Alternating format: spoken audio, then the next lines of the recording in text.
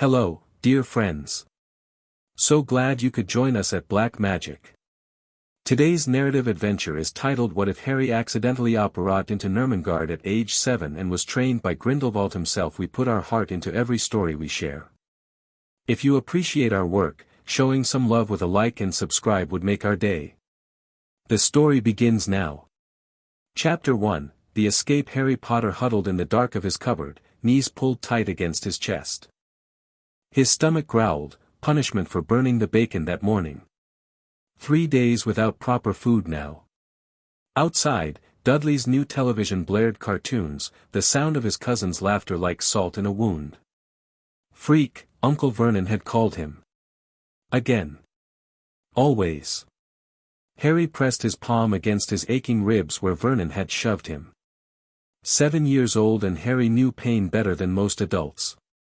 The light bulb in his cupboard had blown weeks ago, and no one bothered to replace it. Darkness was his only friend.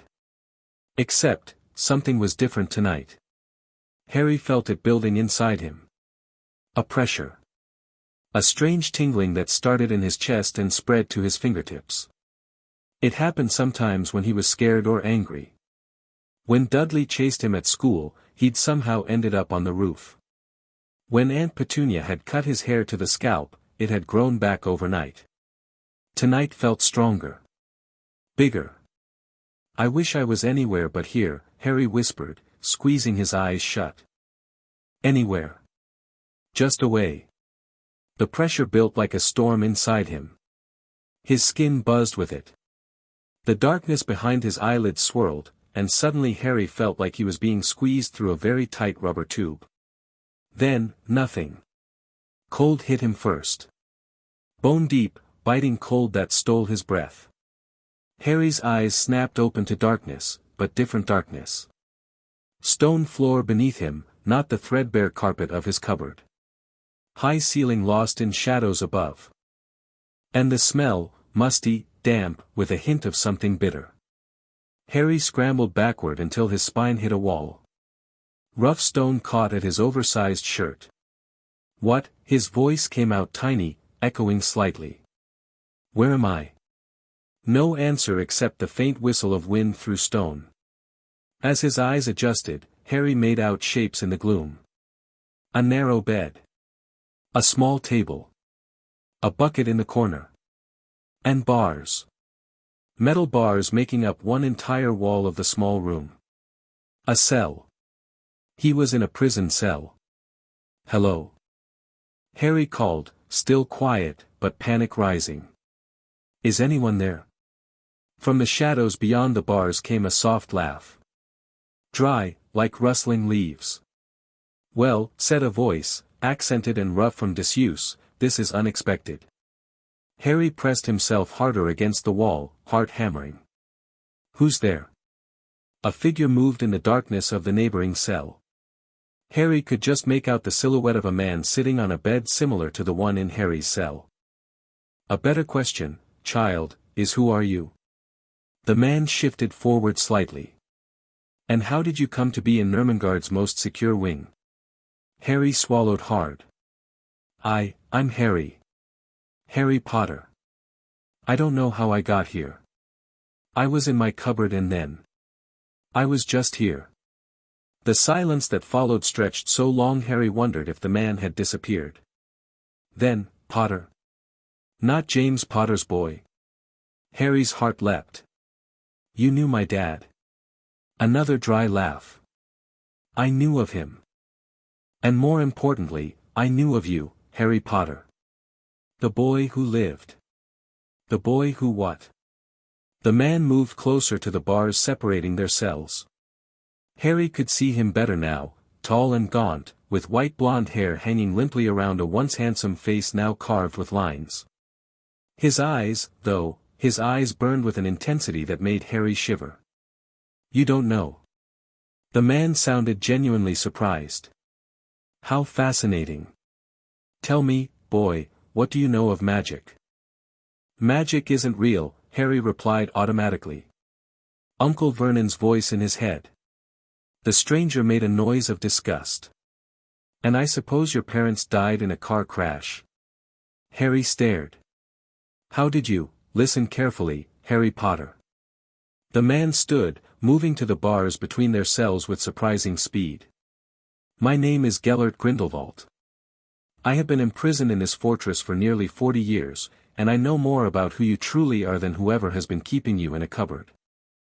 Harry couldn't help it, he moved closer too, drawn by the absolute certainty in the man's voice. What do you mean, who I truly am? Grindelwald's smile revealed teeth too sharp in the dim light. You're a wizard, Harry.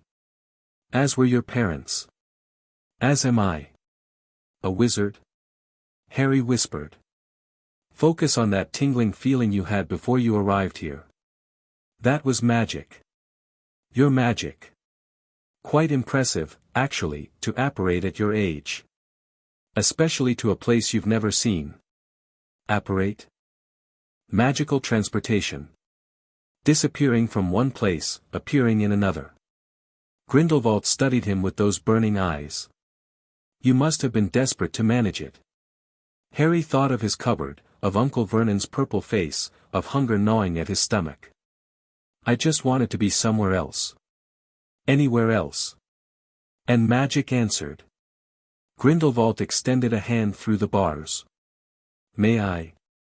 Harry hesitated, then stepped forward. Grindelwald's fingers were cool against his forehead as he brushed aside Harry's fringe.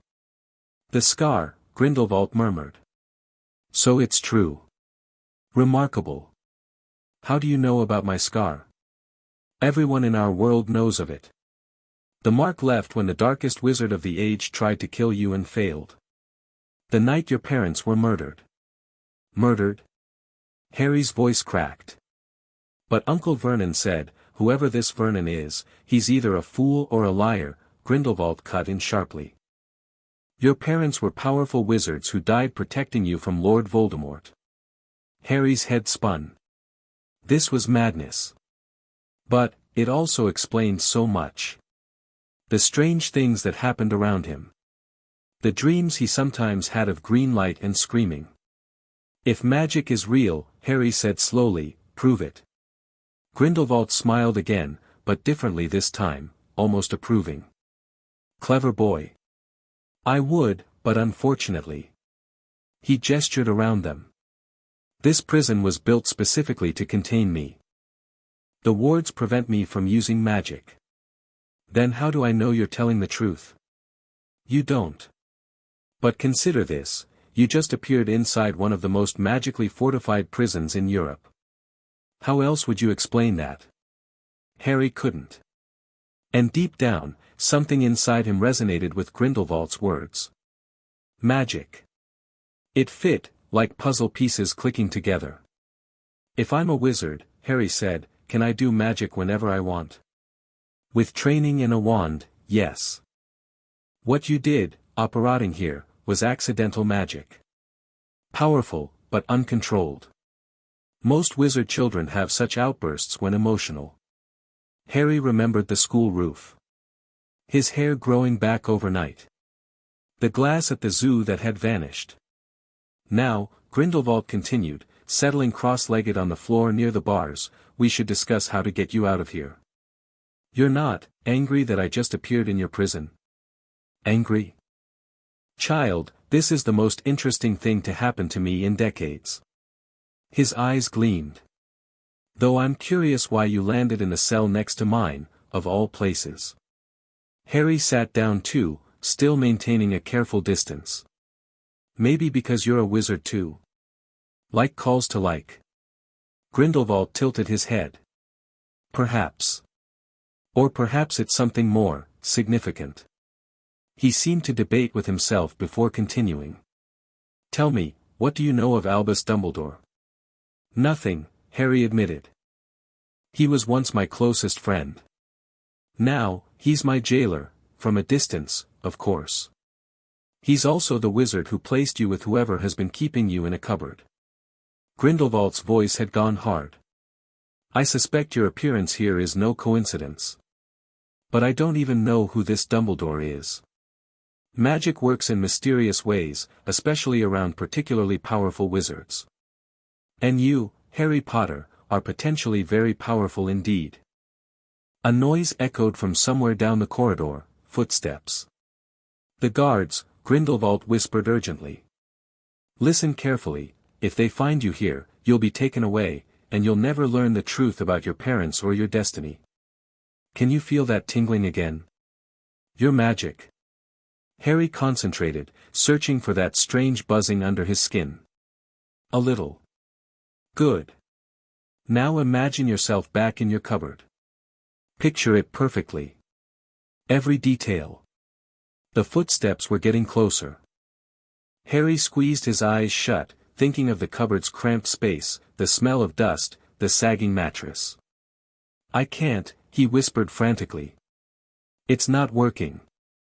Grindelwald reached through the bars, gripping Harry's arm. Then hide. Under the bed, quickly. Harry dove for the narrow cot, wriggling beneath it just as a light appeared in the corridor. From his hiding spot, Harry could see a guard's boots stop outside the cells. Prisoner check, a gruff voice announced. Still here, Grindelwald replied dryly. As I have been for 40 years. The guard grunted, light from his lantern sweeping across the floor. Harry held his breath, pressing himself against the wall. After what felt like an eternity, the boots moved on, continuing down the corridor.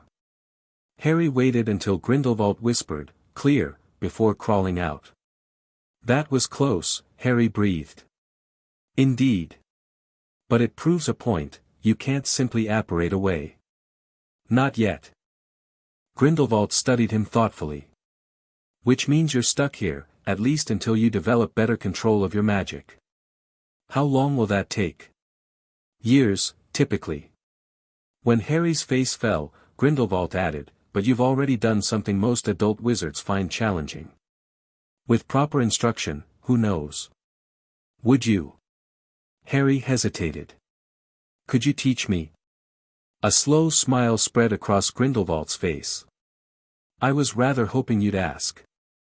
Albus Dumbledore paced his office, the portraits of former headmasters watching with unusual silence. The silver instruments on his desk whirred and puffed, but one had gone completely still, the one connected to the wards around Privet Drive. Still nothing, Minerva? He asked as his deputy entered. Professor McGonagall's face was drawn with worry. No sign of him.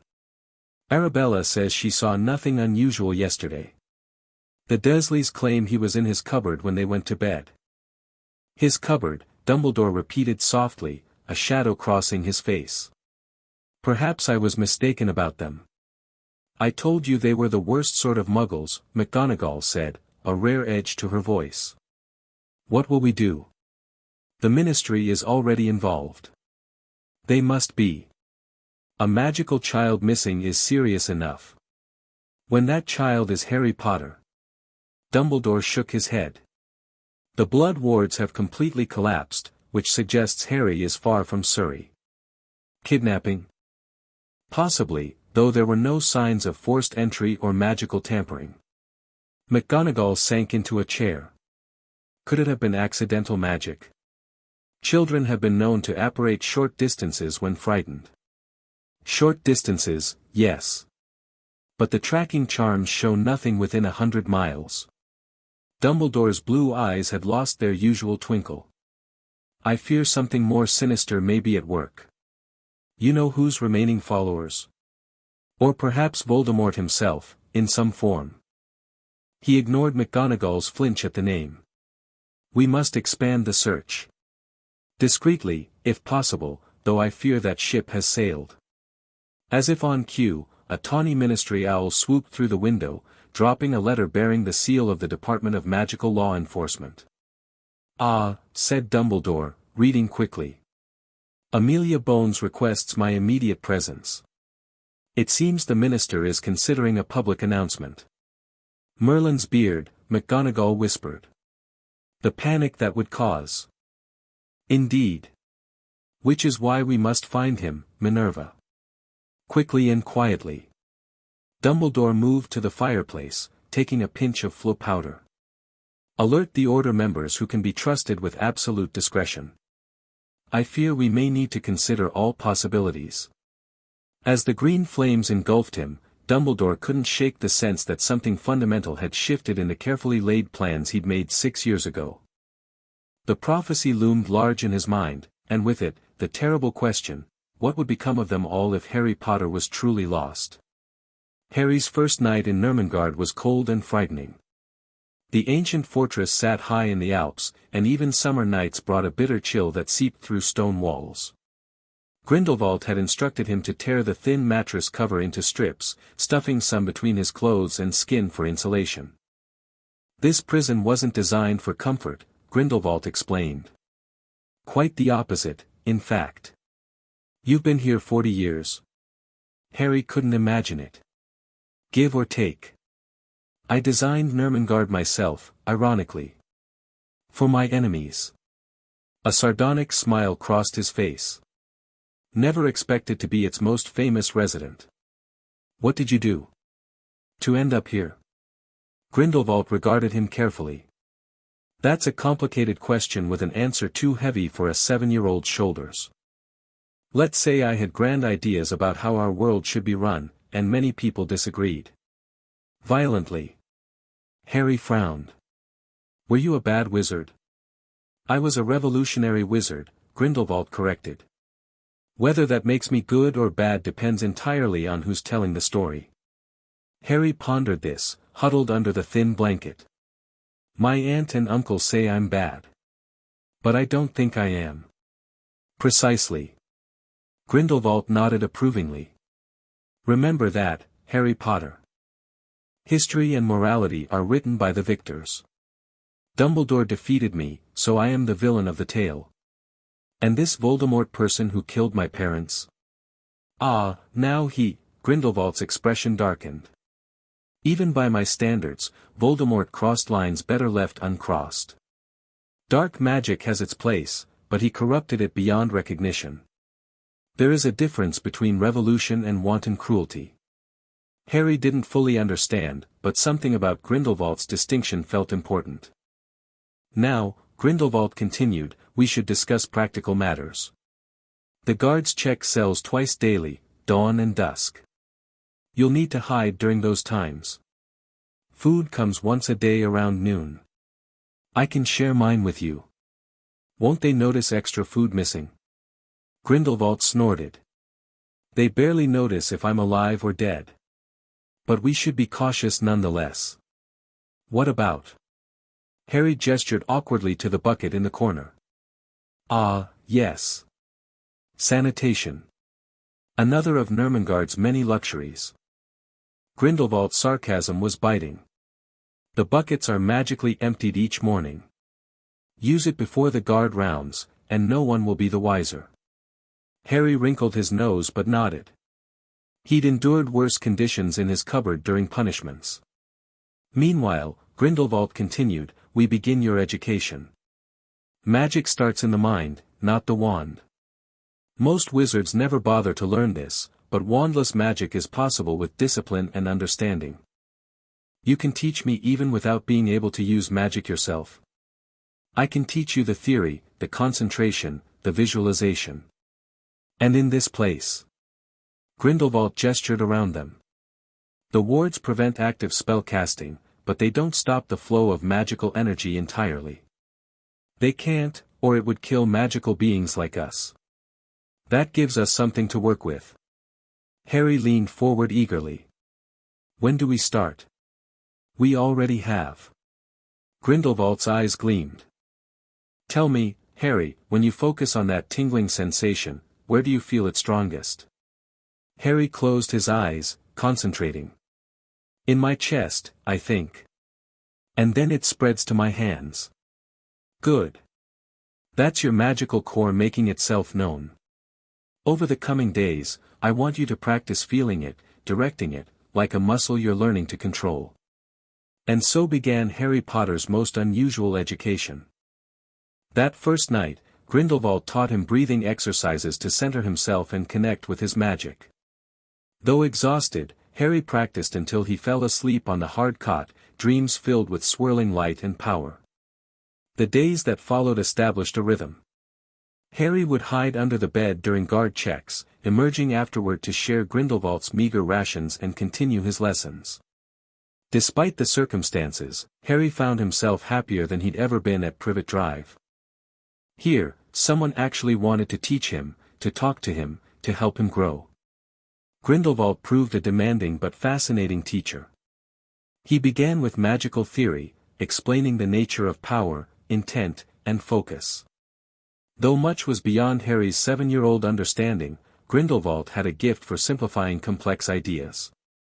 Magic, he explained on their third day together, is neither good nor evil. It simply is, like gravity or light. What matters is purpose and will. Harry sat cross-legged on the floor, trying to levitate a scrap of paper with nothing but concentration. So far, he'd managed only the slightest flutter. "I'm trying," he said, frustration evident. "You're thinking too hard." Grindelwald leaned against the bars separating them. "When you appeared here, you weren't calculating apparition coordinates. You felt, you wanted, you needed, and magic responded." Harry tried again, focusing on the paper, imagining it rising, wanting it to move. The paper trembled, lifted a half-inch, then floated fully above the stone floor. "I'm doing it." Harry gasped, and promptly lost concentration, the paper drifting back down. "Excellent." Grindelwald's genuine pleasure at Harry's success was evident. Most adult wizards never manage wandless levitation, even simple forms. Harry beamed with pride. "Can I try something bigger next?" "Not yet. Master this completely first. Magic builds upon itself, foundations matter." Harry nodded, returning to practice. Across the corridor, Grindelwald watched his young pupil with calculating eyes. The boy was remarkably powerful for his age, just as rumors had suggested.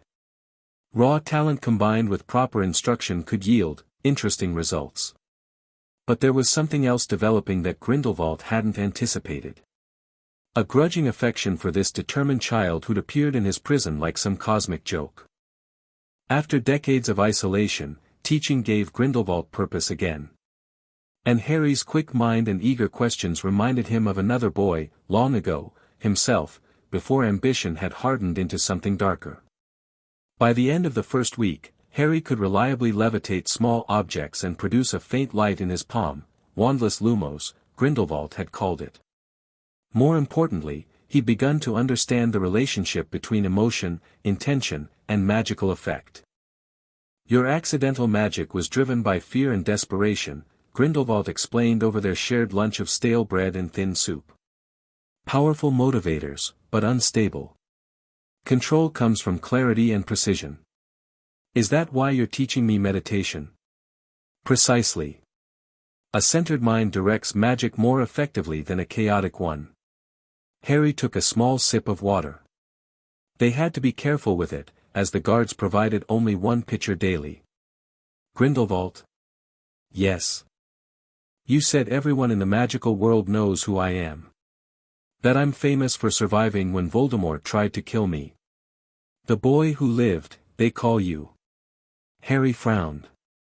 "Then why was I left with the Dursleys? If wizards exist, why didn't any of them want me?" Something flashed in Grindelwald's eyes, anger, but not directed at Harry. "That," he said slowly, "is a question I've been pondering myself. And I suspect the answer lies with Albus Dumbledore. He placed you there, didn't he?" "I don't know. Aunt Petunia just said I was left on their doorstep with a letter." "A letter?" Grindelwald's voice was flat. "He left the savior of the wizarding world on a doorstep with a letter." Harry shrugged, uncomfortable with the intensity of Grindelwald's reaction. "Tell me about these Dursleys," Grindelwald said. "Everything." So Harry did, about the cupboard under the stairs, Dudley's bullying, the constant chores, the punishments for accidental magic, the names they called him. As he spoke, Grindelwald's expression grew increasingly thunderous. "And no one checked on you? No wizard or witch ever visited?" Harry shook his head. "This changes matters," Grindelwald said quietly. I assumed Dumbledore had placed you somewhere safe, if isolated. But this. He trailed off, then fixed Harry with a piercing gaze. I think perhaps our meeting wasn't so accidental after all, Harry Potter. What do you mean? Destiny has a way of correcting itself. You were meant for greatness, not abuse at the hands of magic-hating muggles. Grindelwald smiled, and for a moment, Harry glimpsed the charismatic leader he must once have been. And I, it seems, was meant to prepare you for that greatness. 2 weeks into Harry's strange imprisonment, the routine was disrupted. The door at the far end of the corridor crashed open during what should have been a quiet afternoon. Harry barely made it under the bed before multiple sets of footsteps approached. Prisoner Grindelwald, a stern voice announced. Security inspection. Through a gap beneath the blanket, Harry watched 4 sets of boots enter view, 3 guards and someone in expensive-looking leather shoes. To what do I owe this unexpected pleasure? Grindelwald's voice was calm, but Harry detected tension beneath the casual tone. Ministry orders, said the man in leather shoes. Recent events have prompted increased security reviews at all magical containment facilities. How fascinating, Grindelwald replied dryly. And what events might those be? One loses track of current affairs in here. A pause. Nothing that concerns you, prisoner. The guards moved methodically through Grindelwald's cell, searching bedding, checking walls, casting detection spells. Harry held his breath when one approached the bars separating the cells. This adjoining cell, the guard said. When was it last inspected? Should be empty, another replied. No one's been housed in this wing except him for 20 years. Harry pressed himself harder against the wall, heart hammering. One guard unlocked his cell door, stepping inside. Curious, the guard muttered, examining Harry's cot. Blankets disturbed. The wind, Grindelwald suggested. These mountains create quite the draft. The guard grunted, moving closer to the bed. Harry could see black boots just inches from his face. A wand tip glowed as it swept back and forth. Something feels off, the guard said. Going to check under the, gentlemen, Grindelwald interrupted loudly, while I appreciate the thoroughness of your inspection, I feel compelled to remind you that my cooperation these past decades has been exemplary. Perhaps you could direct this enthusiasm toward actual security concerns. The man in leather shoes sighed. Enough, Raoul. The boy wouldn't be here. The search radius is focused on Britain. Boy. Harry thought. Were they looking for him? The guard named Raoul hesitated, then stepped back. Yes, sir. The inspection continued for several more agonizing minutes before the group finally departed. Harry waited until Grindelwald gave the all-clear before crawling out. That was close, Harry whispered, shaking slightly. Too close, Grindelwald agreed, looking troubled. They're searching for you, as I suspected they would be. The entire wizarding world must be in an uproar over your disappearance. Will they come back? Eventually, though I doubt they truly suspect you're here. Nurmengard is supposedly impossible to enter without authorization. A small smile played on Grindelwald's lips. You've accomplished something remarkable, Harry, even if it was accidental. Harry didn't feel remarkable. He felt scared. What happens if they find me? They'll return you to Britain. Perhaps to those Dursleys, perhaps elsewhere. Grindelwald's expression hardened. But they'll separate us, certainly. And everything I could teach you would be lost. The thought struck Harry with surprising force. In just 2 weeks, Grindelwald had shown him more attention, taught him more, and treated him with more respect than anyone in his life. The idea of returning to the Dursleys was unbearable. I don't want to go back, Harry said firmly. Grindelwald studied him for a long moment. Then we must accelerate your training. You performed accidental apparition once, with proper focus, you might eventually do so intentionally. That would give you an escape route if needed. How long will that take? Months, at minimum. But there are other skills we can develop more quickly. Grindelwald lowered his voice. Including some that might help you remain hidden from searching eyes. That night, their lessons took a new direction. Grindelwald began teaching Harry rudimentary occlumency, the art of protecting one's mind from intrusion. Most adult wizards cannot master this, Grindelwald explained, but you have advantages. Your mind is young, adaptable. And necessity is a powerful motivator. Will it hide me from magic that could find me? Not entirely, but it will make you harder to trace through certain methods. More importantly, it will help shield your thoughts should you encounter other wizards. Grindelwald's eyes narrowed. Especially Dumbledore. He's particularly skilled at reading minds. He can read minds? Harry asked, alarmed. He calls it legilimency and justifies it as necessary for the greater good. The bitterness in Grindelwald's voice was palpable. A phrase I once used myself, I admit. But to use such skills on children. He shook his head. Let's begin with visualization exercises. Over the following days, Harry threw himself into training with renewed determination. The close call had shaken him, but it also crystallized his resolve. Magic was his birthright, and for the first time, he was learning to claim it. In Britain, the search for Harry Potter had reached fever pitch. The Daily Prophet ran daily front-page stories, ranging from factual reports to wild speculation about the boy who lived's fate. Albus Dumbledore sat in Minister Bagnold's office, surrounded by department heads all talking over each other.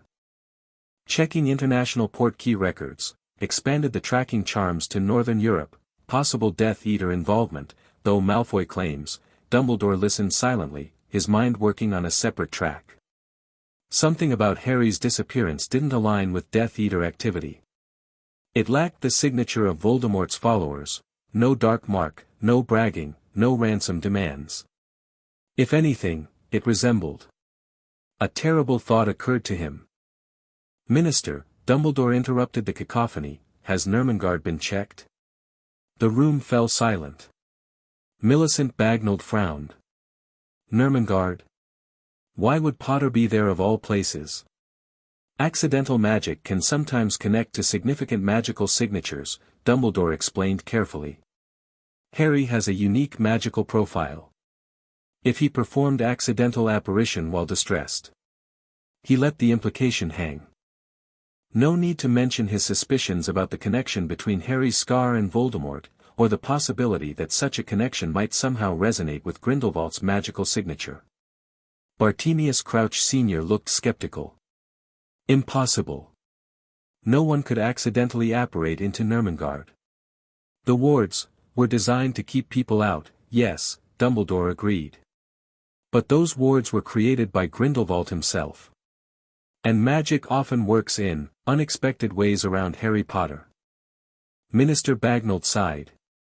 I'll send a team to inspect Nurmengard. Though I think we're grasping at straws, Albus. Perhaps. But we must leave no stone unturned. As the meeting continued, Dumbledore's mind drifted to his former friend and enemy. Gellert had always been brilliant, charismatic, dangerous. If, by some cosmic twist, Harry had indeed found his way to Nurmengard. The implications were troubling indeed. A month into Harry's stay at Nurmengard, he'd made remarkable progress. He could now levitate objects the size of his food tray, produce light bright enough to illuminate both cells, and maintain a basic occlumency shield for several minutes at a time. More importantly, he and Grindelwald had developed a genuine bond. Despite the bars between them, the old wizard had become the closest thing to family Harry had ever known. Grindelwald shared stories of the magical world, carefully edited, Harry suspected, but fascinating nonetheless. He described Hogwarts Castle, the hidden magical communities across Europe, the wonders of creatures Harry had thought existed only in fairy tales. In turn, Harry shared his few happy memories and many questions. Grindelwald answered them all with surprising patience. Why do some people hate magic? Harry asked one evening as they shared dinner. Like the Dursleys. Grindelwald sighed, looking older in the dim light Harry was generating from his palm. Fear, primarily. Humans fear what they don't understand, what makes them feel powerless. He broke off a piece of bread. For centuries, Muggles persecuted wizards out of such fear. Our kind went into hiding, creating the statute of secrecy to protect ourselves. But that was a long time ago, right? People don't hunt witches anymore. Don't they? Grindelwald's smile was sad. Your relatives feared and hated your magic enough to lock you in a cupboard, Harry. Old prejudices die hard. Harry considered this. But not all non-magical people are like that. My teacher at school was nice. True. Individuals vary greatly. It's systems and societies that concern me. Grindelwald seemed to be choosing his words carefully. I once believed wizards should rule openly, for the benefit of all. That hiding diminished us. That magic and non-magic could never truly coexist as equals. And now? Now. Grindelwald laughed softly. 40 years in a cell provides ample time for reflection. I still believe segregation is problematic, but my methods. He shook his head. Let's say I've reconsidered certain approaches. Harry wasn't entirely sure what Grindelwald meant, but he sensed the conversation had shifted into territory the old wizard was reluctant to fully explore. Tell me about Hogwarts again, Harry requested instead. Grindelwald's expression brightened. Ah, Hogwarts. Though I attended Durmstrang myself, I've heard Hogwarts is magnificent. For houses, named after the founders, Gryffindor for the brave, Ravenclaw for the clever, Hufflepuff for the loyal, and Slytherin for the ambitious. Which would I be in? That's a complex question. You've shown bravery in adapting to this place. Intelligence in your studies. Loyalty in how quickly you've bonded with a notorious prisoner. Grindelwald's eyes twinkled. An ambition in your determination to master magic. So any of them? Perhaps. Though I suspect Slytherin or Gryffindor would claim you most strongly. You have qualities both houses prize. Harry frowned. But how do they decide? A magical artifact, the Sorting Hat. It reads your mind and character, then places you accordingly. Reads my mind? Harry sat up straighter. Like Legilimency? Precisely why I'm teaching you Occlumency, Grindelwald nodded approvingly. Though I doubt you could block the Sorting Hat completely, you might influence its decision. I could choose my house. To an extent. The hat considers your preferences.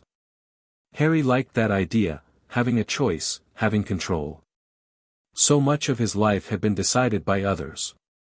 Their conversation was interrupted by a familiar sound, footsteps approaching outside their usual schedule.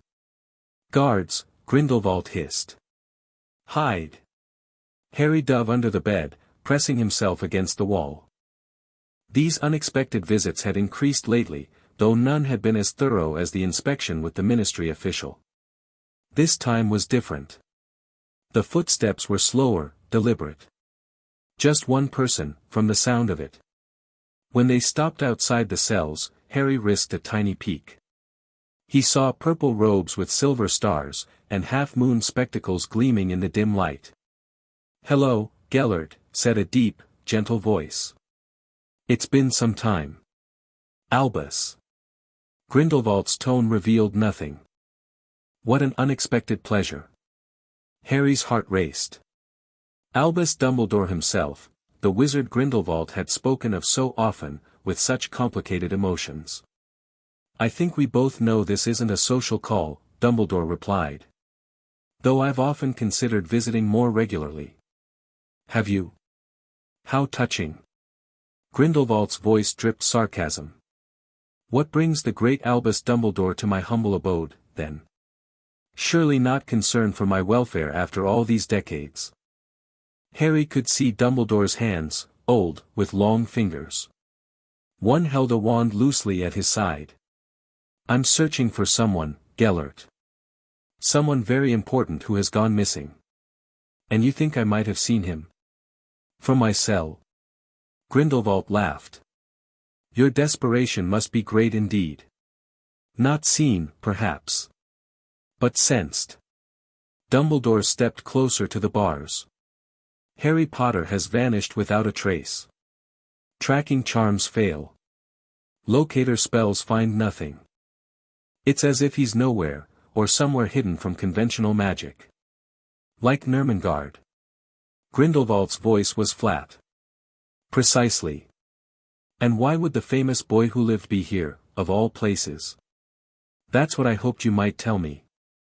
Dumbledore raised his wand, casting a silent spell that made the air shimmer. Harry felt something wash over him, a tingling, searching sensation that made his scar prickle uncomfortably. Under the bed, Harry closed his eyes, focusing on his occlumency exercises.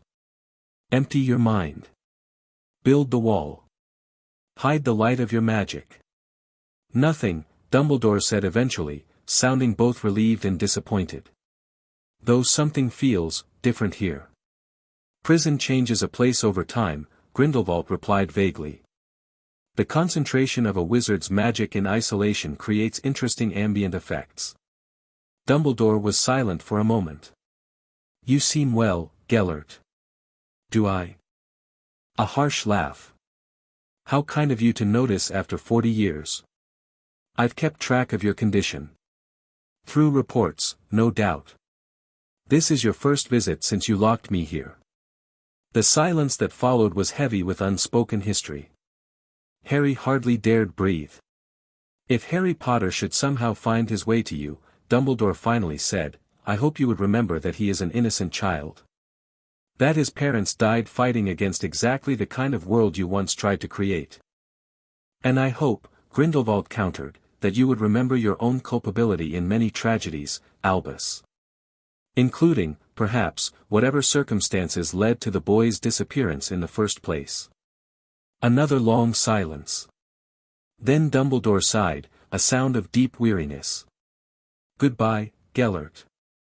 I truly do hope you find some measure of peace. Farewell, Albus. I truly do hope you find the boy, preferably before your negligence causes further harm. Footsteps retreated down the corridor. Harry waited until Grindelwald gave the all-clear before emerging, shaking slightly. That was him? Dumbledore? Grindelwald nodded, his expression unreadable. Indeed. The great Albus Dumbledore, supreme mugwump, chief warlock, and apparently, misplacer of prophesied children. Harry sat on the edge of his cot. He was looking for me. Of course he was. You're valuable to him. He seemed sad. Grindelwald's jaw tightened. Albus has always excelled at appearing benevolent while making ruthless decisions. Don't be fooled by the grandfatherly demeanor. You were friends once, Harry said carefully. You told me. We were more than friends. Something flickered in Grindelwald's eyes, an old pain. But that was a lifetime ago, and both of us are different men now. Harry wanted to ask more, but the haunted look on Grindelwald's face stopped him. Instead, he asked, did his spell almost find me? I felt something. Yes, but your occlumency held remarkably well for a beginner. Pride colored Grindelwald's voice. You're learning faster than I anticipated. Will he come back? Eventually, perhaps. But I suspect he'll report that Nurmengard is clear. He found no concrete evidence of your presence. Harry nodded, relieved but also strangely conflicted. Dumbledore hadn't seemed like the manipulative figure Grindelwald described. He'd seemed tired. Worried. Human. Harry, Grindelwald said seriously, you should know that my history with Albus colors my perception of him. Just as his history with me no doubt colors his tales about me. Truth is rarely simple between old adversaries. The admission surprised Harry. You're saying I should make up my own mind about him? About everyone. Question everything, even what I tell you. Grindelwald's smile was wry. Especially what I tell you.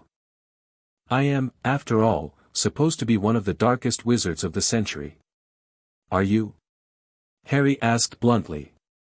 Grindelwald's laugh was genuine. Oh, I like you, Harry Potter. Yes, by many definitions, am, a dark wizard.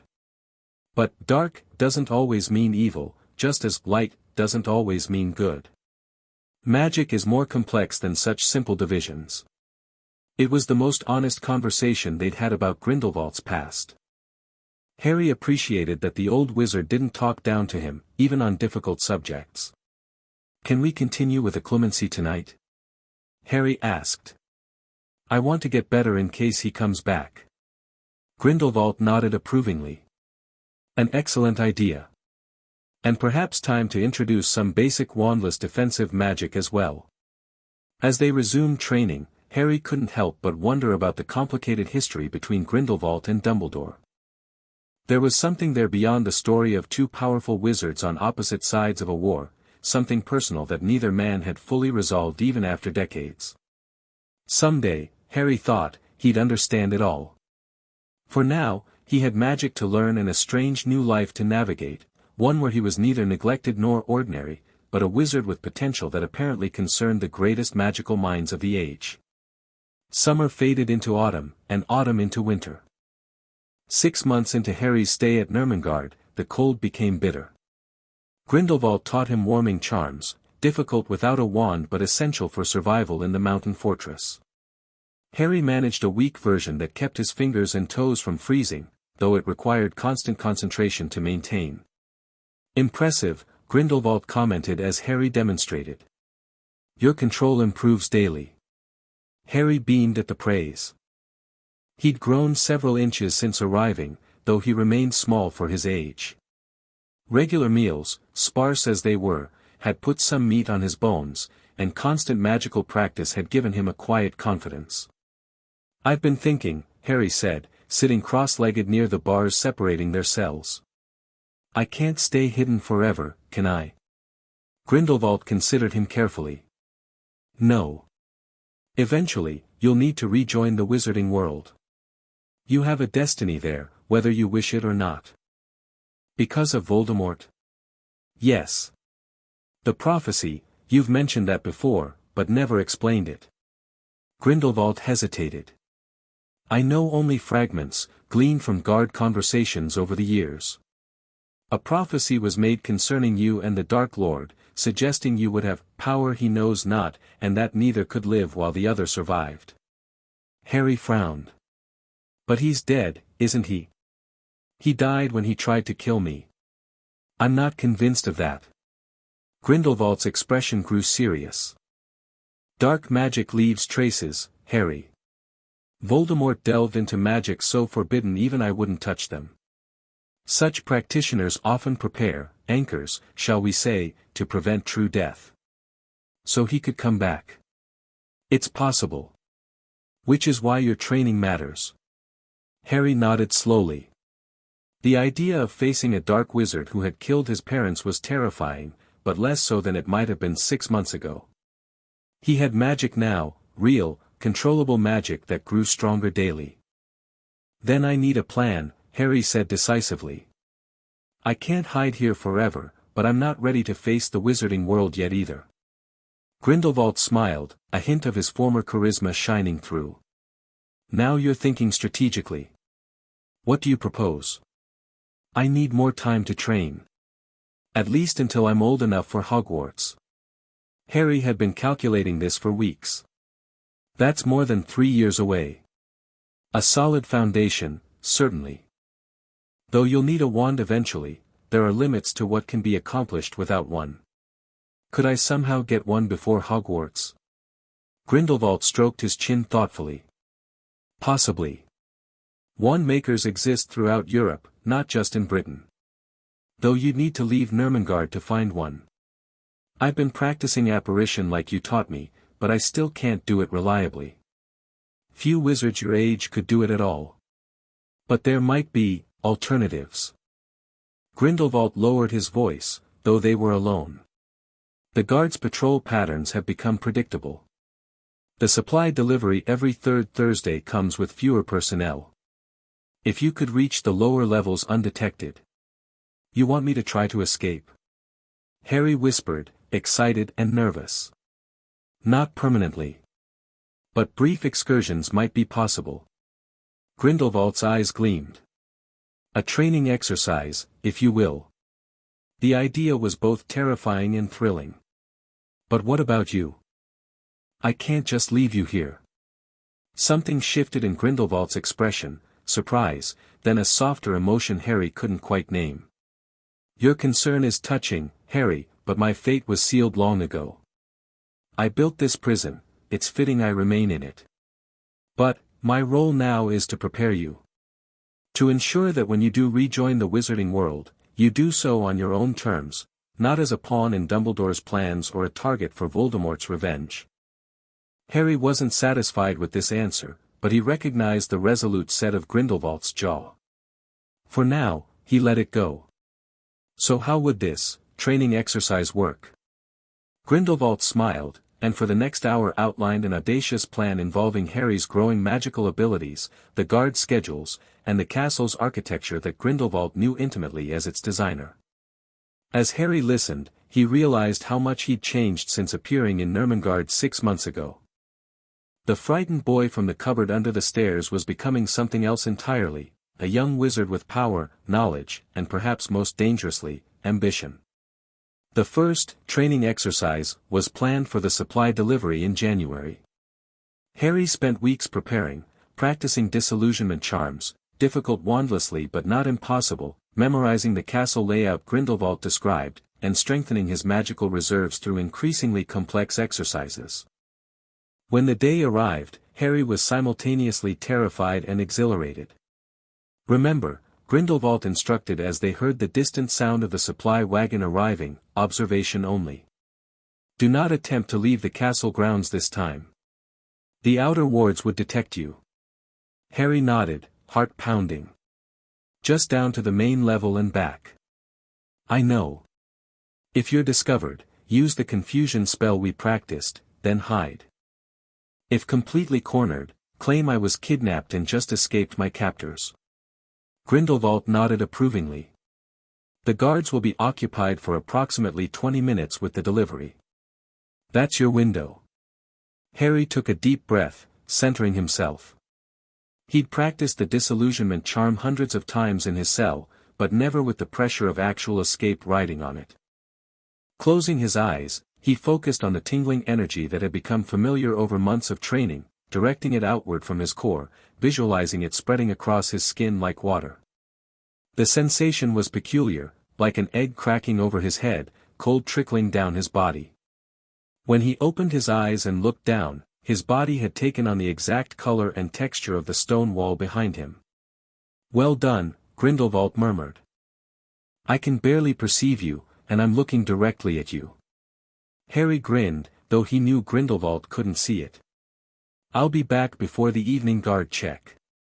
Be careful, Harry. Remember everything I've taught you.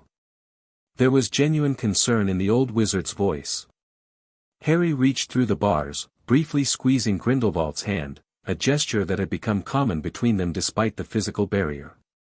I will. Then he was moving, sliding out through the bars of his cell, an advantage of being small and thin, and creeping down the corridor past empty cells. The prison's highest security wing housed only Grindelwald now, though according to him, it had once contained dozens of his most loyal followers.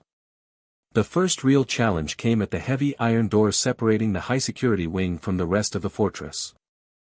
Normally locked and warded, it would be briefly opened during supply delivery as guards transported Grindelwald's meager rations. Harry pressed himself against the wall beside the door, controlling his breathing as Grindelwald had taught him. Minutes later, the door creaked open. 2 guards entered, one carrying a tray with bread and soup. Dinner, Grindelwald, one called gruffly. How generous, came the dry response from down the corridor. I do hope you've included dessert this time. As the guards continued toward Grindelwald's cell, Harry slipped through the open door. His heart hammered so loudly he was certain someone would hear it, but the disillusionment held. In the corridor beyond, another guard waited, looking bored. Harry crept past him, keeping to the shadows. The descent through Nurmengard was both terrifying and exhilarating. Harry navigated based on Grindelwald's detailed descriptions, avoiding the busier areas where supply distribution was occurring. Twice he had to freeze against walls as guards passed nearby. Once, a guard looked directly at him, frowning slightly, before continuing on. Finally, Harry reached the main level. Here, the prison opened into a great hall with soaring ceilings and windows, the first windows Harry had seen in 6 months. Outside, snow covered jagged mountain peaks beneath a slate-gray sky. The sight nearly took his breath away. The delivery team was unloading crates under guard supervision. Harry crept along the perimeter, drinking in every detail. For the first time, he saw the prison from a different perspective, not just as his home and school, but as the formidable fortress it was. Carved into a mountainside, isolated from the world, radiating ancient magic from its very stones. After 15 minutes of careful observation, Harry reluctantly began his return journey. He'd promised Grindelwald not to attempt more on this first excursion, and he intended to keep that promise. The return proved trickier than the descent. More guards were moving through the corridors, having completed the initial supply distribution. At one junction, Harry found his path blocked by 3 guards discussing rotation schedules.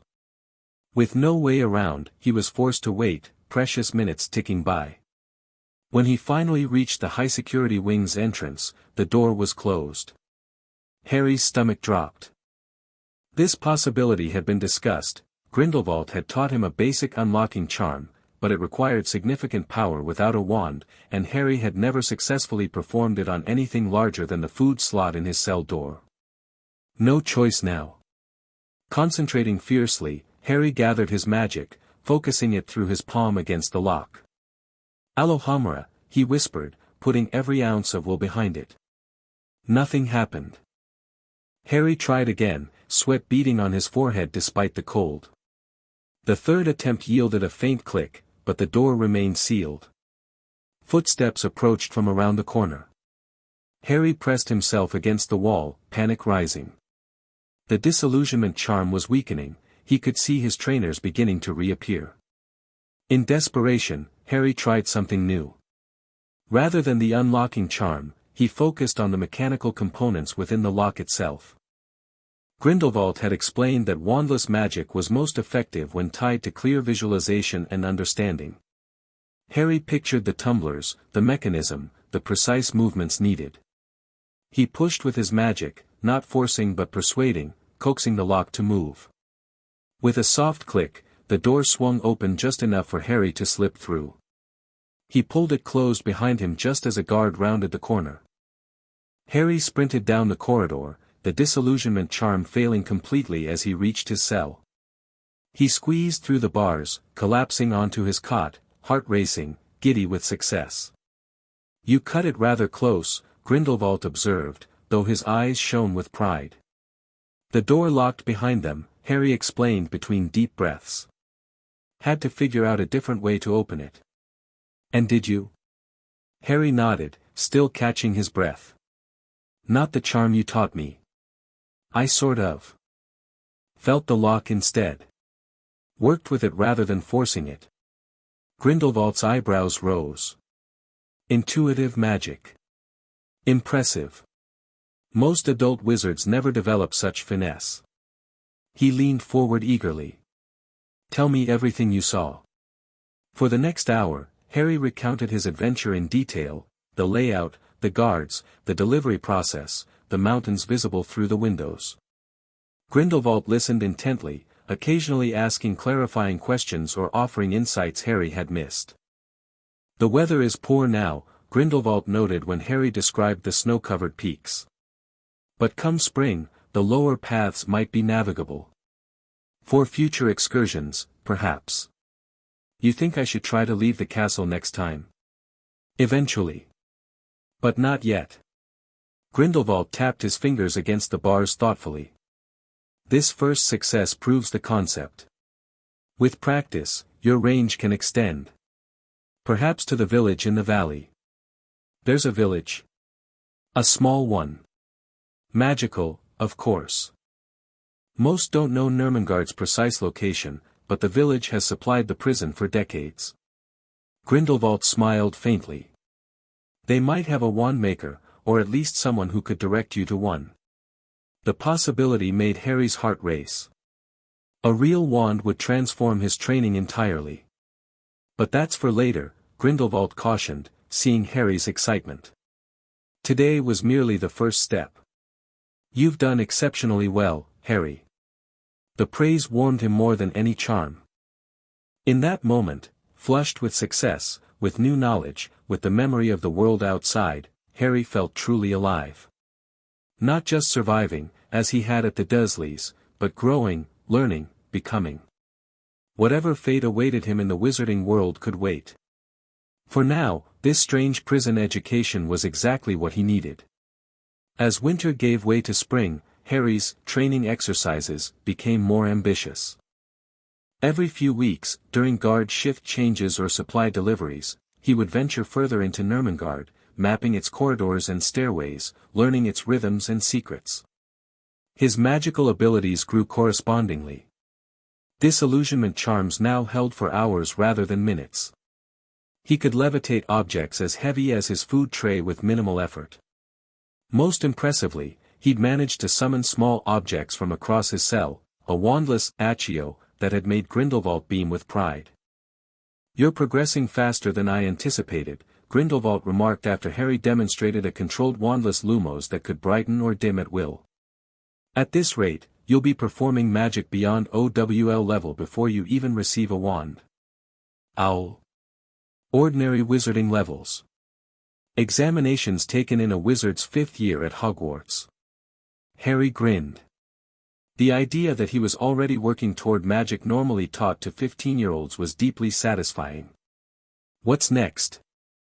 I think it's time we move beyond purely practical magic. Grindelwald's expression grew serious. There are aspects of magical theory you need to understand, particularly regarding how magic interacts with the soul and mind. Like occlumency. More fundamental than that. Tell me, Harry, what do you think happens when a wizard dies? The question caught Harry off guard.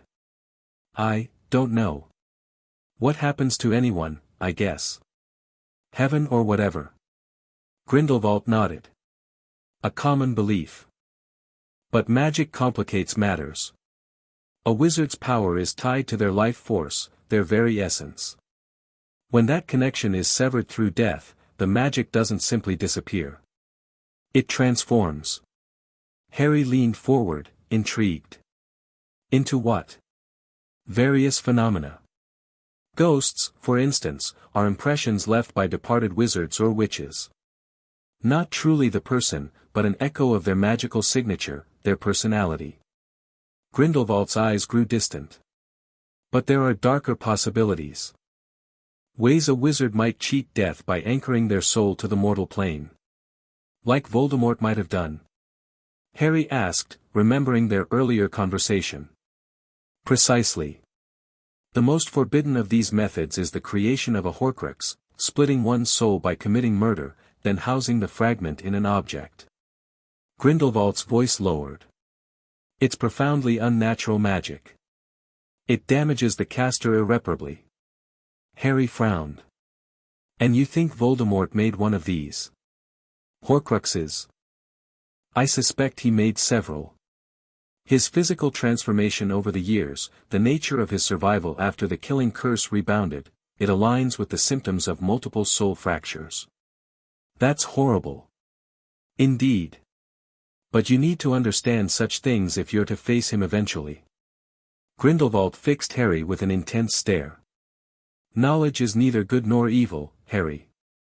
Even knowledge of the darkest magic can serve the light, if used wisely. It was a perspective Harry had come to appreciate during his time with Grindelwald. The old wizard never shied away from explaining dark concepts, but always contextualized them, helping Harry understand not just the how but the why, and the consequences. So if Voldemort has these Horcruxes, how can he ever be defeated? They must be destroyed first. Then, and only then, would he become mortal. Grindelwald hesitated, then added quietly, there's something else you should know, Harry. Something I've suspected but hesitated to share. Harry tensed at Grindelwald's tone. What is it? Your scar. The connection you described feeling to Voldemort. I believe when his killing curse rebounded, something unexpected occurred. A piece of his already fractured soul may have latched onto the nearest living thing. You mean? Harry's hand went to his forehead, horror dawning. I'm a Horcrux. Not precisely. A true Horcrux requires elaborate preparation. This would have been accidental, unintended. But the principle may be similar. Grindelwald's eyes held genuine concern. It would explain your ability to speak Parseltongue. Parseltongue? Snake language. You mentioned conversing with a garden snake last month. That's an extremely rare ability, historically associated with Salazar Slytherin's bloodline, Voldemort's ancestry. Harry sat back, stunned. The idea that he might contain a fragment of Voldemort's soul was sickening. Can it be removed? I believe so, though it would require extraordinary magic. Grindelwald looked thoughtful. There are rituals. But that's a concern for the future. For now, understanding the connection gives you an advantage. How is having a piece of a dark wizard in my head an advantage? Harry asked bitterly. Knowledge, Harry. If there is indeed a connection, you might access his thoughts, his memories. Forewarned is forearmed. Grindelwald's expression softened slightly. And knowing the nature of something is the first step toward controlling it. Harry nodded slowly, digesting this disturbing new information. After months with Grindelwald, he'd learned to trust the old wizard's insights, even when they were uncomfortable. So what do we do about it? We adapt your occlumency training. Instead of building walls around your entire mind, we'll focus on isolating that specific connection. Grindelwald leaned forward intently. It's delicate work, but you've shown remarkable aptitude for mind magic. That night, their training took a new direction. Grindelwald guided Harry through complex visualization exercises, teaching him to identify the foreign presence in his mind, a darkness centered around his scar that Harry had always sensed but never truly understood.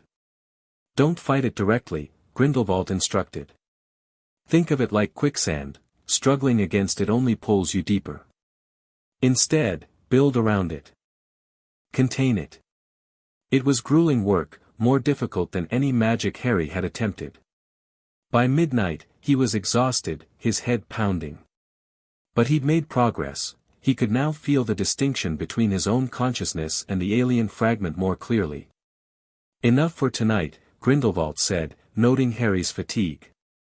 We'll continue tomorrow. Harry nodded gratefully, curling up on his cot. Despite the disturbing revelations, he felt strangely at peace. Knowledge was power, as Grindelwald often said. Understanding the connection to Voldemort was better than ignorant vulnerability. As he drifted toward sleep, Harry reflected on how different his life had become in just 8 months. From an abused, ignorant child to an apprentice wizard learning secrets most adult magic users never encountered. From a cupboard under the stairs to a high-security magical prison cell that, paradoxically, had given him more freedom than he'd ever known.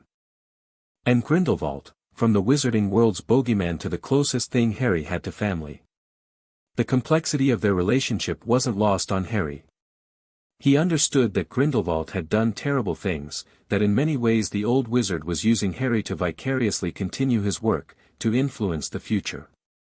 But Grindelwald had also shown Harry genuine care, patience, and respect. Had given him knowledge, confidence, and purpose. Whatever Grindelwald's original motivations might have been, something real had grown between them, something that transcended simple manipulation or self-interest. As spring blossomed on the mountains outside, Harry's education expanded in new directions. Beyond practical magic and theory, Grindelwald began teaching him wizarding culture, politics, and history, the context he would need to navigate the world that awaited him. The British wizarding community is particularly entrenched in tradition, Grindelwald explained during one lesson. Old families hold disproportionate influence through the Wisengamot, their governing body. Like a magical House of Lords? Harry asked, drawing on his limited Muggle education. An apt comparison. These families, the Sacred 28, they call themselves, view themselves as the custodians of magical tradition. Many supported Voldemort's pure blood agenda, openly or covertly. Pure blood. Wizards born to magical parents on both sides. As opposed to half-bloods like yourself, magical and Muggle parentage mixed, or Muggleborns, who come from non-magical families entirely. Harry frowned. That seems like a stupid thing to care about. Magic is magic, isn't it? Grindelwald's smile was approving. Indeed. Magical ability has little correlation with blood status. Some of the most powerful wizards in history have been half-bloods or Muggleborns. He paused. Including myself. This surprised Harry. You're not pure blood. My father was Muggle-born. A fact I once obscured. Grindelwald's expression turned reflective. Hypocrisy is common among those who preach blood supremacy. Voldemort himself was half-blood, though few of his followers knew it. So why did people follow him? Fear. Power. The comfort of simple answers to complex questions. Grindelwald shrugged. The same reasons people have followed demagogues throughout history, magical or otherwise. These political discussions fascinated Harry.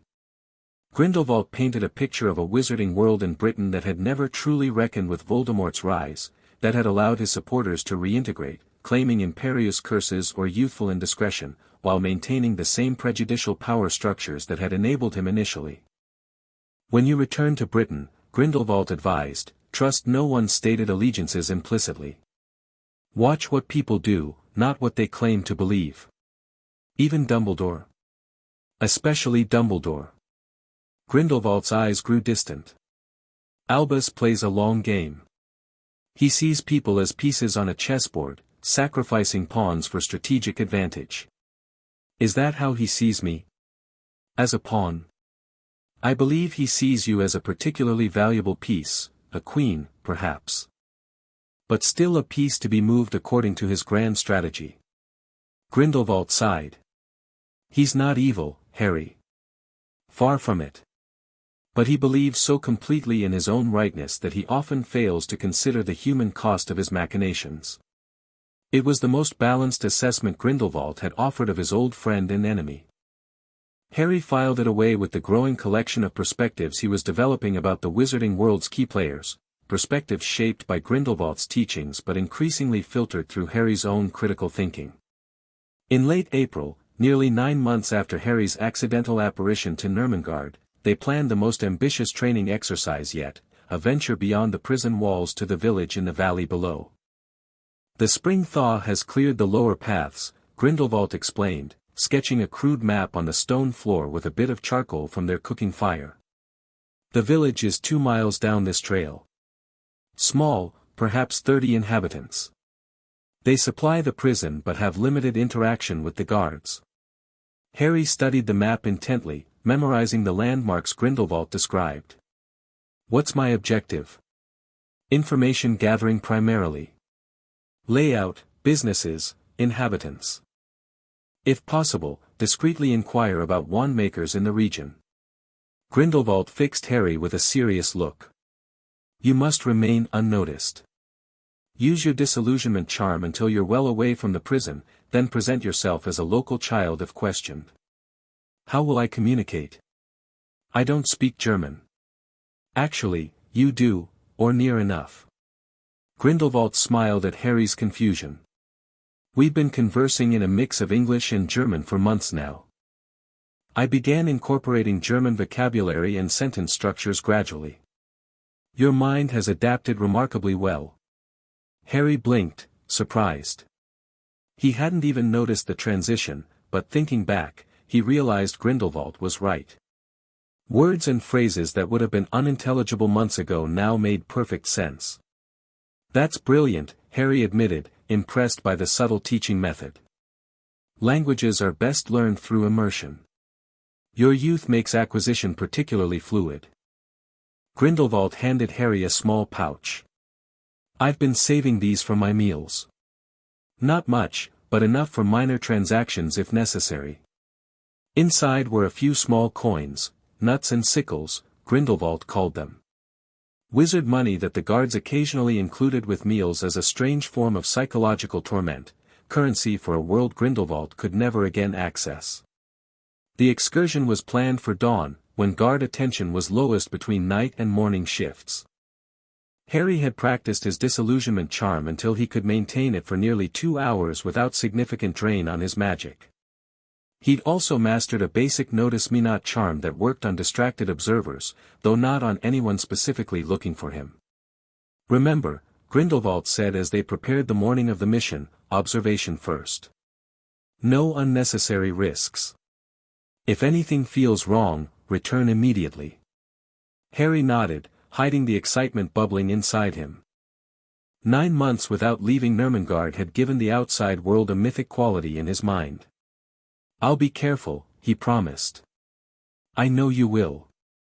Grindelwald reached through the bars, resting a hand briefly on Harry's shoulder, a gesture that had become their substitute for an embrace. You've come too far to falter now. The prison was eerily quiet as Harry slipped out of the high-security wing. His route took him down rarely used service stairs Grindelwald had described, avoiding the main corridors where early rising guards might be patrolling. The disillusionment charm wrapped around him like a second skin, perfected through months of practice. The most dangerous moment came at the service exit, a small door near the kitchens that was warded against prisoner escape but, crucially, calibrated for adult magical signatures. Harry had tested the boundary on a previous excursion, confirming Grindelwald's theory that his immature magical core registered differently to the wards. Heart pounding, Harry eased the door open and slipped outside. For the first time in 9 months, he stood beneath open sky. The dawn air hit him like a physical force, crisp, clean, scented with pine and mountain wildflowers. Stars still glittered overhead as the eastern sky began to lighten. The mountain path stretched before him, winding down toward the shadowed valley below. For a moment, Harry simply stood breathing, overwhelmed by the sensory experience after so long in stone confines. Then training reasserted itself. He needed to move while the disillusionment held at full strength. The descent was more challenging than anticipated. The path, rarely used except by supply wagons, was steep and rocky. Several times Harry nearly lost his footing on loose scree. The physical exertion, so different from the confined movements possible in his cell, quickly left him winded. But the experience was exhilarating. As the sun rose, it painted the mountains in gold and rose. Birds called from the pine forests flanking the path. A deer and fawn crossed his path, the doe looking directly at him despite the disillusionment before calmly leading her offspring into the trees. 2 hours of careful hiking brought Harry to the outskirts of the village. He paused on a rise overlooking the settlement, a cluster of perhaps 20 cottages with steep, snow-shedding roofs, centered around a small square with what appeared to be a tavern and a few shops. Smoke rose from chimneys into the clear morning air. The disillusionment charm was weakening, so Harry found a secluded spot to let it fade completely. He checked his appearance. The prison-issue clothing Grindelwald had modified to look less institutional, the careful messy arrangement of his hair to cover his scar. Satisfied he wouldn't immediately stand out, Harry entered the village. Up close, the magical nature of the settlement became apparent. A woman directed a broom sweeping her front step with lazy flicks of her wand. An elderly man levitated firewood into a neat stack beside his cottage. From an open window came the smell of potions brewing, a scent Harry recognized from Grindelwald's descriptions. No one paid much attention to Harry as he wandered the village square, absorbing every detail. He overheard snatches of conversation, understanding most of the German with occasional gaps where specialized vocabulary exceeded what Grindelwald had taught him.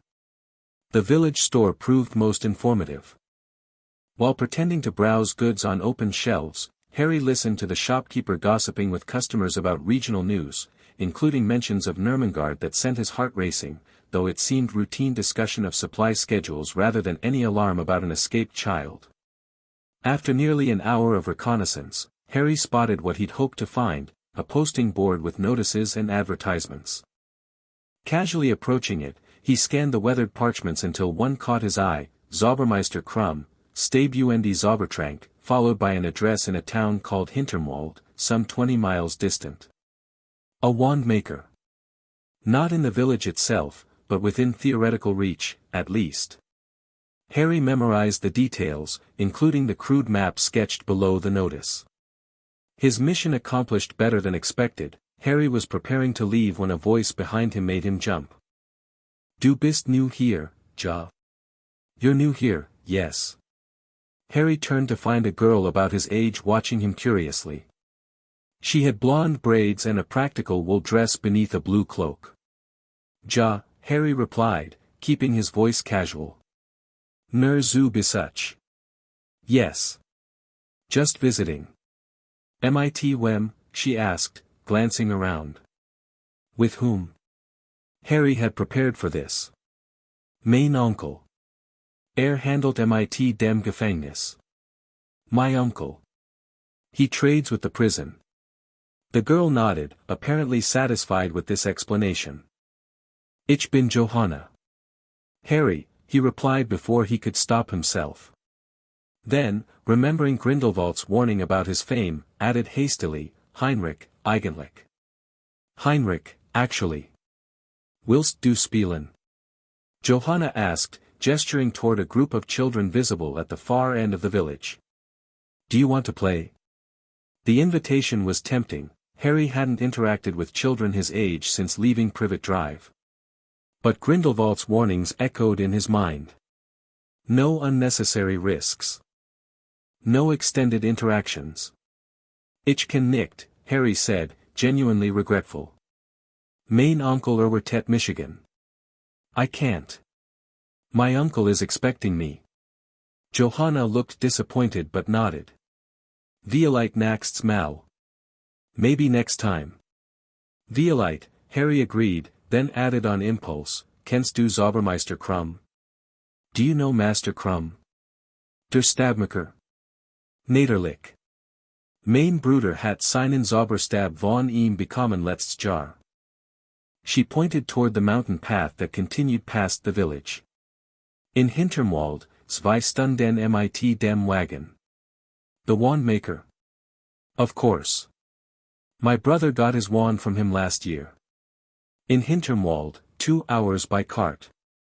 Harry thanked her and made his excuses, heading back toward the path to Nurmengard. The encounter had been brief but valuable, confirming the wand maker's legitimacy. More importantly, he'd managed the interaction without raising suspicions. His German had passed muster with a native speaker. The return journey was physically taxing, the uphill climb straining muscles and used to such exertion. By the time Nurmengard's imposing silhouette appeared above him, Harry was exhausted but triumphant. Slipping back inside through the service entrance required careful timing to avoid the kitchen staff beginning lunch preparations. Once inside, Harry reapplied his disillusionment charm, weaker now due to his fatigue but sufficient to get him back to the high-security wing unseen. Grindelwald was waiting anxiously, relief washing over his features when Harry materialized inside his cell. Successful? The old wizard asked quietly. Harry nodded, collapsing onto his cot. Very. There's a wand maker in a town called Hinterwald. About 20 miles from here. Grindelwald's eyes gleamed. Excellent. And the village itself? For the next hour, Harry recounted everything he'd observed, the layout, the inhabitants, snippets of conversation he'd overheard, his interaction with Johanna. Grindelwald listened intently, occasionally asking for clarification or suggesting interpretations Harry had missed. Your German held up well, Grindelwald noted proudly. Though we should work on regional vocabulary before your next excursion. Next excursion? Harry raised an eyebrow. To Hinterwald, you mean? Eventually, yes. But not immediately.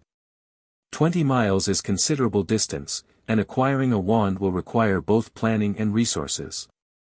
Grindelwald stroked his chin thoughtfully. The summer festival mentioned on the notice board, that presents possibilities. Larger crowds, more outsiders, less scrutiny. Harry nodded, excitement building despite his exhaustion. A wand of his own would transform his capabilities entirely. While he took pride in his wandless achievements, he knew they represented only a fraction of what would be possible with a proper magical focus. We have time, Grindelwald continued. The festival is 2 months away, according to your information. Until then, we'll continue your training and prepare more thoroughly for a longer expedition. That night, as Harry drifted towards sleep, his mind replayed the day's experiences, the sunrise over the mountains, the village with its casual magic, the brief connection with Johanna. For the first time in nearly a year, he'd experienced a world beyond stone walls and iron bars. It had been exhilarating. Terrifying.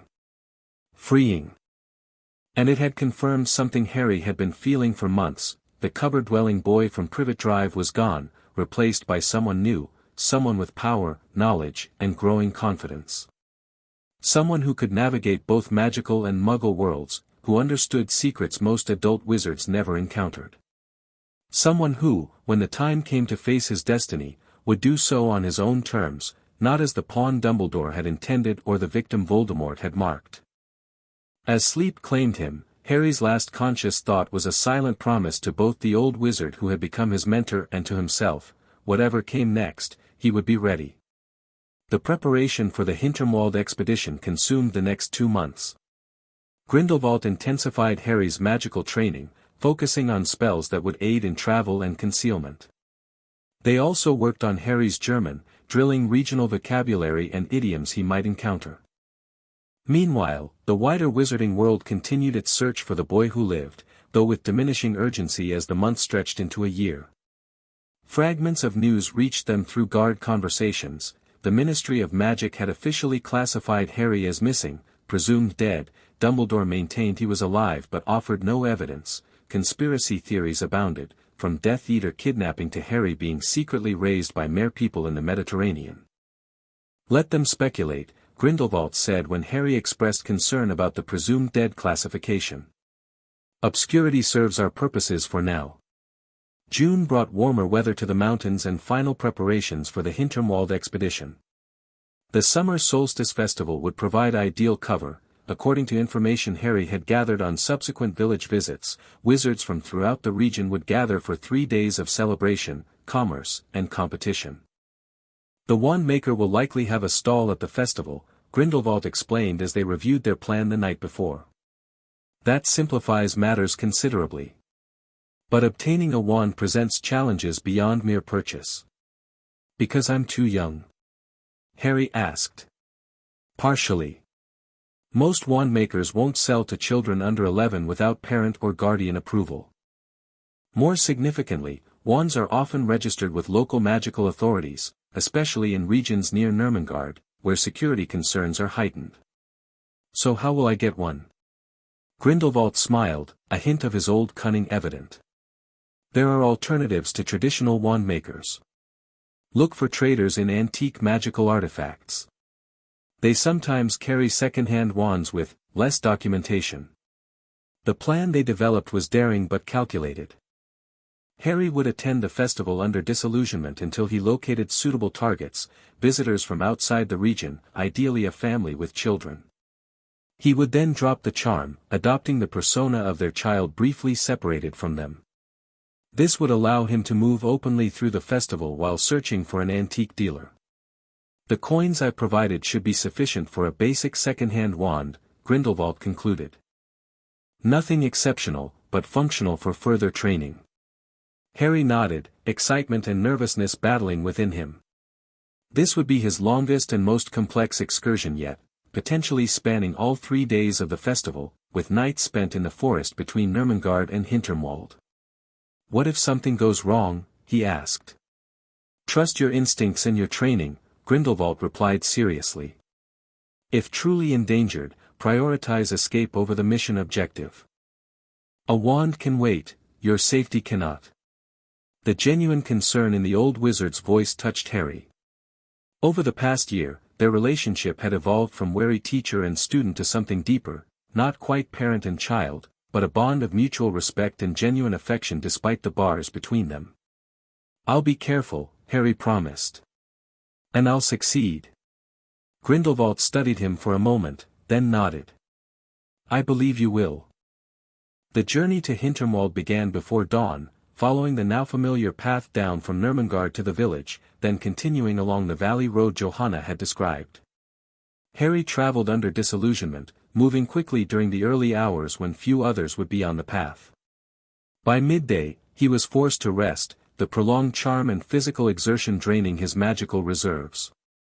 He found a secluded grove beside a stream, allowing the disillusionment to fade while he rested and consumed the meager provisions he'd brought, bread saved from prison rations and berries gathered along the way.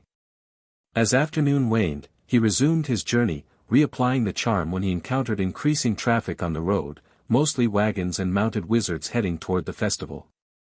By sunset, the distant lights of Hinterwald came into view, a substantially larger settlement than the village, with perhaps 100 buildings clustered around a central square already buzzing with festival activity.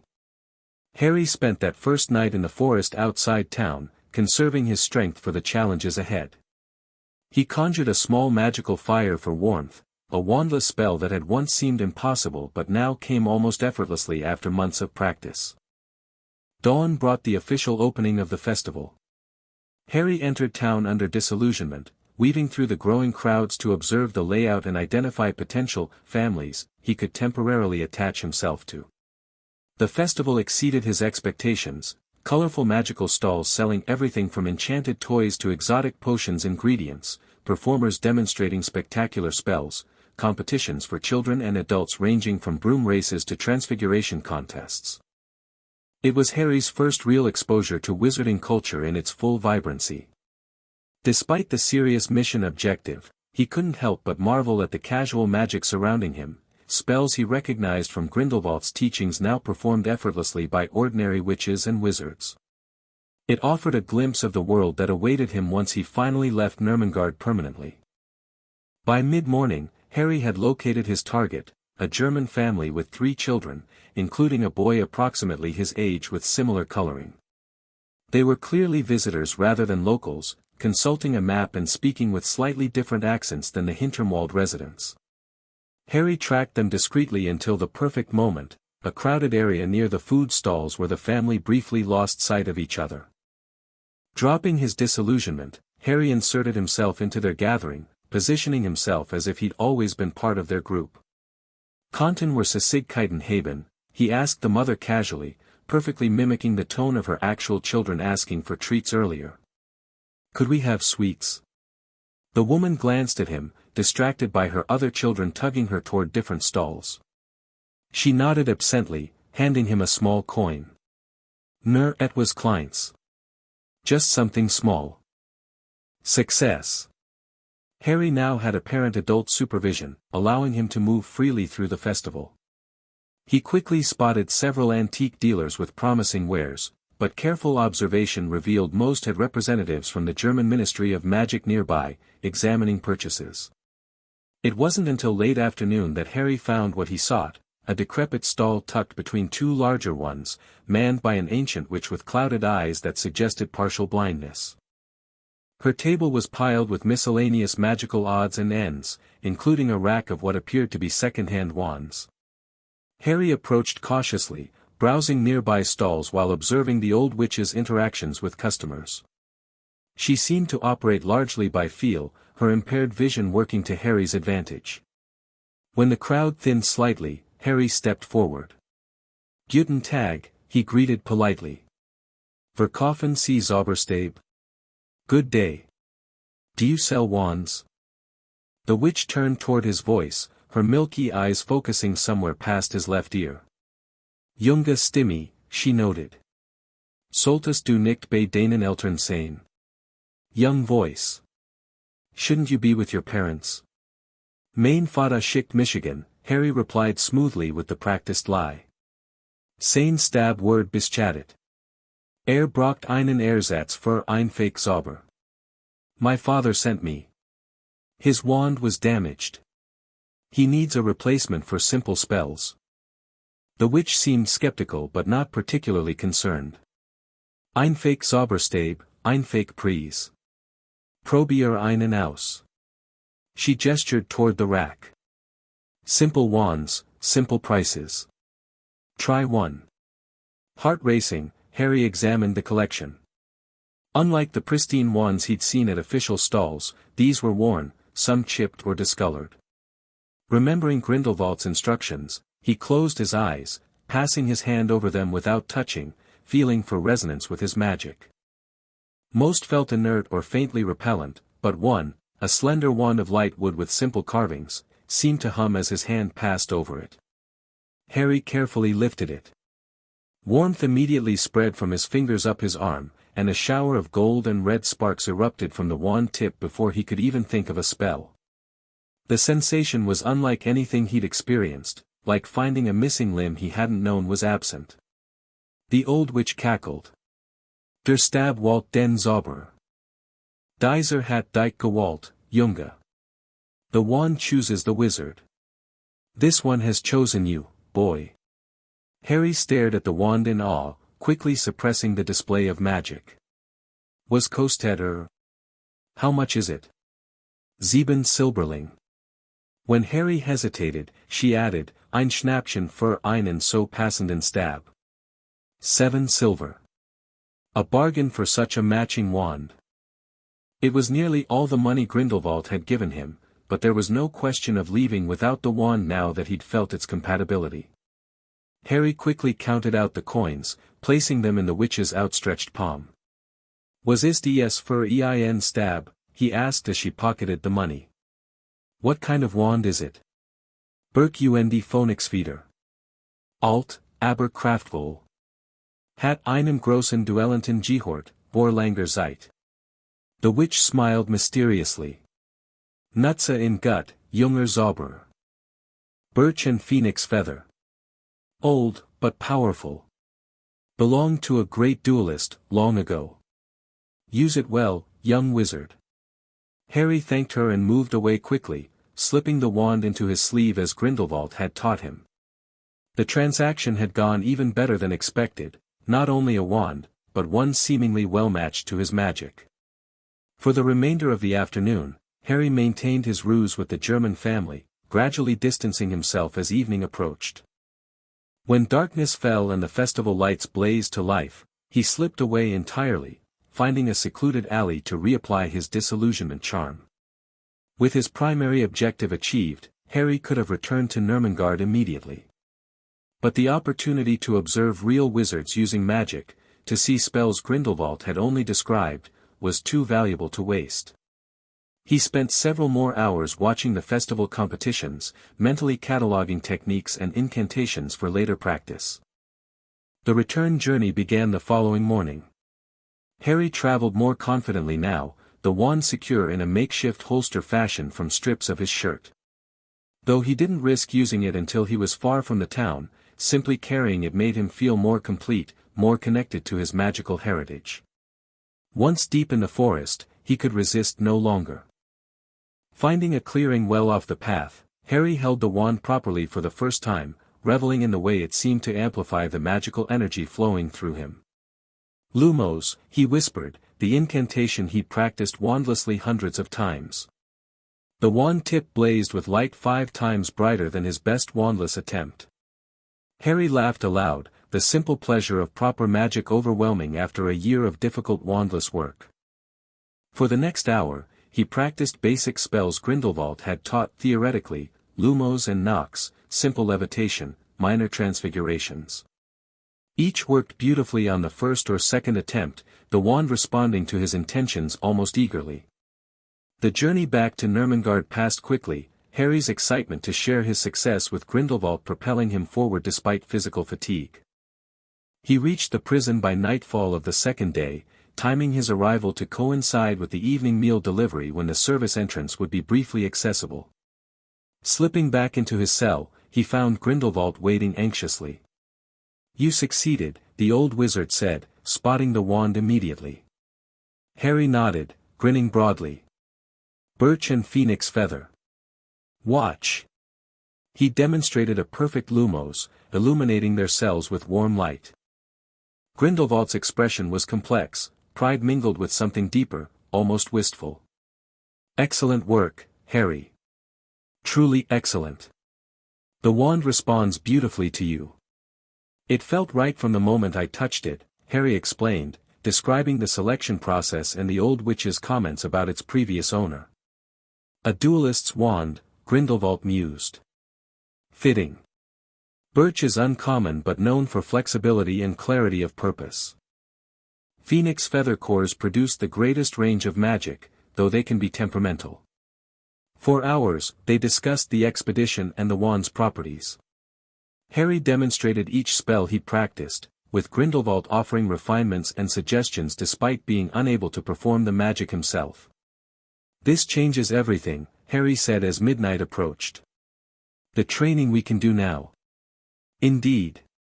Grindelwald's expression turned serious. But it also creates new risks.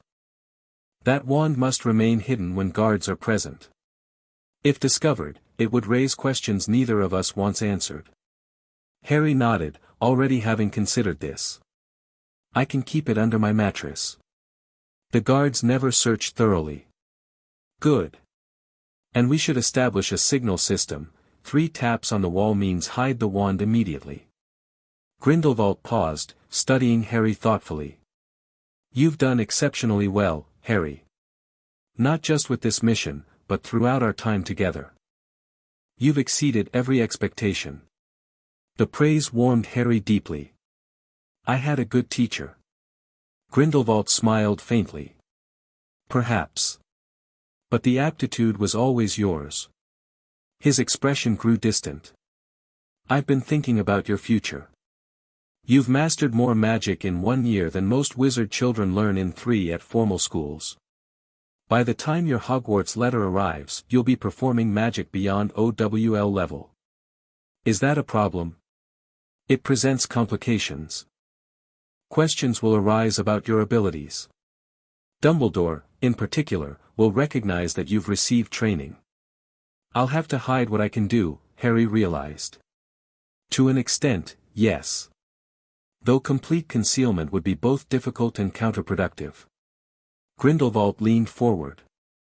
What you need is a plausible explanation for your advancement, one that doesn't involve a notorious dark wizard in a prison cell. Harry considered this. What do you suggest? Self-study. Books acquired in your travels after leaving the Dursleys. Perhaps hint at encounters with various magical communities while evading detection. Grindelwald's eyes gleamed with the challenge of constructing this fiction. Just enough truth to make the lies convincing. That night, as Harry slept with his new wand carefully hidden beneath his mattress, his dreams were filled with possibilities. The wand represented more than just a magical tool, it was a bridge between his prison education and the wider wizarding world that awaited him. A world he now felt increasingly ready to face. The acquisition of a wand accelerated Harry's magical development exponentially. Spells that had required intense concentration wandlessly now came effortlessly. New, more complex magic became possible. During the following months, Grindelwald guided Harry through a curriculum that combined Hogwarts standard spells with more obscure magic rarely taught to children. The key is balance, Grindelwald explained as Harry practiced simultaneously levitating 3 objects at different heights, a training exercise for magical multitasking. Master the fundamentals before advancing to more esoteric applications. Harry nodded, his concentration unwavering as he added a 4th object to the floating array. At 8 years old, he now performed magic that would challenge many Hogwarts 5th years. Beyond spellwork, their curriculum expanded to include magical theory, history, and even rudimentary potion-making using ingredients Harry gathered during supervised expeditions to the mountainside. Without proper equipment, their potions were crude, but the principles Grindelwald taught were sound. Understanding why ingredients interact as they do matters more than memorizing recipes, Grindelwald emphasized. A truly skilled potioneer innovates rather than merely follows instructions. Their routine evolved to accommodate Harry's growing abilities and confidence. Every few weeks, he would venture beyond Nurmengard, sometimes to the village, occasionally to Hinterwald, once even to a larger wizarding settlement 2 days' journey away. Each excursion brought new knowledge, resources, and gradually, a small collection of magical books acquired through careful trades and minor deception. These books proved invaluable, filling gaps in Grindelwald's knowledge, particularly regarding recent magical developments and British wizarding culture specifically. One text, Modern Magical History, contained an entire chapter on Harry himself, though the account of his parents' deaths and Voldemort's fall was riddled with inaccuracies and speculation. Historians rarely let facts interfere with a compelling narrative, Grindelwald observed dryly as they read the chapter together. But this gives you insight into how the wizarding world perceives you, useful intelligence for when you return to Britain. The book also contained information about the aftermath of Voldemort's fall, the trials of Death Eaters, many of whom claimed imperious influence and avoided punishment, the restructuring of the ministry under Millicent Bagnold and later Cornelius Fudge, the return to an uneasy normalcy that conveniently overlooked the prejudices and power imbalances that had enabled Voldemort's rise. They learned nothing, Harry said, disgusted after reading about Lucius Malfoy's acquittal and subsequent rise to ministry influence through strategic donations. It's like they're just waiting for the next dark wizard. Systems resist change, Grindelwald replied. Those who benefit from inequality rarely volunteer to dismantle it. This was a recurring theme in their discussions, the structural failings of magical governance, not just in Britain but worldwide. It was territory where Harry proceeded cautiously, aware that Grindelwald's revolutionary perspectives had once led to violence and tyranny. Yet Harry couldn't dismiss the old wizard's insights entirely. The more he learned about magical history and politics, the more he recognized patterns of oppression, willful blindness, and institutional corruption that crossed cultures and centuries. The problem, Harry ventured during one such discussion, isn't magical versus non-magical, or pure blood versus muggle-born. It's power without accountability. Grindelwald's eyebrows rose, a smile playing at his lips. An astute observation for one so young. I've had a good teacher, Harry replied. Even if I don't agree with all his conclusions. That earned a genuine laugh from Grindelwald. Critical thinking was always the most important lesson, Harry. Question everything, including me. Their relationship had evolved into something unique, mentor and student certainly, but also confidants who could engage in respectful disagreement. Grindelwald never demanded ideological conformity, seemingly content to shape Harry's thinking through exposure to diverse perspectives rather than dogma. For his part, Harry developed a nuanced view of his teacher. Grindelwald was undeniably brilliant, occasionally manipulative, capable of great kindness and profound insight, yet haunted by the darker aspects of his past. Harry came to understand that people rarely fell into neat categories of hero or villain, that the most dangerous figures in history were often those who believed absolutely in the righteousness of their cause, regardless of methods. It was a complexity that extended to Harry's growing understanding of Dumbledore as well. Through Grindelwald's stories, historical accounts, and his own reasoning, Harry assembled a mosaic portrait of Albus Dumbledore, visionary and manipulator, champion of Muggleborns yet comfortable with personal secrecy, defeater of dark wizards but willing to use people as pieces in a greater game. He will try to shape you when you return, Grindelwald warned as Harry's 9th birthday approached. To mold you into his vision of a hero. And you aren't trying to shape me? Harry countered with a raised eyebrow.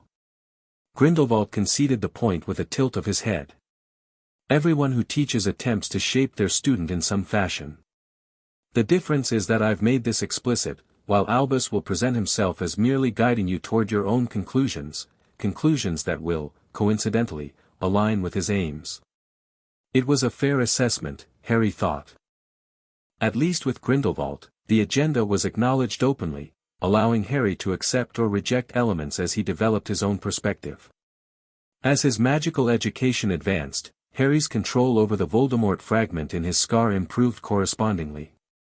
The specialized occlumency techniques Grindelwald taught allowed him to isolate the foreign presence, preventing it from influencing his thoughts or emotions while occasionally accessing it deliberately for information. Like having a dangerous book on a high shelf, was how Grindelwald described the ideal arrangement. Available for reference but not casually browsing through your thoughts. Occasionally, this connection provided disturbing glimpses into Voldemort's fractured consciousness, fragments of memory, echoes of emotion, flashes of locations that meant nothing to Harry but clearly held significance for the disembodied Dark Wizard. "He's not gone," Harry said after one particularly vivid episode where he'd experienced Voldemort's rage and frustration from what seemed to be a forest in Albania. "He's trying to find a way back." Consistent with the Horcrux theory, Grindelwald agreed grimly. "His consciousness persists, seeking a vessel." These revelations added urgency to Harry's training. If Voldemort might return someday, Harry needed every advantage, every scrap of knowledge and skill he could accumulate. Yet despite the serious nature of their work, there were moments of genuine joy in their strange prison arrangement. Harry's successful mastery of a difficult spell would bring a smile to Grindelwald's face that erased decades of bitterness. Their philosophical discussions often dissolved into laughter when Harry's youthful perspective punctured Grindelwald's occasionally pompous pronouncements. In these moments, Harry glimpsed the charismatic, brilliant young man Grindelwald must have been before ambition and ideology hardened into fanaticism, the man who had befriended and beguiled a young Albus Dumbledore, who had inspired devotion and revolution across Europe. This Grindelwald, the teacher, the mentor, occasionally even the friend, was the one Harry came to care for deeply, while remaining clear-eyed about the darkness in his past.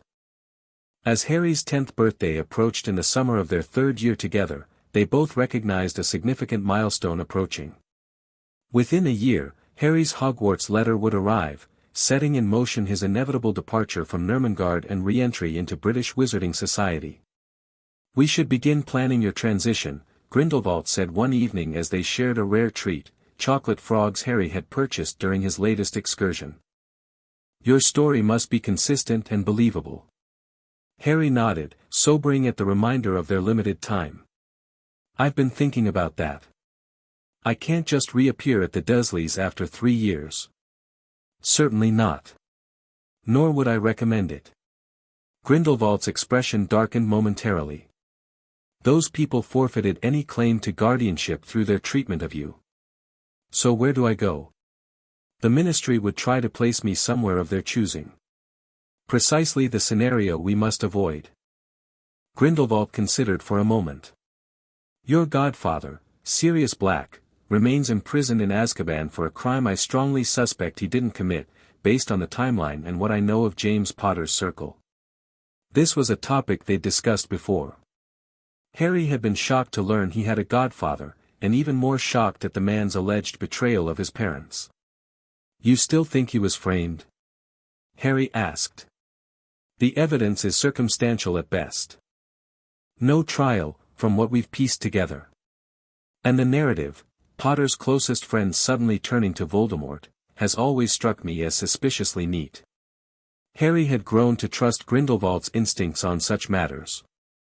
The old wizard had a keen eye for political machinations and convenient scapegoats, having orchestrated many himself in his revolutionary days. "But without him, who could I claim has been looking after me?"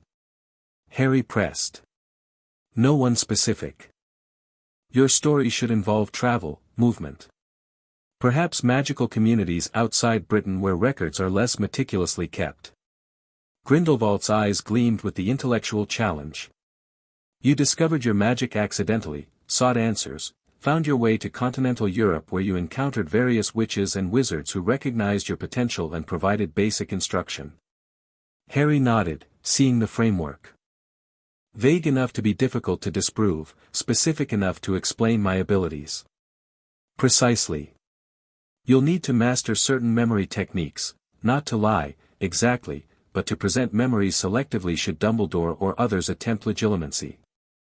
They spent the following weeks refining this cover story, constructing a plausible 3-year journey that explained Harry's magical education without revealing Grindelwald's involvement. Harry practiced guided memory meditation, learning to foreground certain experiences while obscuring others, a specialized form of occlumency that would allow him to pass casual mental inspection. As his 10th birthday arrived in late July, Harry reflected on the extraordinary turn his life had taken. 3 years ago, he'd been a frightened, neglected child in a cupboard. Now he was a capable young wizard with knowledge and skills far beyond his years, preparing to enter the wizarding world on his own terms. The transformation wasn't just magical but psychological and emotional. The Dursley's systematic undermining of his self-worth had been replaced by Grindelwald's high expectations and genuine belief in Harry's potential. Isolation and neglect had given way to intensive education and philosophical partnership. Fear had transformed into cautious confidence. On the morning of his birthday, Harry woke to find Grindelwald already awake, a small package wrapped in parchment waiting between the bars separating their cells. "Happy birthday, Harry," the old wizard said simply. Harry unwrapped the gift carefully. Inside was a slender silver chain bearing a small pendant, a triangle enclosing a circle bisected by a line. "It's beautiful," Harry said, examining the craftsmanship. "But how did you get it?" "I've had it since my capture. One of the few possessions they allowed me to keep." Grindelwald's expression was unreadable. "It's the symbol of the Deathly Hallows, 3 legendary magical objects said to master death itself." Harry recognized the term from their studies of wizarding legends. The Elder Wand, Resurrection Stone, and Invisibility Cloak. Grindelwald nodded approvingly. "A tale most dismiss as children's fantasy, but which contains more truth than many realize." He gestured to the pendant. "This symbol was once my personal mark. Later, it became associated with my movement, my crusade." The significance of the gift wasn't lost on Harry. For Grindelwald to part with something so personally meaningful, a symbol of both his greatest ambitions and his ultimate downfall, was profound. "I don't know what to say," Harry admitted, slipping the chain over his head and tucking the pendant beneath his shirt. "You need not say anything. Consider it both a gift and a reminder." Grindelwald's gaze was intense. "A reminder that power sought for its own sake becomes a prison more confining than these walls." It was as close as Grindelwald had ever come to explicitly warning Harry against following his historical path, a warning made more powerful by its understatement and timing. "I'll remember," Harry promised, the pendant cool against his skin. That night, as they shared a modest birthday feast supplemented by treats from Harry's latest excursion, Grindelwald raised a cup of water in toast. "To Harry Potter," he said formally. "May you exceed your teachers in wisdom as well as power." Harry raised his own cup, adding quietly, "And to Gellert Grindelwald. Teacher, mentor, friend." Something flickered in the old wizard's eyes, surprise, perhaps, or emotion quickly mastered. He inclined his head in acknowledgement, and they drank together in a moment that transcended their strange circumstances. As his 10th year began, Harry felt the future approaching with increasing momentum. Within months, the wizarding world would beckon, with all its complexities, dangers, and opportunities. Hogwarts, Dumbledore, the legacy of Voldemort, the mystery of his parents' lives and deaths, all waited beyond Nurmengard's walls. He would face them prepared, not as the pawn others had intended, but as his own person, shaped by an unlikely mentor, armed with uncommon knowledge, and guided by principles tested through intense debate and reflection. Whatever came next, Harry Potter was ready. Chapter 2, The Shadow Apprentice. The silver pendant lay cool against Harry's skin as he crept through Nurmengard's eastern corridor, his disillusionment charm stronger than ever as he navigated the shadows. At 10 years old, nearly 11 now, he moved with the silent confidence of someone who'd spent years mapping every inch of his prison home. 3 years of training under Grindelwald had transformed him. No longer the frightened child who'd accidentally apparat into a cell, Harry had become something unprecedented, a prodigy shaped by one of history's most brilliant and dangerous wizards, developing in isolation from the watchful eyes of magical society. Tonight marked his most ambitious excursion yet. The supply shipment had brought something interesting. Harry had overheard guards mentioning special security documents being delivered to the warden's office. With his Hogwarts letter due any day now, Harry and Grindelwald needed every scrap of intelligence they could gather about the outside world. Harry pressed himself against a wall as footsteps approached. 2 guards passed so close he could smell the coffee on their breath.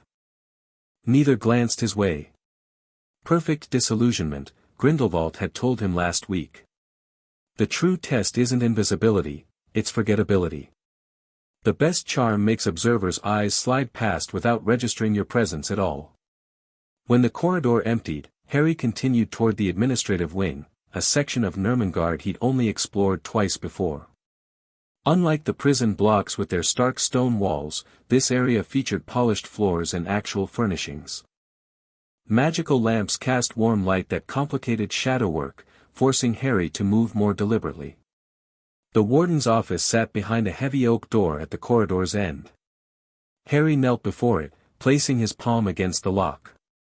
After years of practice, he no longer needed verbal incantations for simple spells. He reached with his magic, feeling the mechanism's construction, coaxing rather than forcing. The lock clicked open with barely a whisper. Harry slipped inside, easing the door shut behind him. The office was larger than he'd expected. A broad desk dominated the center, while filing cabinets lined the walls. A magical window showed an artificial night scene of the mountains, though no actual windows existed this deep in the fortress. Working quickly, Harry located the recently delivered documents in a tray marked, "Pending Review." He carefully examined each page, committing important details to memory as Grindelwald had taught him. Most were routine administrative matters, but one folder caught his attention: security protocol updates, notable prisoners. Inside was a detailed assessment of Grindelwald's containment, including concerning notes about unexplained magical resonance in his cell block and potential tampering with monitoring charms. They were getting suspicious. Harry replaced the documents exactly as he'd found them and searched the rest of the office. On a side table lay copies of recent wizarding newspapers, not just the local German publication, but also Britain's Daily Prophet. Harry skimmed the headlines eagerly. Hogwarts prepares for new term, read 1. Ministry debates international cauldron thickness standards, announced another. But the article that froze Harry's blood was tucked on page 3, boy who lived still missing as 11th birthday approaches. According to the reporter, reliable source at Hogwarts confirmed that despite Harry's continued absence, a letter would still be generated by the magical quill that recorded all magical births in Britain. The ministry maintained an official position that Harry was alive, while unofficially preparing contingencies for the possibility of his permanent disappearance. A quote from Albus Dumbledore simply stated, "I have every confidence Harry will return when the time is right." Harry frowned. The statement felt too knowing, almost as if. No, it couldn't be. Dumbledore couldn't possibly suspect where Harry actually was. Their precautions had been too thorough. Having gathered what information he could, Harry carefully returned everything to its original position and resealed the office. The journey back to the high-security wing proceeded without incident. He'd long since memorized guard patrol patterns and shift changes. Grindelwald was waiting anxiously, relief evident when Harry materialized in his cell. "Successful?" "Very," Harry replied, quickly sharing what he'd discovered. "But they're noticing magical anomalies in this block. The monitoring charms are picking up something." Grindelwald frowned. "Concerning, though not unexpected. Your magical signature has grown significantly stronger over the years. Should we reduce practice sessions?" "No. Your preparation can't be compromised now, not with Hogwarts imminent." Grindelwald stroked his chin thoughtfully. "We'll need to adapt, perhaps set up magical baffles around your cell during practice. It would contain the resonance." Harry nodded. After 3 years of intensive training, he'd learned to trust Grindelwald's judgment on security matters. The old wizard had designed Nurmengard's defenses, after all, who better to circumvent them? "There's more," Harry added, describing the newspaper articles. "They're expecting my Hogwarts letter to go out despite my missing status." "Of course they are. The registration quill is ancient magic, predating even Dumbledore's birth. It recognizes magical children regardless of location or circumstance." Grindelwald's eyes gleamed. "The question is how they'll attempt to deliver it. Normal owl post wouldn't work, would it? Not with Nurmengard's wards." Unlikely. Though the magic of Hogwarts Letters is remarkably persistent. Grindelwald paced his cell, energy animating his gaunt frame. This actually presents an opportunity. When the letter arrives, if it arrives, it confirms that our timeline for your departure must accelerate. The word departure landed heavily between them. Though they discussed it for months, the reality of Harry leaving Nurmengard permanently had remained somewhat abstract. Now, with his 11th birthday weeks away, the inevitable separation loomed. "I've been thinking about that," Harry said. "The cover story we've developed needs a proper entry point, a way for me to return to magical Britain that won't immediately lead to ministry custody." Indeed. Direct approaches carry too much risk of immediate ministry intervention. Grindelwald settled onto his cot, expression thoughtful. "Your Hogwarts supplies provide a natural opportunity, every wizard child visits Diagon Alley. But I'd be recognized instantly." "Not necessarily." A sly smile spread across Grindelwald's face. "Not with proper preparation and the right glamour charms." Harry matched his smile. "I'm listening." Morning brought their regular training session. After a quick breakfast of prison rations supplemented by fruit Harry had gathered during yesterday's outdoor exercise period, they began with magical combat practice, now a cornerstone of Harry's education. Again, Grindelwald instructed as Harry deflected a rebounding hex he'd cast against the wall. "Faster this time. Combat isn't choreographed, it's fluid, unpredictable." Harry nodded, adjusting his stance. At Grindelwald's signal, he cast again, the spell bouncing off the stone at an angle, requiring a split-second shield charm to deflect. "Better. Now 3 in succession." Harry complied, casting rapidly. The spells ricocheted in different patterns, forcing him to react instantly, shields forming and dissolving with barely a thought. After 3 years, such magic had become almost instinctual, his wand an extension of his will rather than a tool he consciously directed. "Excellent," Grindelwald noted, satisfaction evident. "Your nonverbal casting is seamless now." Harry lowered his wand, catching his breath. "Still nowhere near what you could do in your prime." "Few were," Grindelwald acknowledged without false modesty. "But you're progressing faster than any student I ever taught. Your grasp of magical fundamentals is exceptional." The praise wasn't empty. Grindelwald had long since abandoned flattery in favor of precise assessment. When he complimented Harry's progress, it reflected genuine achievement. "Let's move on to transfiguration," Grindelwald suggested. "You've mastered simple transformations, time to attempt something more complex. Living to living." This was advanced magic, rarely taught before Newt level. Harry set aside his water cup and focused on a spider they'd captured earlier.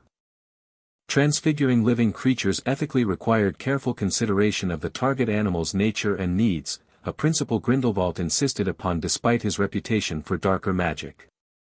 "Remember Gamp's law and its exceptions," Grindelwald reminded. "You're not creating life but transforming existing patterns." Harry visualized the change, spider to butterfly, concentrating on maintaining the creature's essential nature while reshaping its form.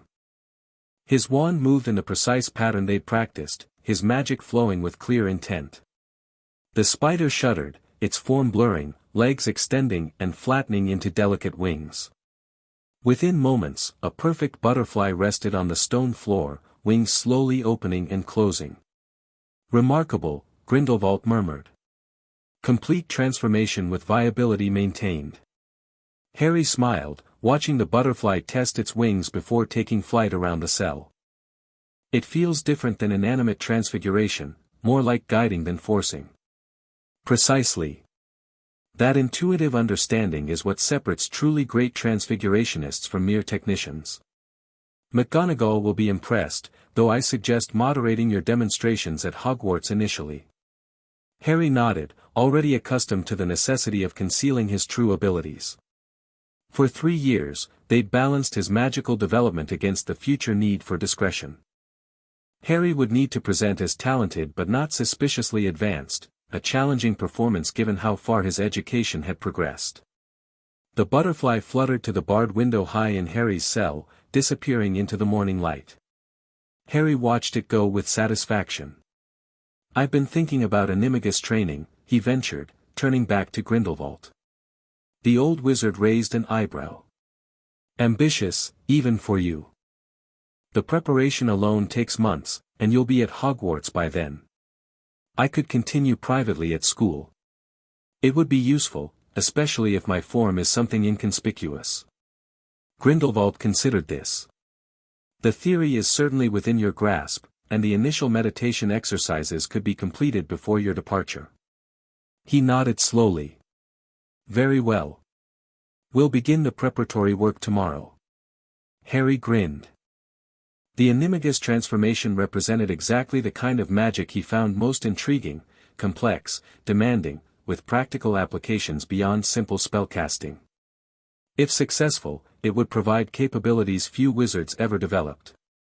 Their morning session continued with potions theory, limited by their meager supplies but rigorous in its conceptual depth. Grindelwald had Harry analyze ingredient interactions for a blood-replenishing potion, identifying the magical principles underlying each component's function. The salamander blood catalyzes the transformation, while the nettles provide the structural matrix, Harry explained, drawing diagrams with charcoal on a flat stone. "But it's the timing that matters most," adding "didn't exactly as the solution changes color. And if mistimed?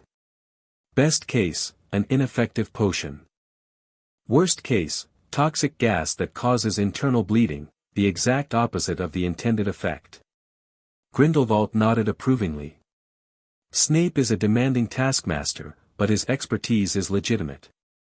Pay attention to his techniques even when his teaching style proves challenging."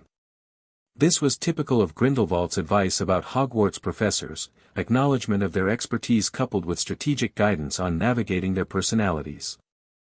Through their conversations, Harry had developed detailed mental profiles of the staff he would soon encounter, preparing him for everything from McGonagall's strict fairness to Snape's likely antagonism. After potions came Harry's least favorite subject, divination. Not because he lacked aptitude, his connection to Voldemort's soul fragment gave him occasional prophetic dreams, but because the discipline's imprecision frustrated his preference for clear cause and effect. "I still don't see how cloud patterns predict future events," Harry complained as they reviewed astral projection techniques. "It seems completely arbitrary." Grindelwald chuckled. "Your skepticism is healthy, but don't dismiss divination entirely. True seers are rare, but when genuine prophecy occurs, it carries tremendous power, as your own existence proves." This sobered Harry immediately. The prophecy connecting him to Voldemort remained a shadow over his future, inescapable despite his extraordinary preparation. "I still don't understand why he came after me specifically," Harry said. "If the prophecy could have applied to another child, why choose me?" Grindelwald's expression turned thoughtful. "That question has occupied my mind as well. Prophecies are rarely straightforward, their power lies partly in how people respond to them. Voldemort may have seen something in you or your family specifically that triggered his choice. Or maybe he just flipped a coin," Harry said darkly. "Perhaps. Though I suspect Voldemort did little by random chance." Grindelwald fixed Harry with a penetrating look. "Whatever his reasoning, his choice set events in motion that cannot be undone. Your paths are intertwined now, regardless of the prophecy's original flexibility." Harry nodded, accepting this reality as he had many times before. His connection to Voldemort, both through prophecy and the soul fragment, represented an immutable fact around which his other plans must adapt. Their morning session concluded with advanced ward theory, knowledge Grindelwald considered essential given the dangers Harry would face. They had progressed from simple detection and alert wards to complex protective barriers that could selectively filter magical energies. "The fundamental principle remains intent," Grindelwald explained. A ward's effectiveness corresponds directly to the clarity of purpose during its creation. Harry demonstrated by casting a modified privacy ward around his cell, a specialized version they developed that blocked magical monitoring while appearing inactive to standard detection spells. Such wards had proven essential to their training, allowing Harry to practice magic without triggering Nurmengard's surveillance charms. Perfect, Grindelwald confirmed after testing the ward's boundaries. Now we can speak freely. This security established, they turned to the afternoon's true priority, planning Harry's imminent departure from Nurmengard. Spread before them were rough maps of Britain, focusing on London and areas around Hogwarts, drawn from Grindelwald's memories and information Harry had gathered from books and newspapers. Your Hogwarts letter should arrive within the week, Grindelwald began, indicating the calendar where they'd marked Harry's approaching birthday. Once received, we'll have approximately 1 month before term begins, sufficient time to establish your presence in Britain and develop the first layer of your cover story. Harry nodded. The trunk is prepared. He referred to a magical travel case he'd acquired during an excursion months earlier, now hidden in a secret compartment they'd created beneath his cell floor. Indeed. Basic supplies, clothing appropriate for your cover identity, and essential magical tools. Grindelwald traced a route on their London map. Your initial arrival should be here, Muggle London, near enough to the Leaky Cauldron for convenience but not so close as to risk immediate recognition. They'd rehearsed the plan dozens of times, refining details with each iteration.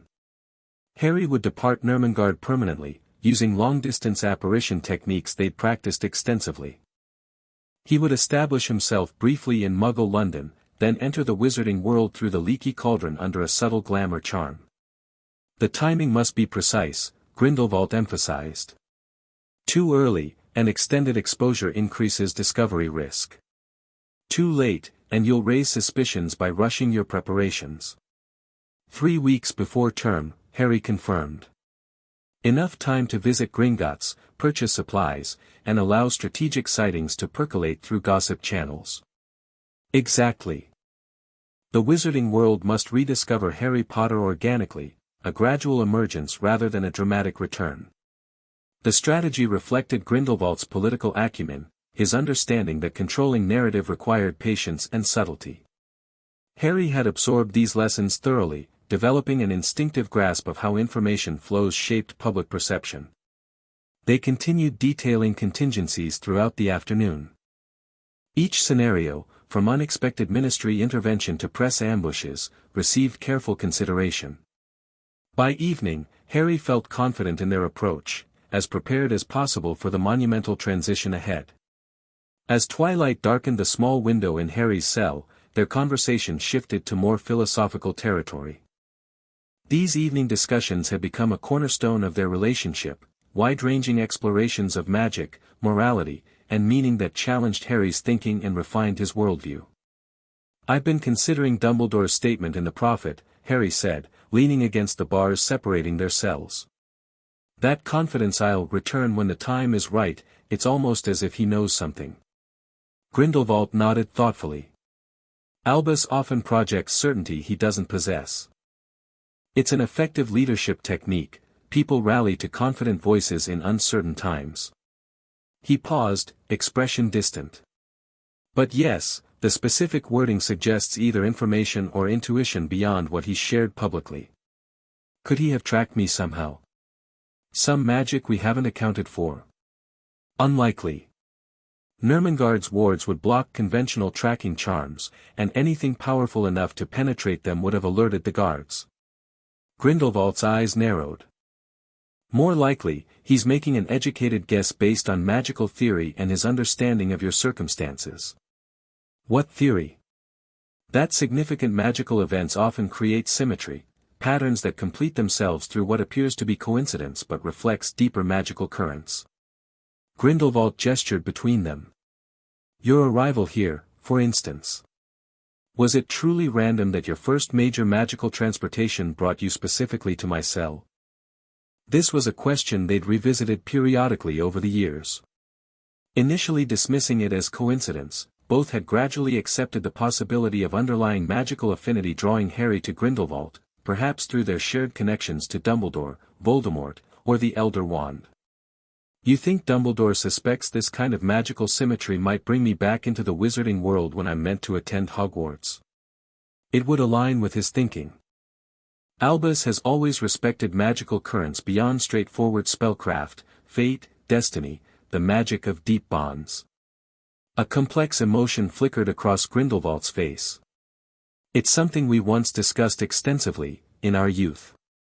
These rare glimpses into Grindelwald's personal history with Dumbledore always intrigued Harry. Though he'd learned the broad outlines of their relationship, from intense friendship to legendary duel, the emotional undercurrents remained largely unspoken. You never fully explained what happened between you, Harry ventured carefully. After all these years of teaching me, don't you think I should understand the complete history? Grindelwald was silent for a long moment. When he spoke, his voice carried unusual gentleness. Perhaps you should, yes. You've earned that context. He settled onto his cot, eyes distant with memory. Albus and I met in Godric's Hollow when we were barely older than you'll be at Hogwarts. I was staying with my great-aunt Bathilda Bagshot after expulsion from Durmstrang. Albus had recently graduated Hogwarts but was trapped caring for his siblings after his mother's death. Harry listened intently. Though Grindelwald had mentioned these facts before, he'd never shared the personal narrative continuously. We recognized something in each other immediately: brilliance, ambition, the frustration of potential constrained by circumstance. Grindelwald's expression softened. For 2 months that summer, we were inseparable. Planning, theorizing, imagining a transformed wizarding world free from the statute of secrecy's constraints. The "for the greater good" philosophy, Harry noted. Indeed. Though in those early conversations, our vision seemed purely benevolent, wizards guiding muggles openly rather than hiding, preventing wars through magical intervention, creating a harmonious society benefiting everyone. Grindelwald sighed. Youth and arrogance make a dangerous combination. What changed? Reality intruded. Albus's brother Aberforth confronted us, arguing that our plans were fantasies that ignored the corrupting nature of power. He insisted Albus focus on their sister Ariana instead, a deeply traumatized girl who'd been attacked by Muggle boys in childhood and developed uncontrollable magic as a result. Grindelwald's voice tightened. An argument erupted. Spells were cast. In the confusion, Ariana was killed. The gravity of this revelation hung between them. Harry had known something tragic occurred but hadn't understood its intimate nature. No one knew whose spell struck her, Grindelwald continued quietly. Perhaps all of our magic combined in the chaos. But it shattered everything: our friendship, our plans, Albus's family. I fled Britain immediately afterward. And then you built your movement. Over many years, yes. But something fundamental changed after Godric's Hollow. What had been idealistic theory hardened into ruthless pragmatism. The means became increasingly severe as I convinced myself the ends justified them. His eyes met Harry's directly. The path from noble vision to atrocity is shorter than most realize, and paved with seemingly rational justifications.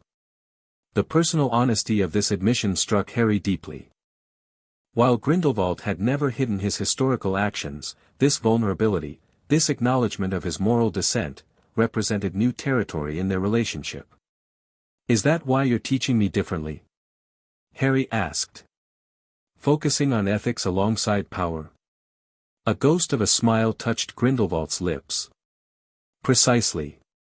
I recognized in you what Albus and I shared: extraordinary magical potential coupled with legitimate grievances against existing structures.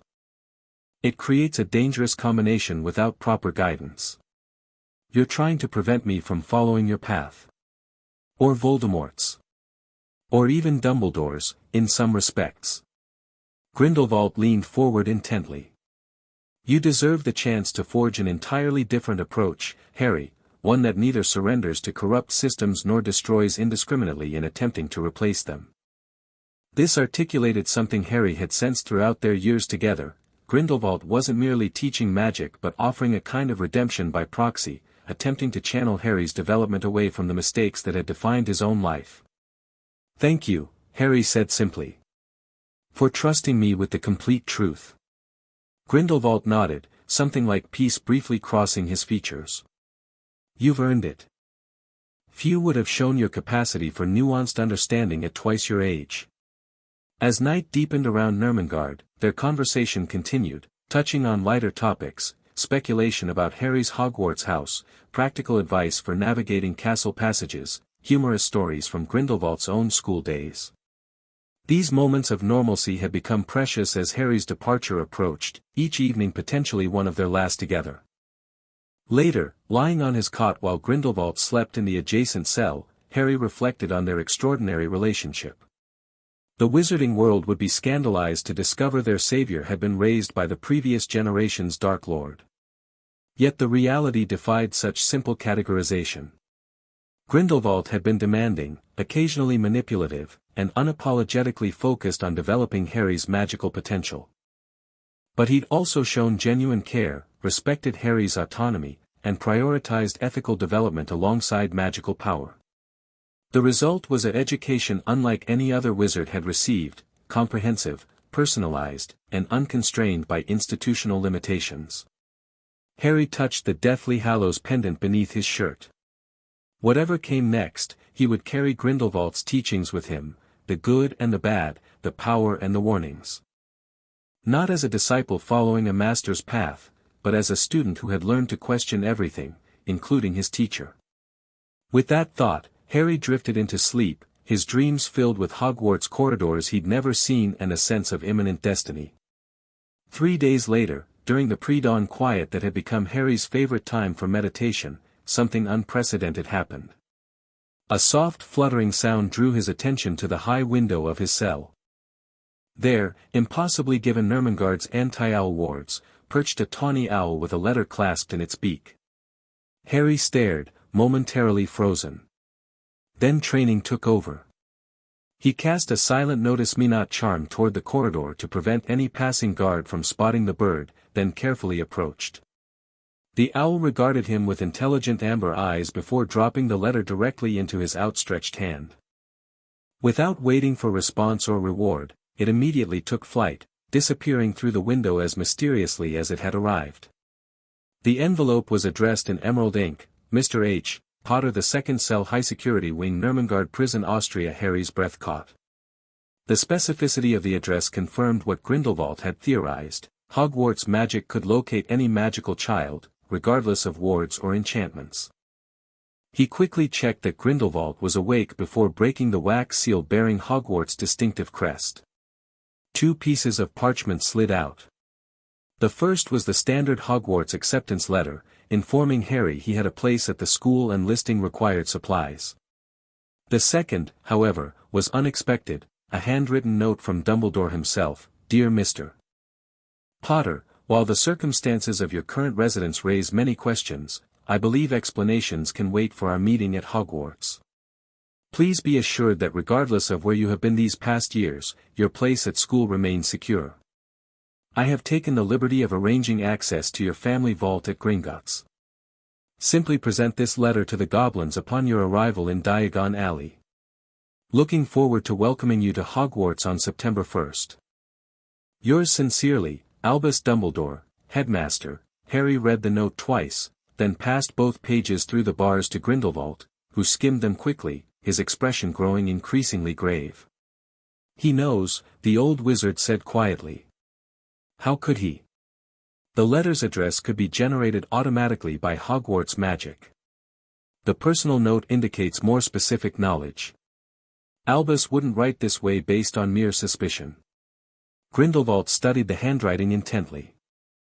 The tone is significant, no alarm, no urgent summons to his protection, simply acknowledgement and deferred explanation. Harry frowned. "You think he's known all along? That makes no sense. Why leave me here if he knew? Perhaps he didn't know immediately. But at some point, possibly during his visit here 2 years ago, he sensed something."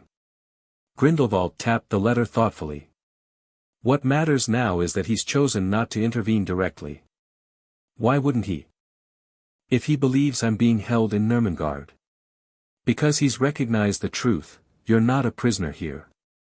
Grindelwald's gaze was penetrating. And perhaps because he's curious about what you've become under my tutelage. Harry considered this.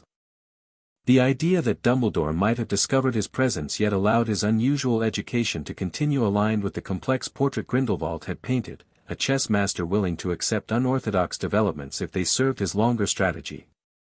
This changes our timeline, Harry said, mentally revising their carefully constructed plans. If Dumbledore knows, others might soon follow. Agreed. We must accelerate your departure. Grindelwald paced his cell, mind visibly racing. The letter provides unexpected advantage, however. Dumbledore's note to Gringotts simplifies your financial access considerably. They spent the morning adjusting their strategy, compressing what had been a carefully phased reintroduction into Wizarding Britain into a more condensed timeline. If Dumbledore knew Harry's location, the risk of ministry intervention increased daily. You should leave within the week, Grindelwald concluded. The next supply delivery creates optimal conditions for your exit. Harry nodded, practical planning temporarily overshadowing the emotional weight of their imminent separation. There was work to be done, final preparations, contingency reviews, intelligence to gather. Throughout the day, they focused on these tasks with methodical precision. Harry conducted a thorough inventory of his hidden trunk, adding recent acquisitions and removing items too closely associated with Nurmengard. Grindelwald compiled final reference notes on key magical techniques Harry should continue practicing independently at Hogwarts. By evening, the practical aspects were largely resolved, leaving space for the conversation they'd been avoiding, their farewell. I still don't understand why you won't come with me, Harry said as they sat near the bars separating their cells. You've demonstrated you could bypass the wards if necessary. Grindelwald shook his head. We've discussed this, Harry. My escape would trigger international manhunts, drawing precisely the attention you need to avoid.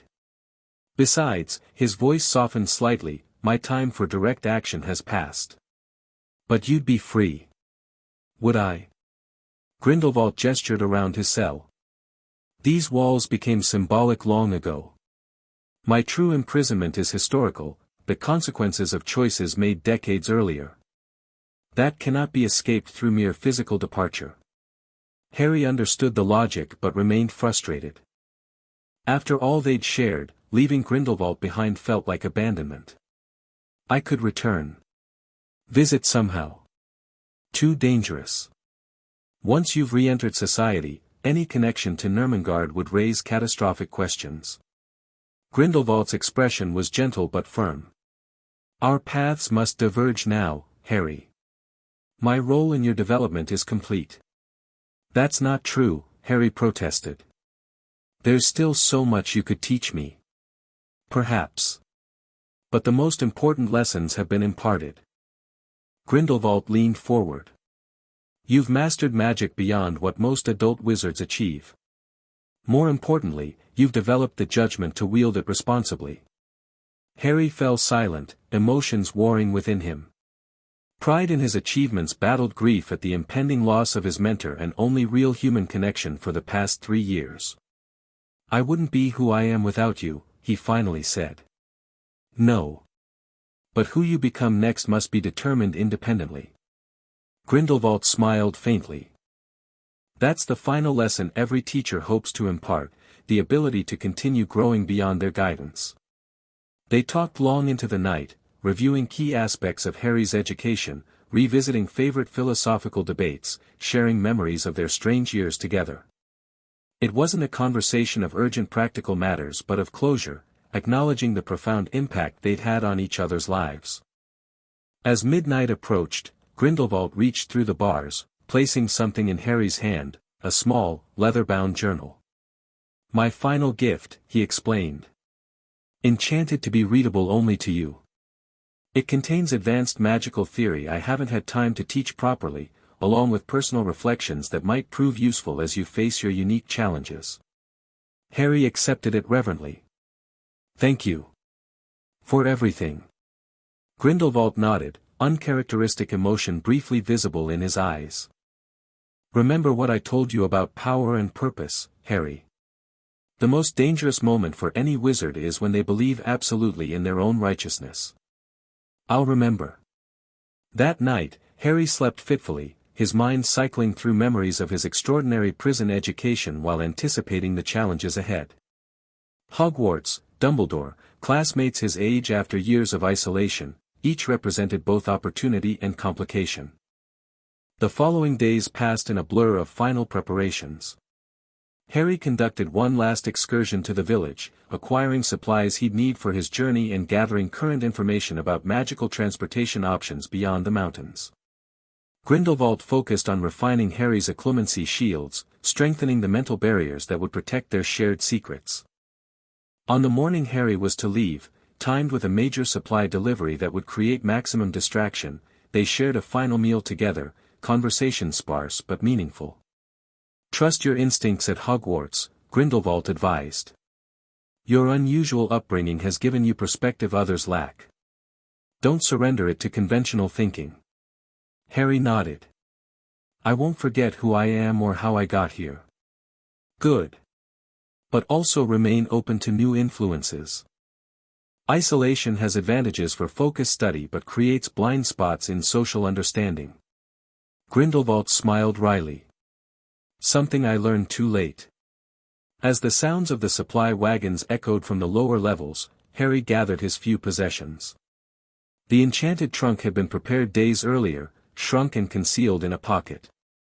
His wand, the birch and phoenix feather that had served him for nearly 2 years, was secured in its holster against his forearm. It's time, Grindelwald said, rising from his cot. Harry approached the bars separating them one last time. So many conversations had passed through this barrier, lessons, debates, confidences shared in whispers while guards patrolled nearby. I don't know how to say goodbye, Harry admitted. Then don't. Grindelwald extended his hand through the bars. Simply say until we meet again, whether in this life or beyond. Harry clasped the offered hand firmly. Until then. No further words seemed necessary. With a final nod, Harry stepped back, casting the disillusionment charm that would carry him past Nurmengard's guards one last time. As he moved toward the cell door, he glanced back. Grindelwald stood tall, pride evident in his stance. The fallen revolutionary who had unexpectedly found purpose in mentorship raised his hand in silent farewell. Harry turned away, emotion threatening his concentration. The path ahead required focus. Sentimentality could come later, when he was safely beyond Nurmengard's walls. The journey through the prison proceeded smoothly, a testament to years of careful observation and practice. Guards were concentrated around the supply delivery, leaving Harry's planned escape route minimally monitored. His disillusionment charm, perfected through countless excursions, rendered him effectively invisible to casual observation. Within 20 minutes, he reached the service entrance they'd identified as his departure point. Unlike previous expeditions, Harry wouldn't be returning this time. Everything he needed was contained in the shrunken trunk, every plan memorized, every contingency considered. The door opened easily to his touch, enhanced by a subtle unlocking charm. Beyond lay the mountain path winding down toward the village and, eventually, the wider world. Harry paused on the threshold, the enormity of the moment striking him fully. For 3 years, Nurmengard had been his home, school, and sanctuary. Despite its forbidding walls and barred windows, it had offered structure and purpose when he'd needed them most. And Grindelwald, complicated, brilliant, morally ambiguous Grindelwald, had given him the tools to face whatever came next. Harry stepped outside, the morning air crisp against his face. No time for hesitation now. The initial phase of his plan required reaching a specific apparition point they'd established during previous excursions, a clearing with minimal magical interference, located beyond Nurmengard's outer wards. The hike took nearly an hour, Harry maintaining his disillusionment despite the drain on his magic. Better to arrive tired than be spotted by patrols or villagers. When he finally reached the clearing, he performed a careful magical sweep, confirming no unexpected presences or monitoring charms. All clear. The moment of departure had arrived.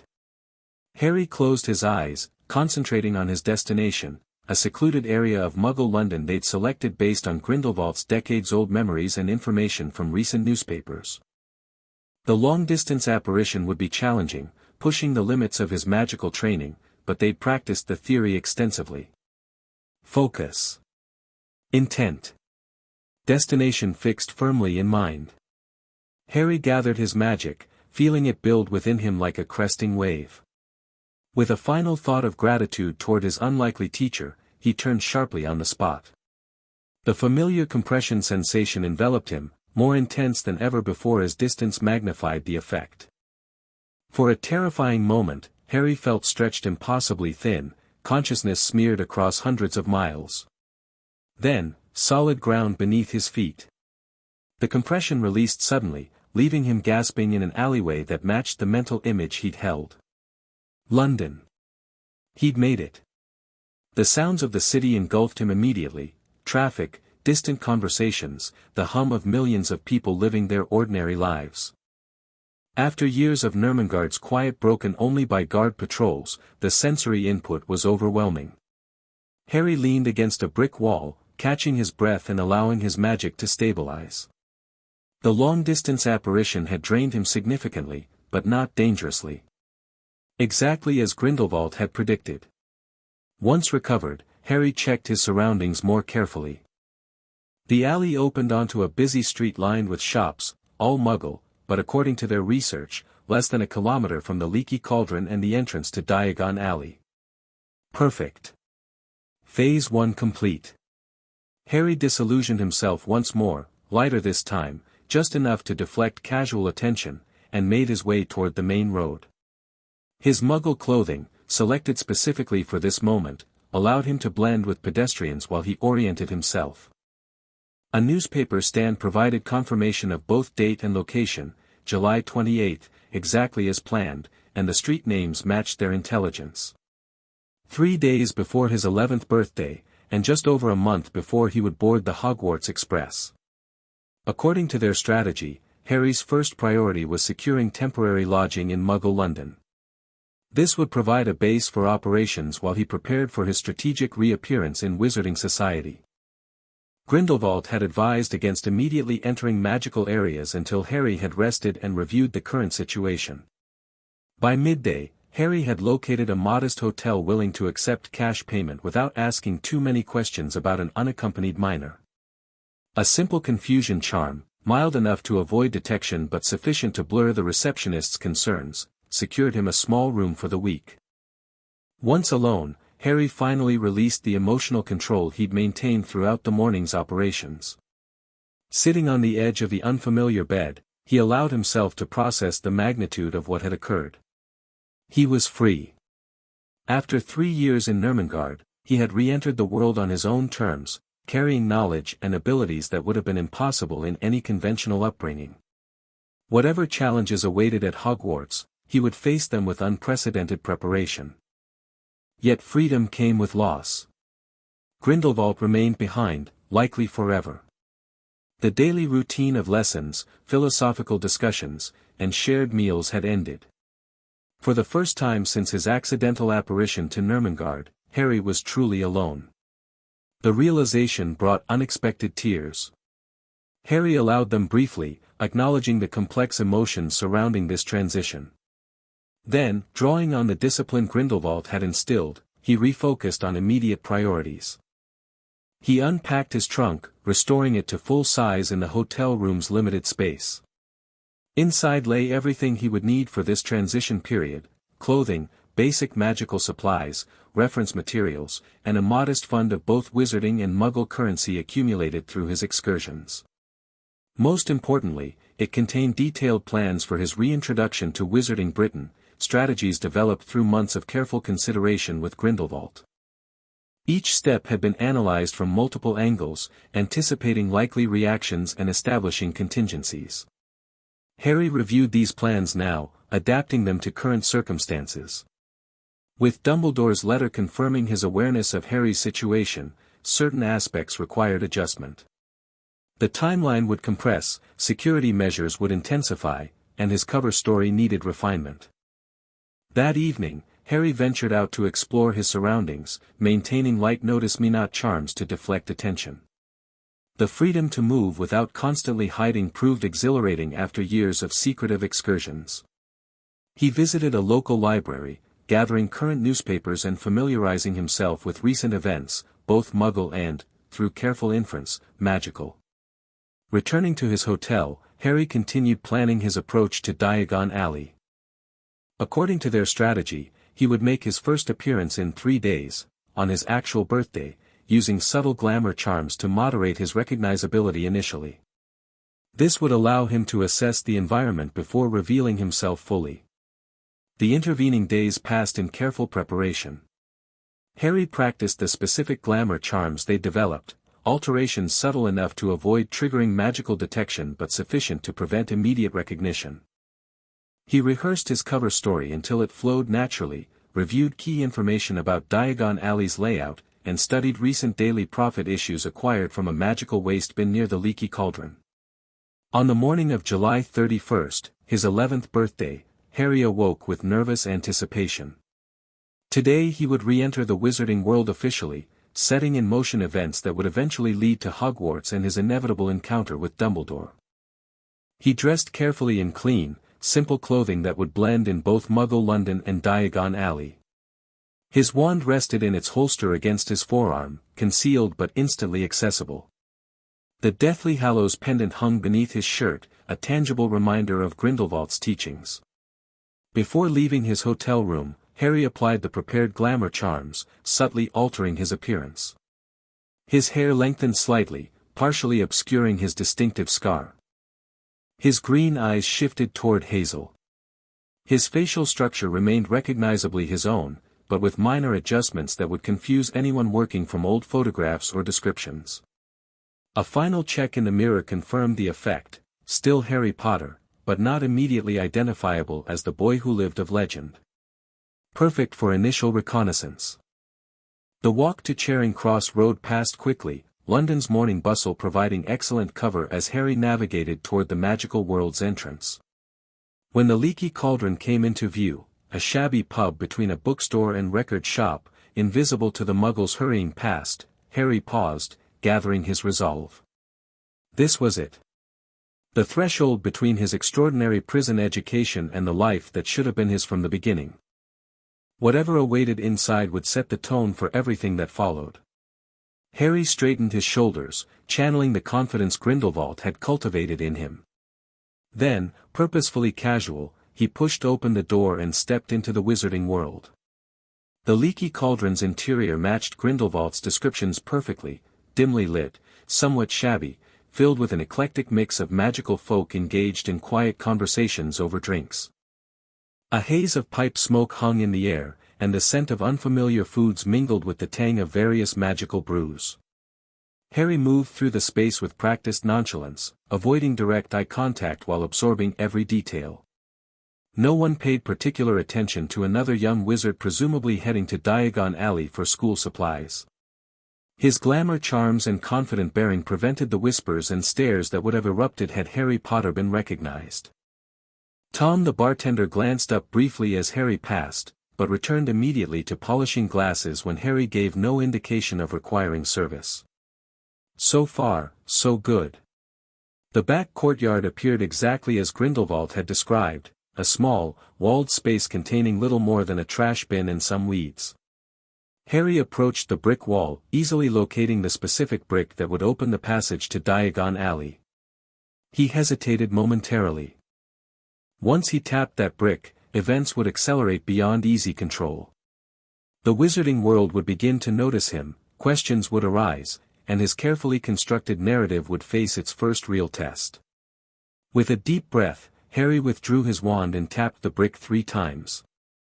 The wall rearranged itself immediately, bricks sliding and folding to create an archway revealing the winding cobblestone street of Diagon Alley beyond. Despite Grindelwald's detailed descriptions, the reality exceeded Harry's expectations, a cacophony of colors, sounds, and magical energy that momentarily overwhelmed his senses. Shops of every description lined the twisting alley, their windows displaying everything from cauldrons to racing brooms. Witches and wizards in robes of various styles moved purposefully between establishments, some leading children clearly shopping for Hogwarts supplies like Harry himself supposedly was. He stepped through the archway, feeling it close behind him. Phase 2 had begun. According to their plan, Harry's first destination was Gringotts. Access to his family vault would provide both the resources needed for his Hogwarts supplies and the first official confirmation of his identity within the wizarding world. The imposing white marble building stood at the far end of the alley, impossible to miss with its burnished bronze doors and uniformed goblin guard. Harry approached with measured confidence, neither hurrying nor dawdling, projecting the image of a young wizard on routine business rather than the long-missing boy who lived making his dramatic return. The goblin at the entrance gave him a cursory nod as he passed through the first set of doors. Inside, beyond silver doors inscribed with Gringotts' famous warning against theft, the vast marble hall stretched before him. Hundreds of goblins worked at high counters, weighing coins, examining jewels, and recording transactions in massive ledgers. Harry approached an unoccupied goblin, his expression politely neutral as Grindelwald had advised. "Good morning," he greeted. "I'd like to access my vault, please." The goblin peered down at him with minimal interest. "Key?" "I don't have it," Harry replied calmly, producing Dumbledore's letter instead. "But I have this authorization." The goblin accepted the parchment, eyes narrowing as he read. His expression shifted subtly from boredom to sharp attention. "One moment, Mr. Potter." Harry maintained his composure as the goblin departed with the letter, disappearing through a side door. Several minutes passed before he returned, accompanied by an older, more elaborately dressed goblin. "Mr. Potter," the senior goblin said quietly, "I am Gornik, accounts manager for the Potter estate. Please follow me." Rather than being directed to the carts that led to the vaults, Harry found himself escorted to a private office off the main hall.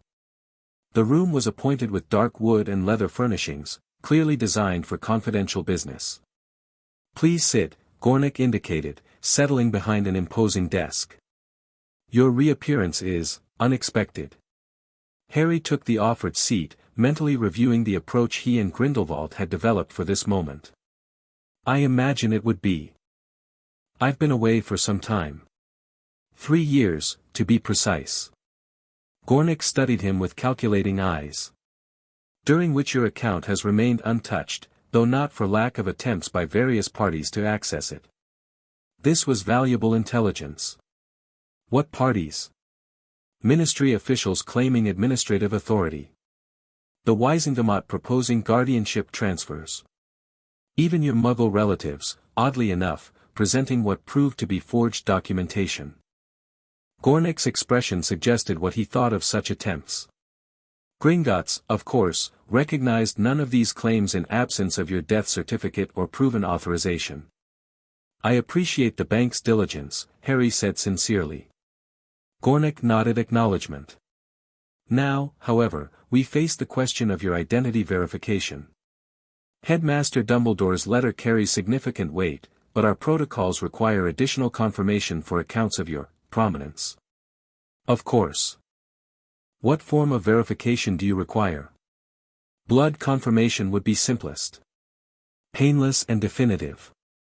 The goblin produced a small, rune-inscribed bowl and a ceremonial silver dagger. 3 drops will suffice." Harry hesitated, remembering Grindelwald's warnings about blood magic and its many applications. But refusing would create immediate suspicion, and they had prepared for this possibility. "Very well." Taking the dagger, Harry carefully pricked his finger, allowing exactly 3 drops of blood to fall into the bowl. The liquid shimmered briefly, then transformed into a small, golden key. "Satisfactory," Gornik announced, examining the key. "Your identity is confirmed, Mr. Potter. Welcome back to Gringotts." The verification complete, their meeting turned to practical matters. Gornik provided a summary of Harry's financial position, more substantial than even Grindelwald had estimated, and explained the distinction between his trust vault, accessible now, and the main Potter family vault he would inherit at 17. "Would you like to visit your vault today?" Gornik asked as their meeting concluded. Yes, please. I'll need funds for school supplies. The journey to his vault proceeded exactly as Grindelwald had described from his own banking experiences decades earlier, a breakneck cart ride through Gringotts labyrinthine underground passages, past stalactites and stalagmites, over an underground ravine, and finally to a small door in the passage wall. When Gornik opened the vault, Harry couldn't fully suppress his surprise. Mounds of gold, silver, and bronze coins filled the chamber, far more wealth than he had anticipated for what was supposedly just his trust fund. This vault contains your educational allowance until majority, Gornik explained, noting Harry's reaction. Replenished annually from the main Potter accounts. The current balance reflects accumulated deposits during your absence. Harry nodded, gathering coins into a pouch Gornik provided. He took enough for his immediate needs plus a substantial reserve, knowing independent financial resources would prove crucial to maintaining his autonomy in the coming months. As they returned to the bank's main floor, Harry considered his next move. According to their strategy, his Gringotts visit would inevitably trigger recognition of his return. Goblins maintained confidentiality about account details but not about client identities. By design, word would soon spread that Harry Potter had re-entered the wizarding world. Thank you for your assistance, Gornik, Harry said as they parted in the main hall. We're pleased to have such an important client return to us, the goblin replied with a slight bow. The Potter accounts have been with Gringotts for 12 generations. We look forward to a continued relationship. Harry left Gringotts with mixed emotions, satisfaction at this successful first step balanced against awareness that events would now accelerate beyond his complete control. As he descended the marble steps toward Diagon Alley proper, he subtly adjusted his glamour charms, allowing his appearance to shift incrementally toward his natural look. The strategy was deliberate, a gradual revelation rather than a dramatic unveiling. By the time he completed his shopping, Harry would appear essentially as himself, allowing for recognition to spread organically through the alley without creating an immediate sensation. His first stops were practical: Madame Malkin's for robes, the apothecary for potion supplies, Flourish and Blots for required textbooks plus several advanced references Grindelwald had recommended. At each establishment, Harry maintained polite but minimal conversation, offering no personal information beyond what was necessary for his purchases. By mid-afternoon, Harry had acquired most of his school supplies and begun attracting curious glances from other shoppers. His gradually fading glamour charms revealed more of his distinctive features: the green eyes, the unruly black hair, and, most tellingly, glimpses of the lightning scar partially covered by his fringe. Whispers followed him now as he moved between shops. Could it be? Looks just like James, doesn't he? But where has he been all this time? The crescendo of recognition was approaching exactly as planned. Time for the final phase. Harry saved the most significant purchase for last, his official wand from Ollivanders. Though he already possessed the birch and phoenix feather wand acquired in Hinterwald, now hidden in an expanded pocket, establishing a record of legitimate wand purchase was essential to his cover story. The narrow shop appeared exactly as Grindelwald had described: dusty, dimly lit, filled with thousands of narrow boxes containing wands of every variety. As Harry entered, a small bell tinkled somewhere in the depths of the shop. "Good afternoon," said a soft voice, startling Harry despite his preparation. Ollivander appeared from between the shelves, an old man with wide, pale eyes that seemed to glow in the shop's gloom. He studied Harry intently, recognition dawning immediately. "I wondered when I would be seeing you, Mr. Potter." The wand maker moved closer, professional interest overriding any shock at Harry's reappearance. "You have your mother's eyes.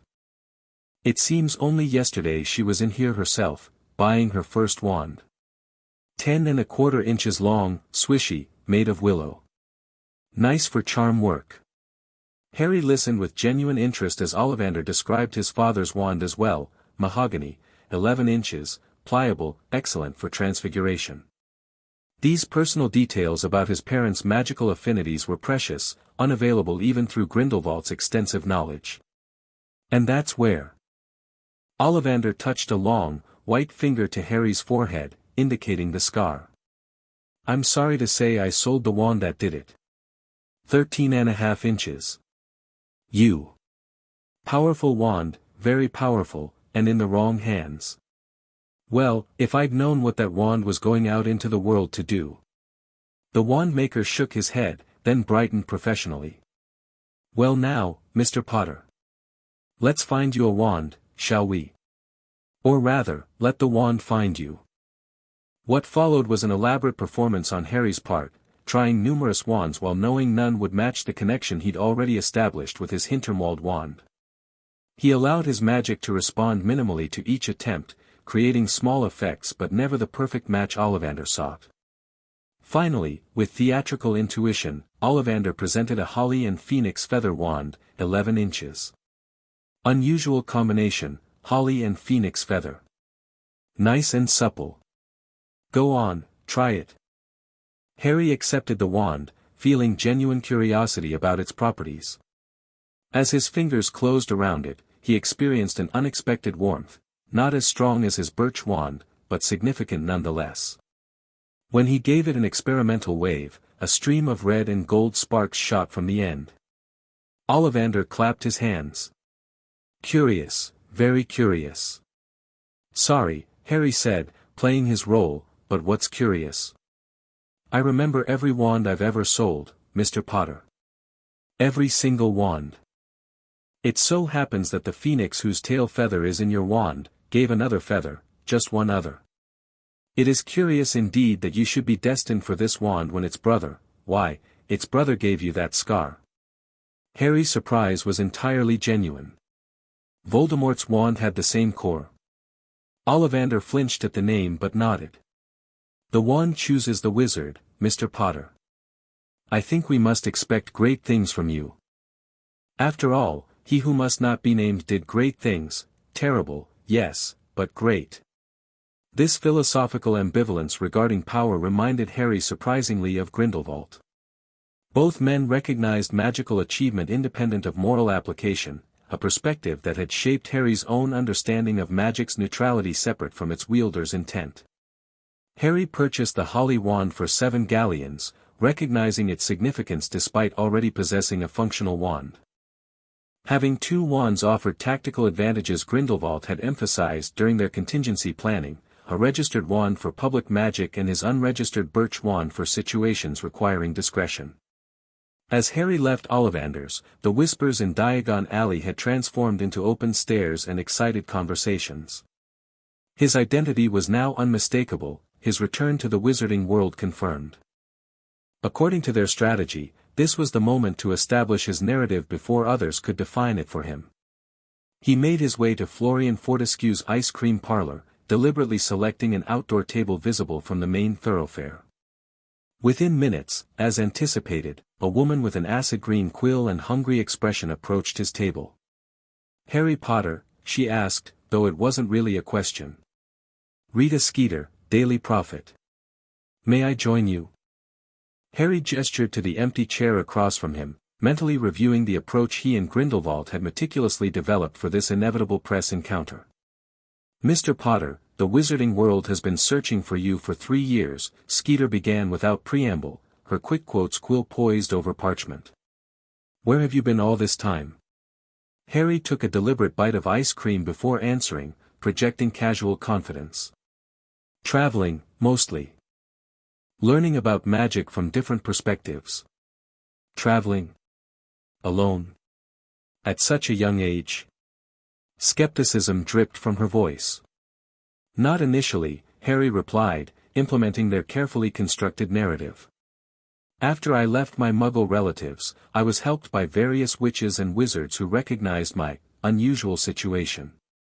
And why did you leave these relatives? Harry allowed a shadow to cross his face. They weren't fond of magic. Or of me.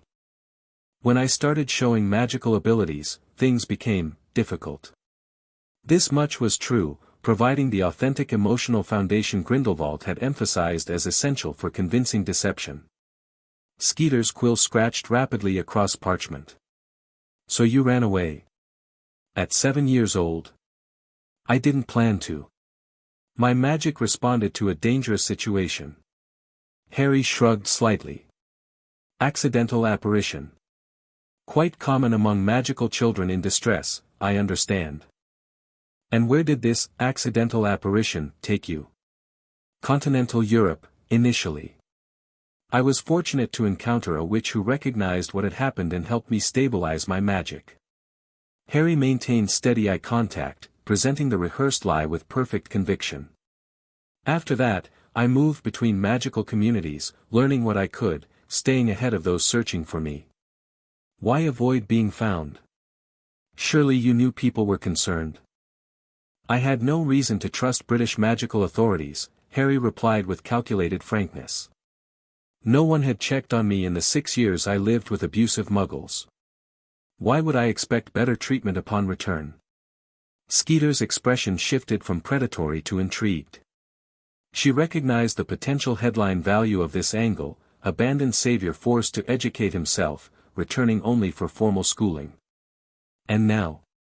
Why return to Britain after all this time? Harry gestured to the shopping bags beside him. Hogwarts. It's time for proper magical education, and according to my parents' wishes. The interview continued for nearly 30 minutes, Skeeter probing for sensational details while Harry provided just enough information to satisfy without revealing anything truly compromising. He portrayed himself as self-reliant but not arrogant, knowledgeable but eager to learn formally at Hogwarts, aware of his status in wizarding society but unconcerned with fame. By the time they concluded, Harry had established precisely the narrative Grindelwald had suggested, one that explained his absence, justified any unusual magical knowledge, and positioned him as neither victim nor entitled celebrity, but as a young wizard who had taken extraordinary circumstances in stride. One last question, Mr. Potter, Skeeter said as she prepared to leave. What do you think about Albus Dumbledore's role in your placement with these muggles who treated you so poorly? This was the delicate balance they'd prepared for, acknowledging legitimate grievances without revealing the depth of Harry's complex understanding of Dumbledore's machinations. I think, Harry said carefully, that everyone makes mistakes, even great wizards. I look forward to meeting Professor Dumbledore at Hogwarts and forming my own opinions directly. Skeeter seemed both disappointed and impressed by the diplomatic response. With final pleasantries, she departed, no doubt rushing to transform their conversation into tomorrow's sensational headline. Harry remained at his table, finishing his ice cream while observing the impact of his presence rippling through Diagon Alley. Shoppers openly pointed him out to companions. Several wizards and witches approached to welcome him back, express relief at his safety, or simply shake his hand. He handled each interaction with the poised confidence Grindelwald had cultivated in him, neither seeking attention nor shying from it. By the time he gathered his purchases and made his way back toward the leaky cauldron, Harry had established exactly the public presence they'd intended. The boy who lived had returned, on his own terms. Back in his Muggle hotel room that evening, Harry reviewed the day's events, mentally cataloging successes and noting aspects that would require adjustment. Overall, their strategy had unfolded remarkably as planned, his re-entry to wizarding society accomplished without ministry intervention or loss of autonomy. Tomorrow's profit would undoubtedly feature Skeeter's article, triggering the next phase of reactions. Ministry officials would seek him out. Dumbledore might attempt contact before the term began. Various factions would begin positioning themselves to influence or recruit the returning hero. All anticipated. All manageable. Harry unpacked his new school supplies, organizing them alongside the materials he'd brought from Nurmengard. The contrast was striking, standard first-year textbooks beside advanced magical theory texts Grindelwald had recommended, basic potions ingredients alongside rare components gathered from the alpine forests, regulation robes hanging next to practical clothing selected for dueling mobility. This duality would define his Hogwarts experience, the public Harry Potter attending classes like any first year while the private student of Grindelwald continued his advanced studies independently. Maintaining this balance would require discipline and discretion, but Harry felt prepared for the challenge. As night fell over London, Harry opened the leather journal Grindelwald had given him as a parting gift. Its pages contain not only advanced magical theory but personal reflections on power, responsibility, and the nature of influence, distilled wisdom from a fallen revolutionary who had found unexpected purpose in mentorship.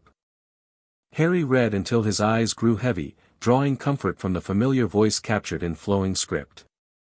Though physically separated from his teacher, he carried Grindelwald's most valuable lessons with him, not just magical techniques but philosophical frameworks and strategic thinking that would shape his approach to the challenges ahead. With the journal beside him, Harry finally drifted to sleep, dreaming not of Nurmengard's stone walls but of Hogwarts towers as described in Grindelwald stories, his past and future converging as he stood on the threshold of his next great adventure. The following month passed in careful preparation. As expected, Skeeter's article generated immediate sensation. Boy Who Lived Returns, Abandoned Savior Educated Himself Abroad, screamed the Prophet's headline the morning after their interview. The piece portrayed Harry sympathetically while raising pointed questions about his placement with the Dursleys, Dumbledore's oversight, and the Ministry's ineffective search efforts. Public reaction proved precisely as Grindelwald had predicted, outrage on Harry's behalf mixed with admiration for his resilience and independence. Ministry representatives attempted to locate Harry for welfare interviews, but his strategic use of magical hotels in Diagon Alley, switching locations every few days, and judicious application of privacy wards kept him comfortably beyond their immediate reach without appearing deliberately evasive. He granted 2 additional interviews, one to the Quibbler, whose eccentric approach provided opportunity to establish alternative narratives should they become necessary, and another to an international magical journal that approached complex topics with greater sophistication than Britain's sensationalist press. Throughout these controlled interactions, Harry maintained their established narrative while gradually revealing carefully selected details about his travels and education. Each disclosure was designed to establish plausible explanation for his advanced magical knowledge while concealing its true source. Meanwhile, Harry explored Wizarding London thoroughly, mapping escape routes, identifying safe houses, and establishing the independent infrastructure Grindelwald had emphasized as essential for maintaining autonomy within magical society. He visited Nocturne Alley under careful disguise, acquiring specialized materials unavailable through standard channels and developing contacts among less reputable merchants. He also continued his magical training, practicing in privacy-warded hotel rooms during early mornings and late evenings. The birch wand remained his primary focus for advanced magic, while he familiarized himself with the holly wand's distinctive handling for public spellcasting.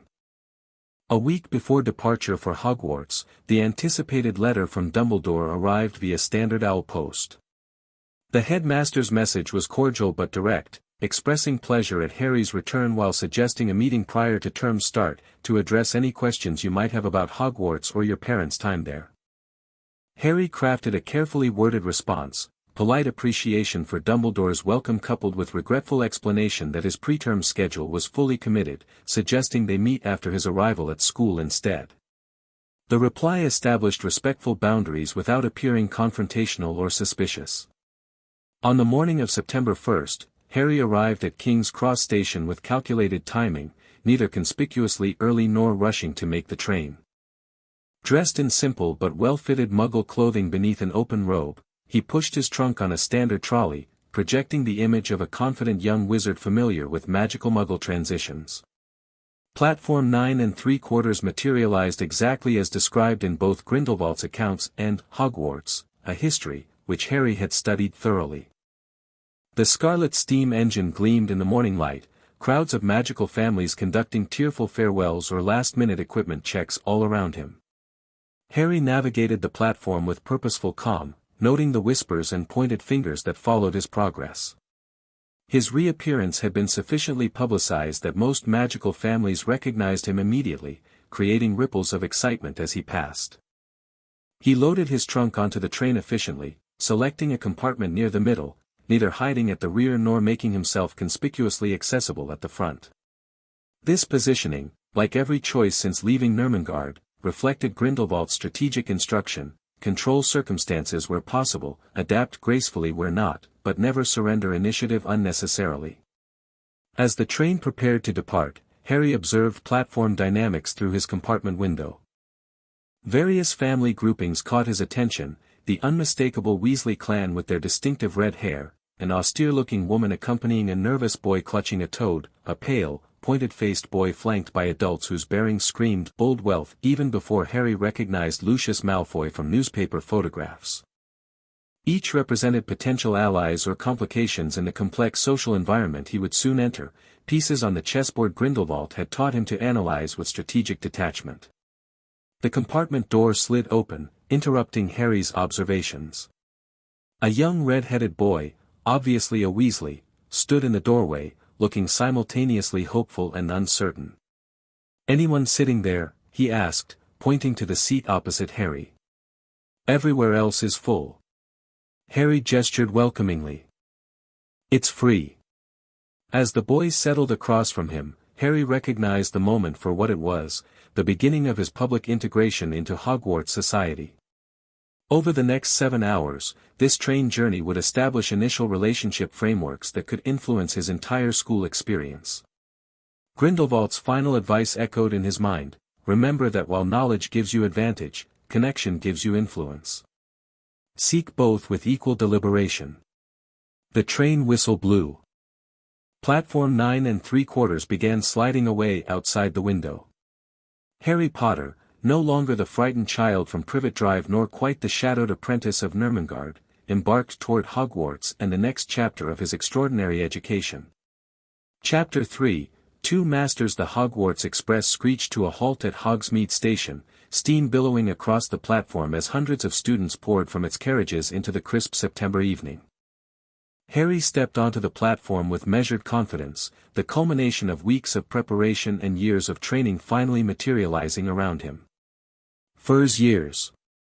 Furs years over here," boomed a voice that could only belong to Hagrid, the giant groundskeeper Grindelwald had described from decades-old intelligence. Harry moved toward the lantern swinging high above students' heads, cataloging details as he walked.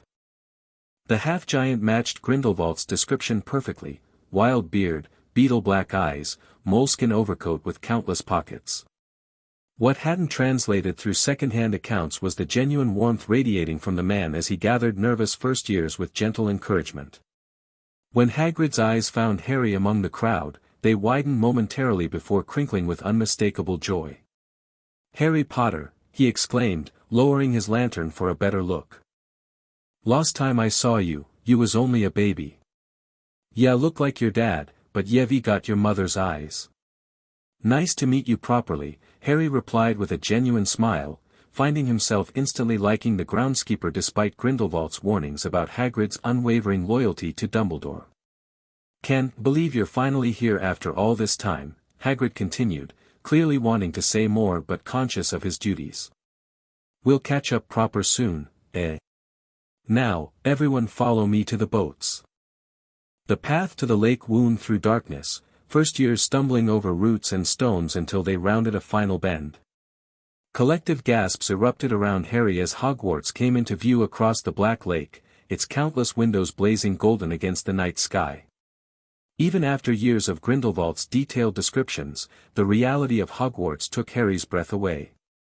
The castle perched majestically atop its cliff, towers spiraling toward stars, magic radiating from its very stones. For the first time since leaving Nurmengard, Harry felt a similar concentration of ancient power, a place where centuries of spellcraft had saturated the very air. "No more N4 to a boat," Hagrid called, directing them to a fleet of small vessels waiting at the shore. Harry found himself sharing with Ron Weasley, whom he'd spent much of the train journey with, along with Hermione Granger and Neville Longbottom, both of whom had visited their compartment during the ride. As their boat glided silently across the lake's glass-smooth surface, Harry studied his companions with practiced discretion. Ron seemed straightforward, good-natured, somewhat insecure beneath bravado, genuinely excited by Harry's friendship. Hermione projected intense intelligence coupled with social awkwardness, her rapid-fire knowledge clearly a defense mechanism. And Neville. Harry watched the nervous boy most carefully. According to Grindelwald's information about the prophecy, Neville might have been in Harry's position had Voldemort chosen differently. That potential connection warranted special attention. The boats carried them through a curtain of ivy into an underground harbor where they disembarked onto smooth, damp stone. Hagrid led them up a passageway to emerge finally on grass in the castle's shadow, approaching massive oak front doors. "Everyone here." Hagrid raised a gigantic fist and knocked 3 times. The doors swung open immediately to reveal Professor McGonagall, tall, black-haired, stern-faced exactly as Grindelwald had described from his reconnaissance during the Global Wizarding War. "The Furs years, Professor McGonagall," Hagrid announced. "Thank you, Hagrid. I will take them from here." She led them across the flagged stone floor, past the Great Hall's entrance where hundreds of voices echoed, and into a small antechamber. As McGonagall delivered her welcome speech about houses and the upcoming sorting, Harry used the opportunity to assess his fellow first-years more thoroughly. Draco Malfoy stood with calculated arrogance, flanked by Crabbe and Goyle, future Slytherins unmistakably. The pure-blood contingent clustered naturally together, most having known each other since childhood. Muggleborns were easily identifiable through their wide-eyed wonder and slight discomfort with robes. Between these groups stood the half-bloods and those from less politically aligned families, forming the malleable middle that would eventually distribute across all 4 houses. When McGonagall departed momentarily, conversations exploded around Harry. Speculation about the sorting dominated, wrestling trolls, painful tests, complex spells. Harry listened without commenting, amused by the wild theories. "Some kind of test, I think," Ron was saying nervously. "Fred said it hurts a lot, but I think he was joking." Hermione began whispering frantically about spells she'd memorized, while Neville looked ready to faint. Only Harry and a few others with wizarding backgrounds seemed unconcerned. Then the ghosts arrived, pearly white and slightly transparent, drifting through walls to the astonishment of those seeing spirits for the first time. Harry observed their interactions with interest, recognizing the political dynamics Grindelwald had explained existed even among Hogwarts' spectral residents. McGonagall's return interrupted these observations. "Form a line and follow me," she instructed, leading them through double doors into the Great Hall. The enchanted ceiling reflected a velvety black sky sprinkled with stars, floating candles illuminated 4 long house tables where older students watched the procession of newcomers with varying degrees of interest. At the high table, staff members sat in judgment, including, at the center, Albus Dumbledore himself. Harry's eyes locked briefly with the headmaster's. Despite extensive preparation for this moment, the direct gaze of those twinkling blue eyes sent an unexpected chill down Harry's spine. Dumbledore smiled benignly, inclining his head slightly in what might have been simple welcome or something more knowing. McGonagall placed a 4-legged stool before them, atop which sat the ancient sorting hat, patched, frayed, and dirty. When it burst into song, Harry listened attentively while continuing to survey the hall, mentally noting exit routes, strategic positions, and the magical energies permeating the space. When the hat finished its song explaining the 4 houses' qualities, McGonagall stepped forward with a long roll of parchment. "When I call your name, you will put on the hat and sit on the stool to be sorted," she announced. "Abbott, Hannah." Harry watched each sorting with careful attention, mentally cataloging names and faces as students were distributed among the houses. While others fidgeted nervously awaiting their turns, Harry focused on the moment fast approaching, his own sorting, which represented the first major strategic decision of his Hogwarts career. During their final weeks together, he and Grindelwald had debated this choice extensively. "Slytherin would develop your political acumen and connect you with influential families," Grindelwald had argued. "But the house's reputation creates immediate suspicion from most of wizarding society. Gryffindor seems the obvious choice given my parents' history," Harry had countered. "Plus it positions me as following Dumbledore's expected path, which provides better cover for independent activities. Ravenclaw would explain your advanced knowledge without raising eyebrows," Grindelwald noted. While Hufflepuff would disarm suspicion entirely, though perhaps limit certain opportunities. They'd ultimately agreed Harry should allow the sorting hat genuine access to his mind, using Occlumency not to block it completely but to guide its decision through strategic emphasis of certain qualities. This approach balanced authenticity with strategic positioning. "Potter, Harry." McGonagall finally called. Whispers erupted instantly throughout the hall. "Potter, did she say? The Harry Potter? Where's he been all this time?" Harry stepped forward with practiced confidence, neither overeager nor reluctant. As he sat on the stool, McGonagall placed the hat on his head, and it dropped over his eyes, blocking the view of hundreds of students craning for glimpses of the boy who lived. Said a small voice in his ear. "Difficult. Very difficult. Plenty of courage, I see. Not a bad mind either. There's talent, oh my goodness, yes, and such knowledge for one so young. Unusual education, indeed. And a nice thirst to prove yourself. But where to put you?" Harry carefully adjusted his occlumency, not blocking the hat but gently steering its exploration toward specific aspects of his character, his courage, his parents' legacy, his desire to forge his own path. "Interesting technique," the hat murmured, clearly aware of Harry's mental maneuvering. "Partial shielding, quite advanced for your age.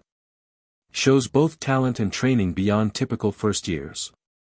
I wonder, yes, I see fragments of influence from an unexpected teacher. Most curious." Harry maintained steady mental discipline, neither confirming nor denying the hat's observations. "You could be great in Slytherin, you know. It's all here in your head. Those ambitions, that strategic mind, Slytherin would help you on the way to greatness, no doubt about that." Perhaps, Harry thought carefully. But greatness takes many forms. Indeed it does. Well, if you're certain, better be Gryffindor. The hat shouted the last word to the entire hall.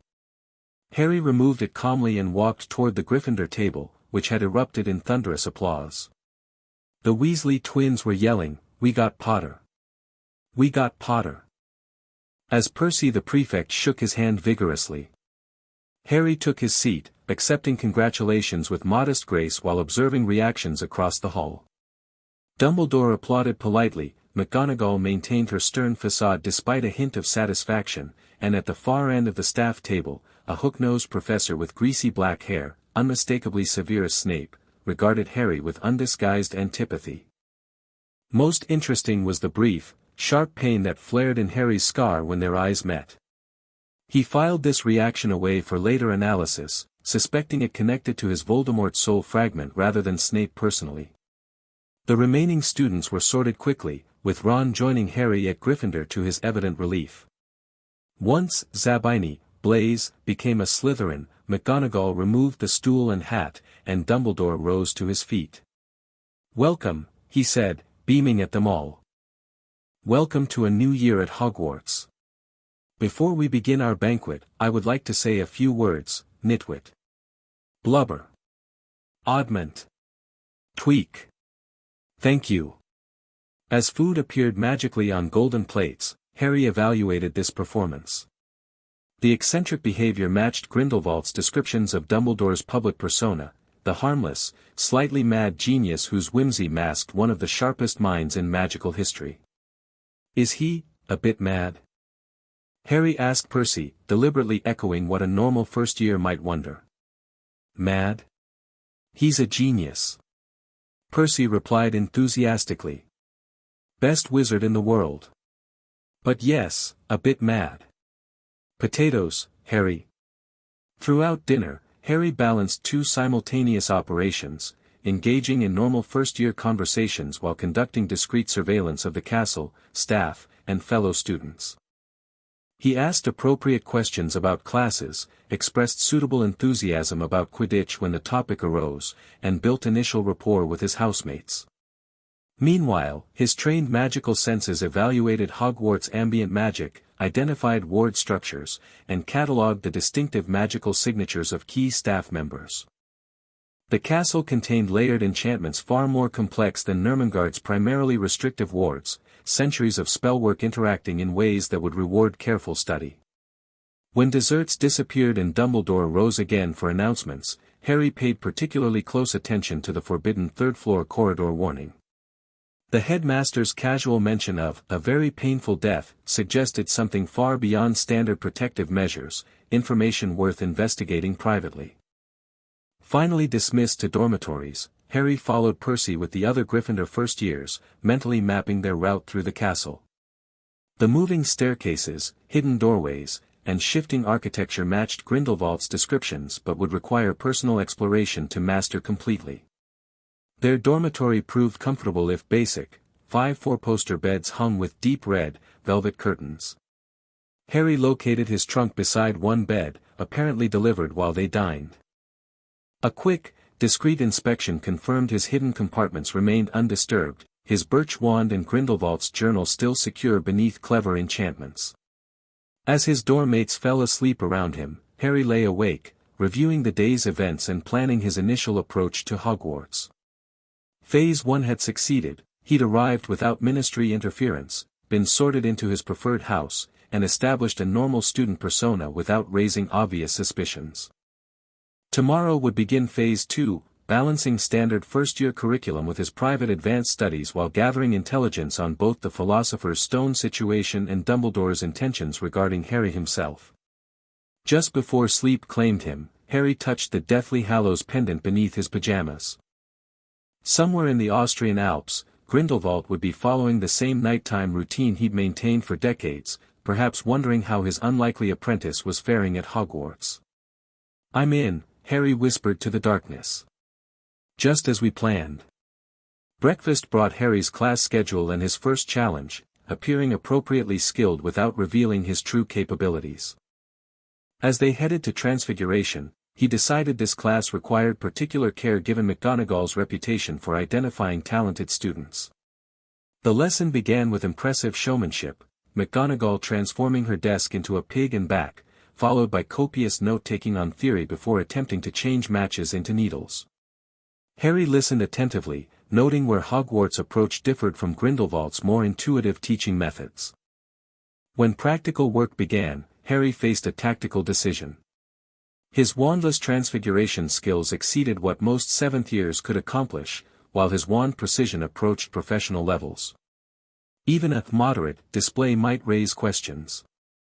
He opted for controlled success, allowing several initial attempts to fail before achieving a perfect transformation on his 4th try. McGonagall noticed immediately, awarding him a rare smile and a point to Gryffindor. Only Hermione Granger achieved similar results, though hers showed slightly less refinement. "Well done, Mr. Potter," McGonagall commented, examining his needle. "Your control is quite precise for a first attempt." "Thank you, Professor," Harry replied modestly. "I've read ahead a bit."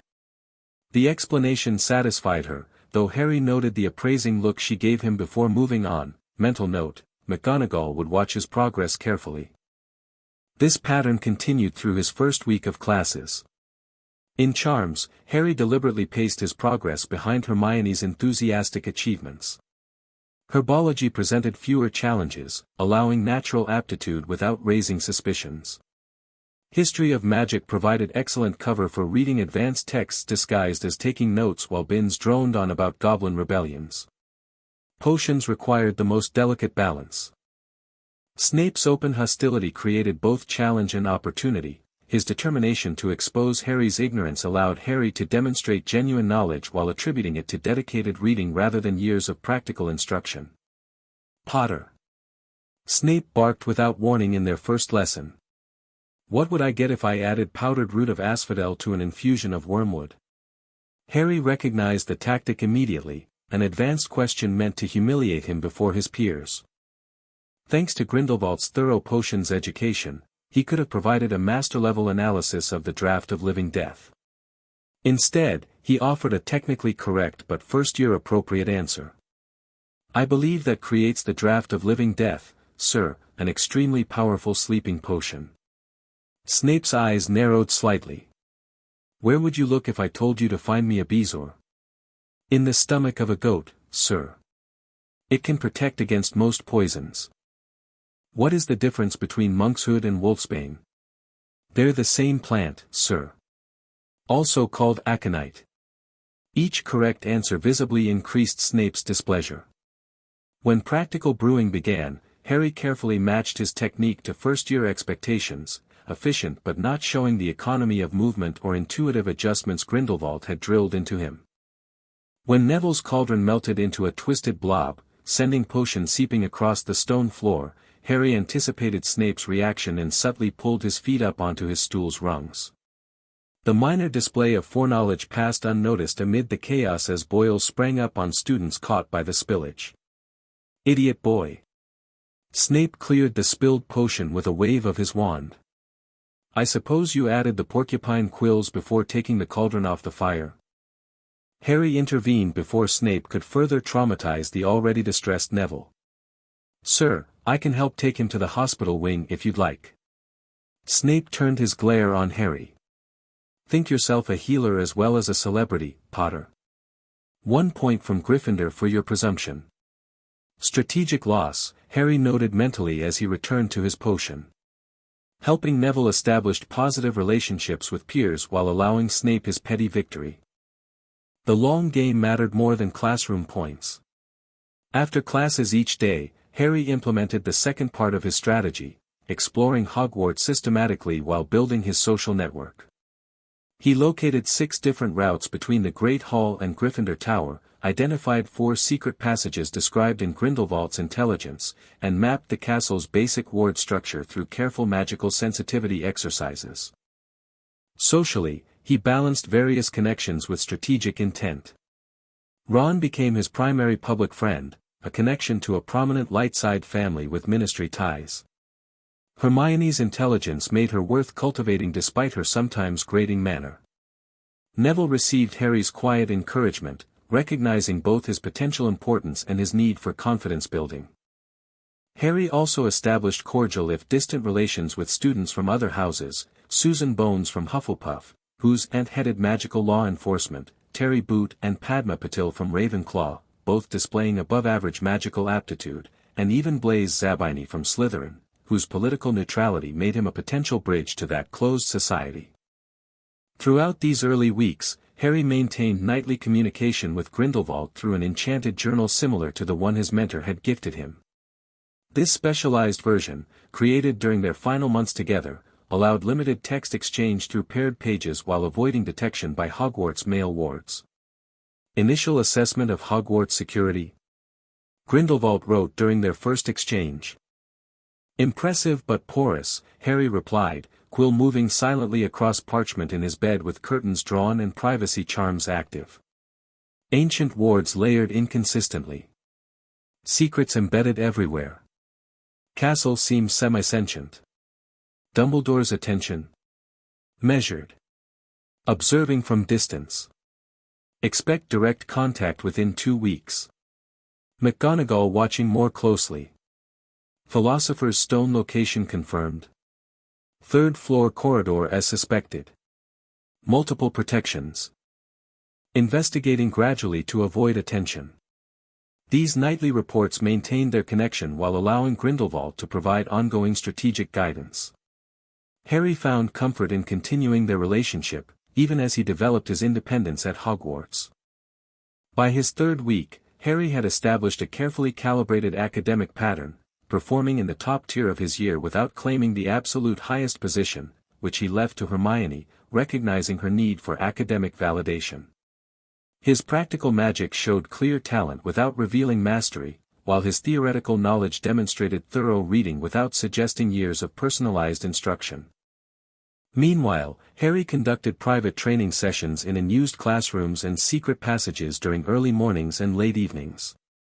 Using both his holly and birch wands for different purposes, he maintained his advanced skills while developing new applications specific to Hogwarts' unique magical environment. One such session in an abandoned 4th-floor classroom nearly exposed him when Professor Flitwick passed by unexpectedly. Harry barely managed to transition from practicing silent blasting hexes to appearing to struggle with a basic Lumos charm before the diminutive charms professor investigated the light beneath the door. "Ah, Mr. Potter." Flitwick squeaked upon finding Harry alone with wand raised. "Extra practice. How commendable." "Just trying to get the wand movement right for Lumos, Professor," Harry explained, demonstrating a deliberately flawed motion. "A common misunderstanding," Flitwick said cheerfully. "More wrist, less elbow, like this." He demonstrated the correct technique, which Harry of course already knew perfectly. "Try now."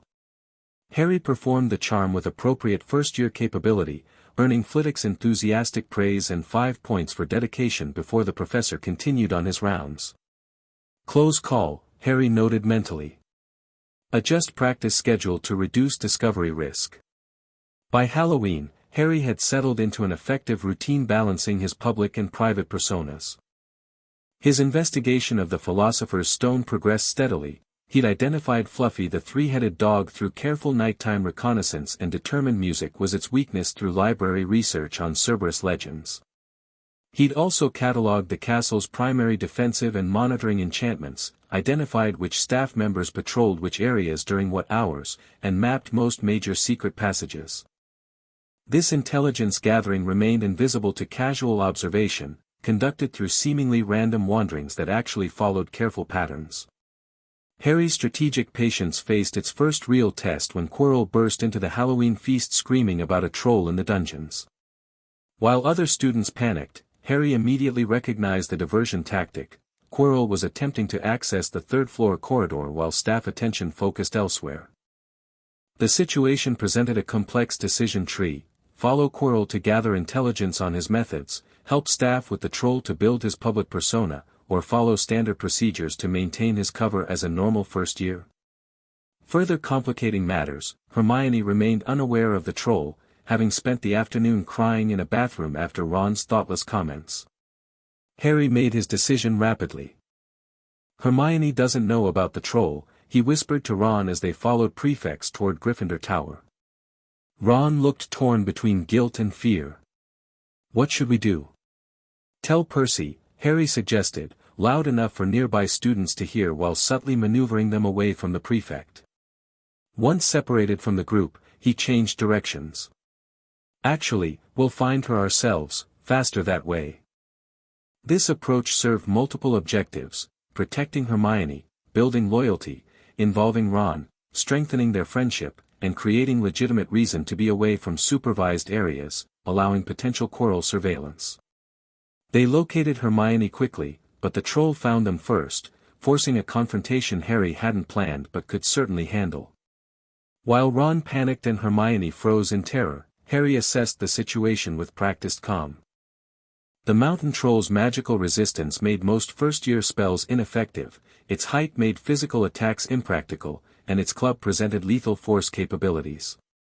Standard protocol would suggest retreat, but the bathroom's narrow entrance created bottleneck risk. Harry made a calculated decision: he would demonstrate slightly above-average magical ability while orchestrating a solution that included Ron, distributing credit and building team cohesion. "Ron, I'm going to distract it," Harry called. "When I give the signal, use Wingardium Leviosa on its club."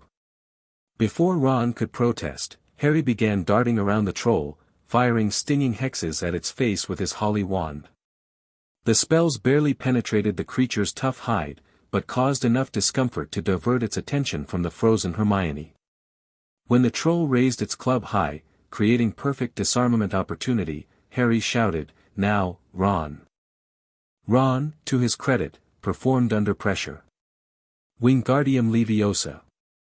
The club floated upward, hovered momentarily, then dropped directly onto the troll's head with a sickening crack.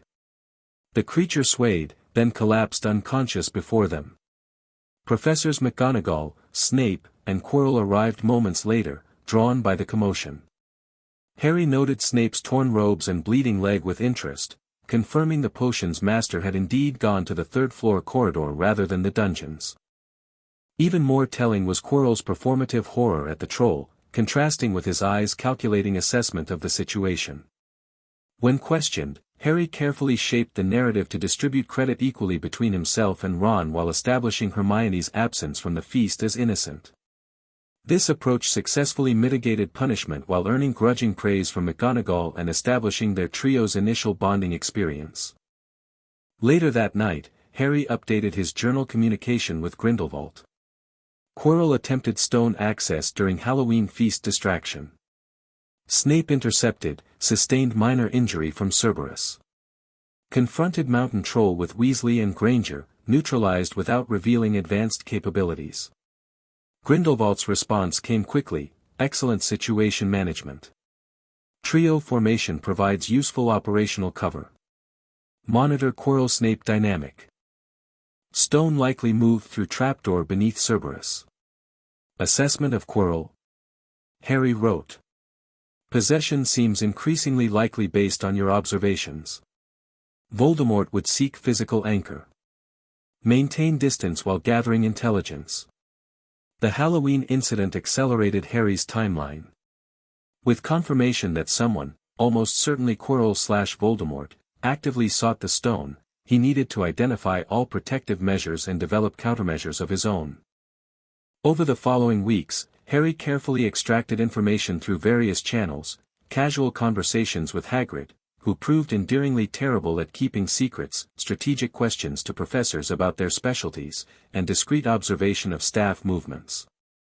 He determined that beyond Fluffy, the stone's protections included contributions from multiple professors, likely Sprout, Plants, Flitwick, Charms, McGonagall, Transfiguration, Snape, Potions, and Quirrell himself, Defense, with Dumbledore providing final security.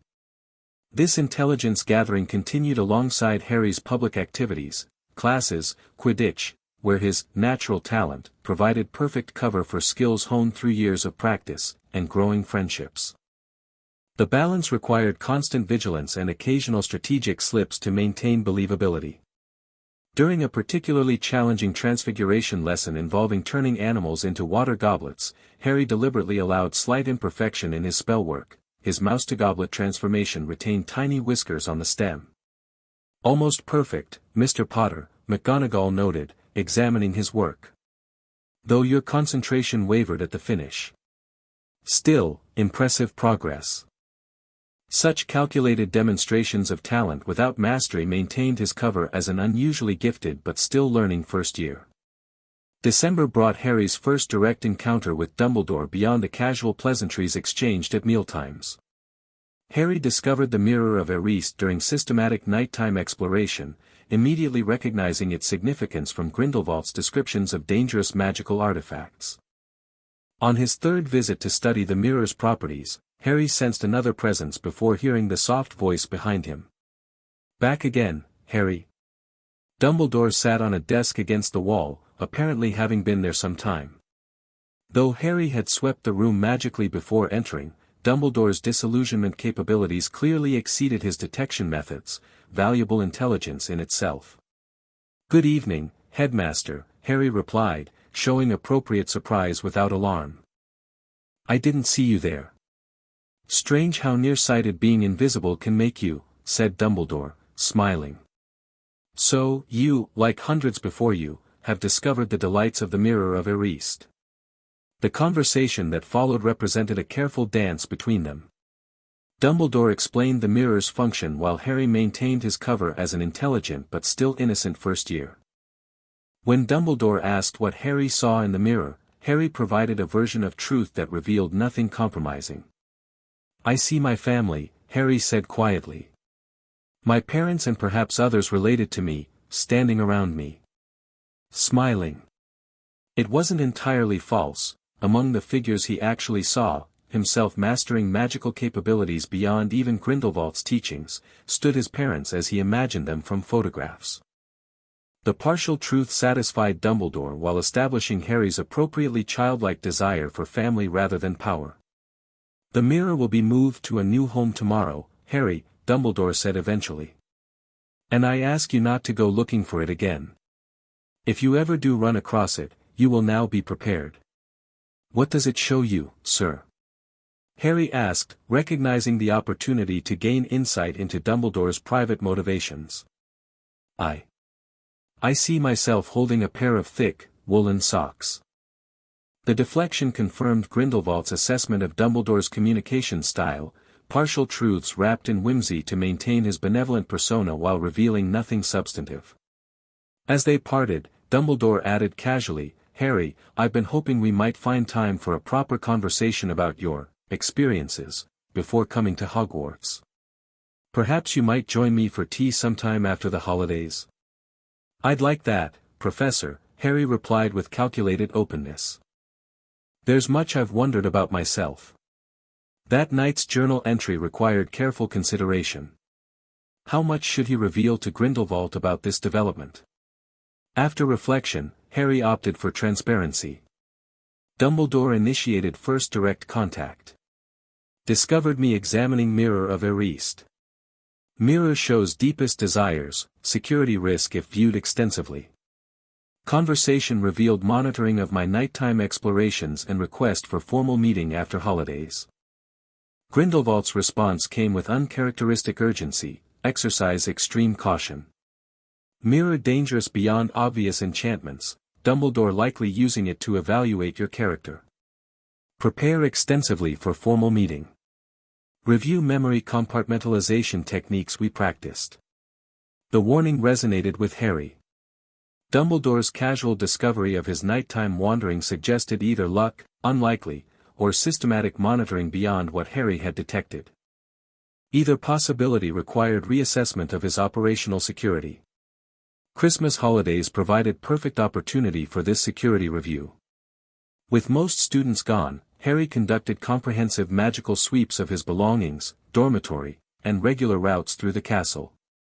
He discovered 2 monitoring charms, one on his regular seat in the library and another on the corridor approaching the 3rd floor forbidden area. Neither charm was particularly invasive, designed to alert rather than record, but their placement confirmed Dumbledore's interest extended beyond casual observation. Harry left them undisturbed but adjusted his behaviors accordingly, using different library seats randomly and approaching the 3rd floor corridor only when he actively wanted Dumbledore to notice. Christmas morning brought unexpected gifts including his father's invisibility cloak from Dumbledore himself, a development Harry immediately reported to Grindelwald. Significant gift with complex implications, came the response. Cloak likely genuine Deathly Hallow based on descriptions, extraordinary magical artifact beyond typical invisibility cloaks. Question Dumbledore's motives in returning it now rather than upon your arrival. Expect it contains tracking charms despite appearing clean. Harry examined the cloak carefully, confirming Grindelwald's suspicion. Beneath layers of ancient magic lay a subtle monitoring enchantment, sophisticated work that would have escaped detection without specific search parameters. Rather than removing the charm, Harry decided to use it strategically. The cloak would serve both Dumbledore's monitoring purposes and Harry's need for operational cover, with Harry controlling what activities the headmaster observed. January brought Harry's scheduled meeting with Dumbledore. He prepared thoroughly, reviewing occlumency techniques and organizing his memories into accessible, controlled compartments while securing sensitive information behind layered mental defenses. Dumbledore's office itself provided the first test, the space-radiated complex magic unlike anything Harry had encountered at Hogwarts. Artifacts hummed with power, portraits observed with suspicious attention, and Fawkes the Phoenix regarded Harry with unnervingly intelligent eyes. "Ah, Harry, welcome," Dumbledore greeted warmly, gesturing to a comfortable chair before his desk. "Lemon drop?" "Thank you, sir," Harry accepted one politely, recognizing the opportunity to demonstrate openness while using Grindelwald's detection techniques to confirm the candies contained mild calming solution but no truth serum or other manipulative potions. Their conversation began casually, Dumbledore asking about classes, friends, and Harry's adjustment to Hogwarts. Harry provided enthusiastic but carefully measured responses, portraying himself as thriving while allowing appropriate hints of his complex background. When Dumbledore eventually steered toward more sensitive territory, Harry recognized the skilled interrogation techniques beneath the grandfatherly manner. "I must admit, Harry, your disappearance caused quite the concern," Dumbledore said, eyes twinkling yet watchful. "I was most relieved when your Hogwarts letter was acknowledged, confirming you were indeed alive and well. Though I confess, I remain curious about your experiences during those years." Harry provided the cover story developed with Grindelwald, accidental magic taking him to Europe, encounters with various magical communities, self-directed learning supplemented by temporary mentors. Each element contained enough truth to withstand casual legilimency while redirecting attention from Nurmengard specifically. Throughout their exchange, Harry detected Dumbledore's feather-light mental touches, not invasive legilimency but subtle magical evaluation of emotional responses and truth patterns. Harry allowed certain genuine emotions to surface: loneliness, determination to learn, excitement about Hogwarts, while maintaining deeper shielding around anything concerning Grindelwald. "You've developed remarkable self-sufficiency," Dumbledore observed, studying Harry over half-moon spectacles. "And your magical progress suggests significant training beyond what most wizarding children receive before Hogwarts." Harry nodded, offering a calculated explanation. "When you're on your own, you learn quickly or face consequences.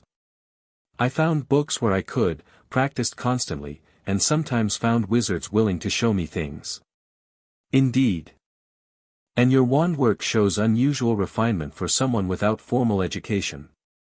This probing required careful response. Harry demonstrated modest pride while providing plausible deniability. "I got my wand earlier than most, about 2 years ago. An older wizard helped me obtain it when he realized I was performing dangerous uncontrolled magic without one. Said it was safer for everyone." "Most wise of him," Dumbledore agreed. "Though unusual to circumvent standard regulations." "I think he felt sorry for me," Harry offered with perfect innocence. "Being alone and all." The conversation continued this delicate pattern, Dumbledore probing specific aspects of Harry's background while Harry provided answers that satisfied immediate questions without revealing his true education. When the headmaster finally approached the most sensitive topic, his tone grew somber. "Harry, I feel I must address something directly.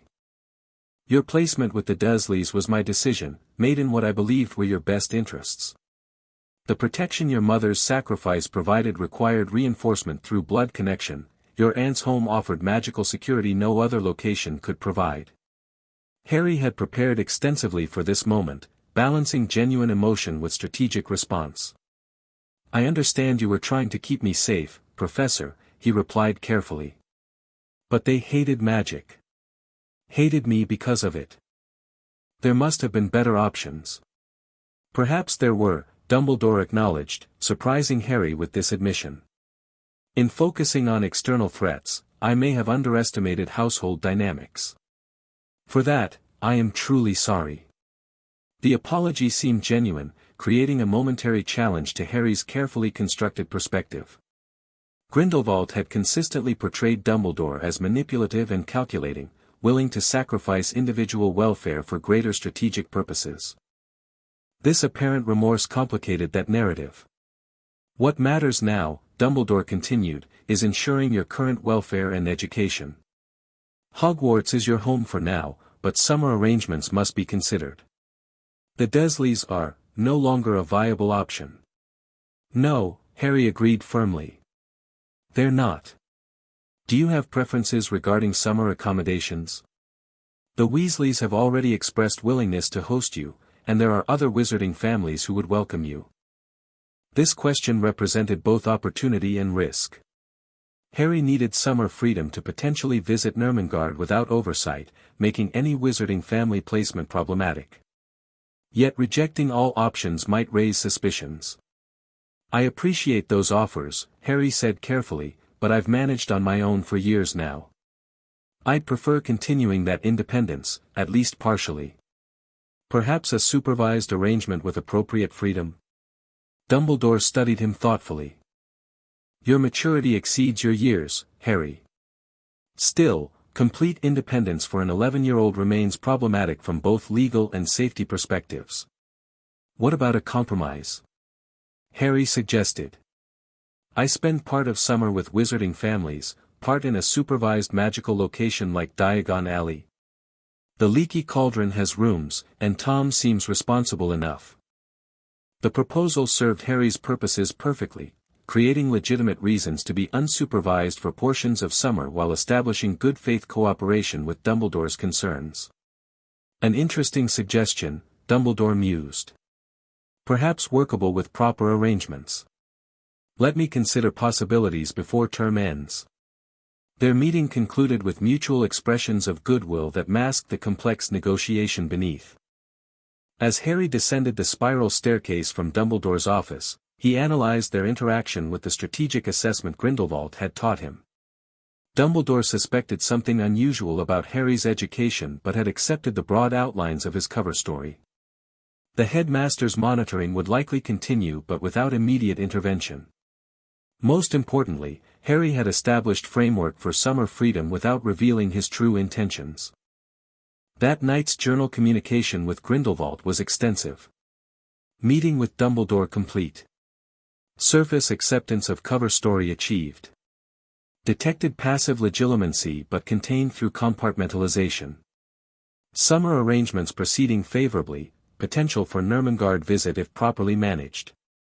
Dumbledore demonstrated unexpected remorse regarding Dursley placement. Grindelwald's response proved equally thoughtful, Dumbledore's remorse likely genuine but partial. His greatest flaw always emotional compartmentalization, sincere regret for individual outcomes while maintaining commitment to overall strategy. Summer visit possible but risky. Consider alternative communication methods as priority. As winter yielded to spring, Harry maintained his careful balancing act between public student and private operative. His friendship with Ron and Hermione deepened naturally, providing both genuine companionship and useful operational cover for his investigations. The Philosopher's Stone situation developed predictably, Quirrell growing increasingly desperate as the year progressed, making additional attempts to access the third-floor corridor that Harry tracked through careful observation and occasional use of the invisibility cloak. By April, Harry had identified all security measures protecting the stone and developed countermeasures for each: music box for Fluffy, flame freezing charm for Devil's Snare, broomstick strategy for flying keys, transfigured chess pieces with pre-programmed winning sequences, specialized containment spell for Troll, logic solution for Potion Riddle. Only Dumbledore's final protection remained unknown, requiring direct reconnaissance impossible without triggering detection.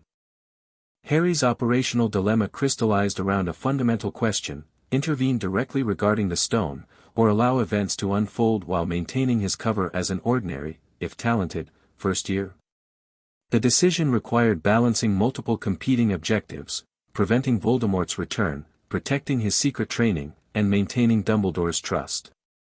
Grindelwald's advice proved characteristically pragmatic: primary objective must be preventing Voldemort obtaining corporal form while preserving your cover.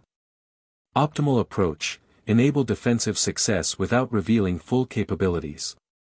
Allow trio involvement for credibility but maintain control of critical operations. This guidance shaped Harry's strategy for the term's final phase.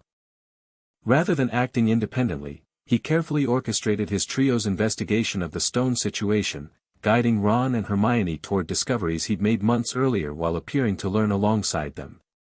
When Hagrid accidentally revealed his dragon egg, Harry recognized perfect opportunity to advance their investigation.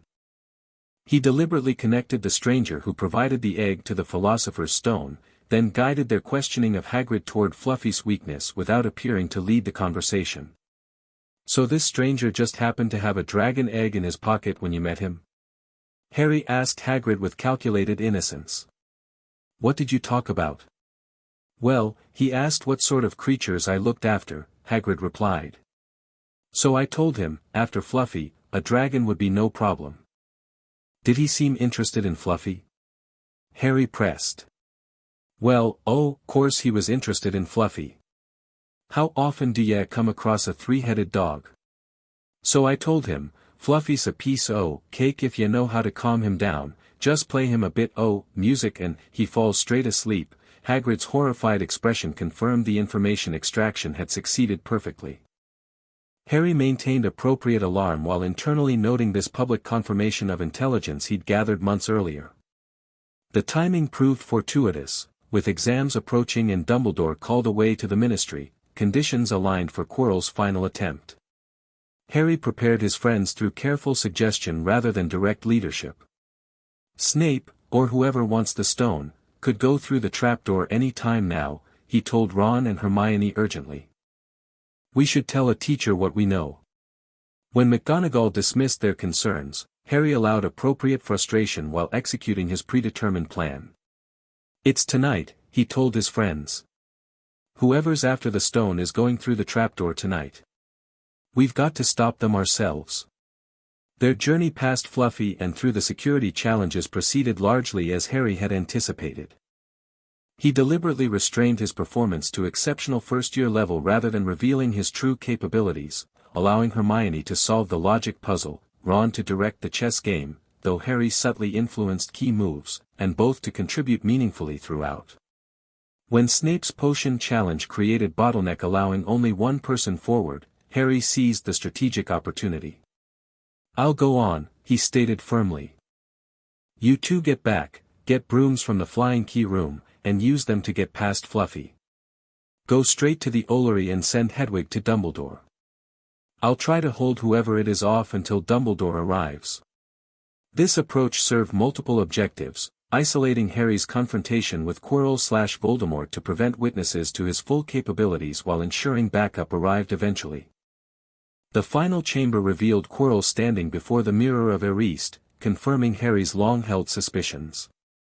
Their confrontation represented Harry's most complex challenge yet, revealing enough magical capability to survive while concealing his true training, engaging Voldemort without exposing his knowledge of the soul fragment connection, and resolving the immediate threat without compromising his long-term strategy. "You!" Harry gasped, projecting surprise while mentally preparing battle sequences. Quirrell smiled without his usual twitch.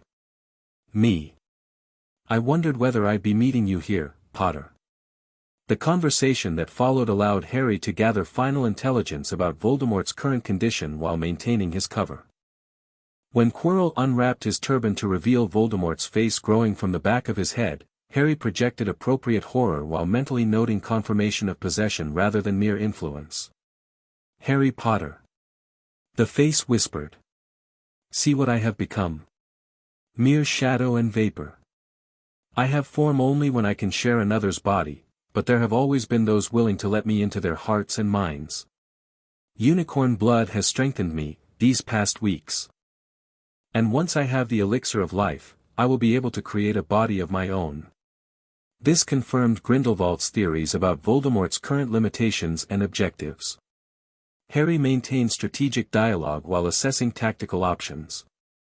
When commanded to look in the mirror, Harry employed the occlumency techniques Grindelwald had taught him, allowing the mirror to show him retrieving the stone while shielding his true intentions. The magic worked. Harry felt the real stone drop into his pocket while giving no outward indication. The physical confrontation that followed allowed Harry controlled demonstration of his capabilities. When Quirrell attempted to seize him, Harry activated the protection left by his mother's sacrifice, a magic he'd studied extensively with Grindelwald, learning to channel rather than merely trigger it. The effect exceeded even Harry's calculations. Quirrell's hands blistered on contact, his face burned when attempting to curse Harry directly. Harry pressed this advantage strategically, maintaining physical contact until Quirrell collapsed and Voldemort's spirit fled the failing body. Harry allowed himself to collapse afterward, providing believable exhaustion explanation when Dumbledore arrived moments later. The headmaster found exactly the scene Harry had orchestrated, a brave first year who had survived through determination, his mother's protection, and just enough magical skill to be impressive but not suspicious. In the hospital wing 3 days later, Harry's debriefing with Dumbledore represented the culmination of his first-year strategy. He provided the version of events that supported his cover story while extracting valuable information about Voldemort's condition and Dumbledore's own knowledge. "What happened to the stone?" Harry asked, maintaining first-year curiosity. "It has been destroyed," said Dumbledore. "Nicholas and I had a little chat, and agreed it was best all around.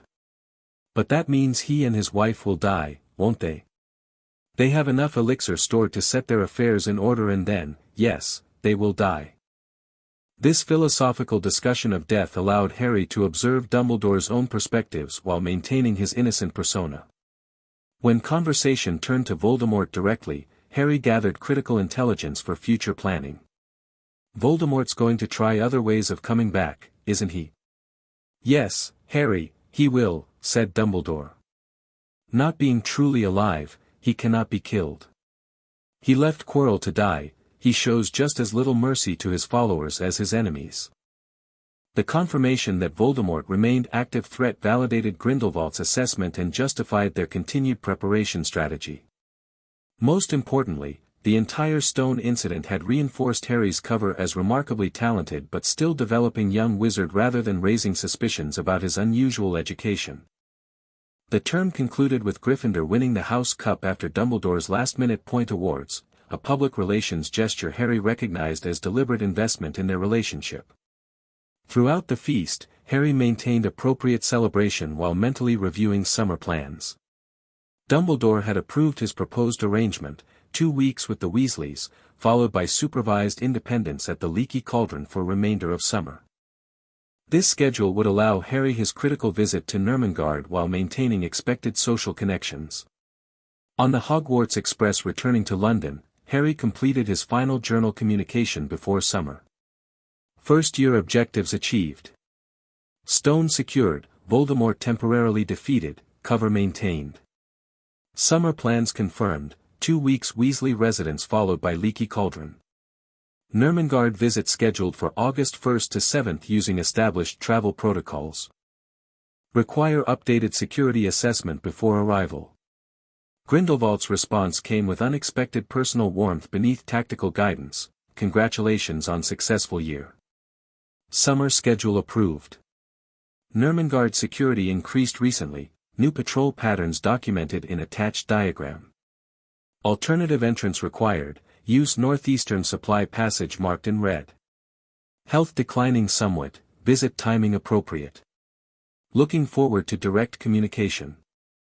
The mention of declining health created unexpected emotional response in Harry. Despite his growing independence at Hogwarts, Grindelwald remained his most significant connection, teacher, mentor, and closest thing to family he'd known. The suggestion of health issues added urgency to their planned reunion. As the train pulled into King's Cross Station, Harry completed final year-end interactions with classmates, exchanging contact information, making vague summer plans, establishing expectations for second year.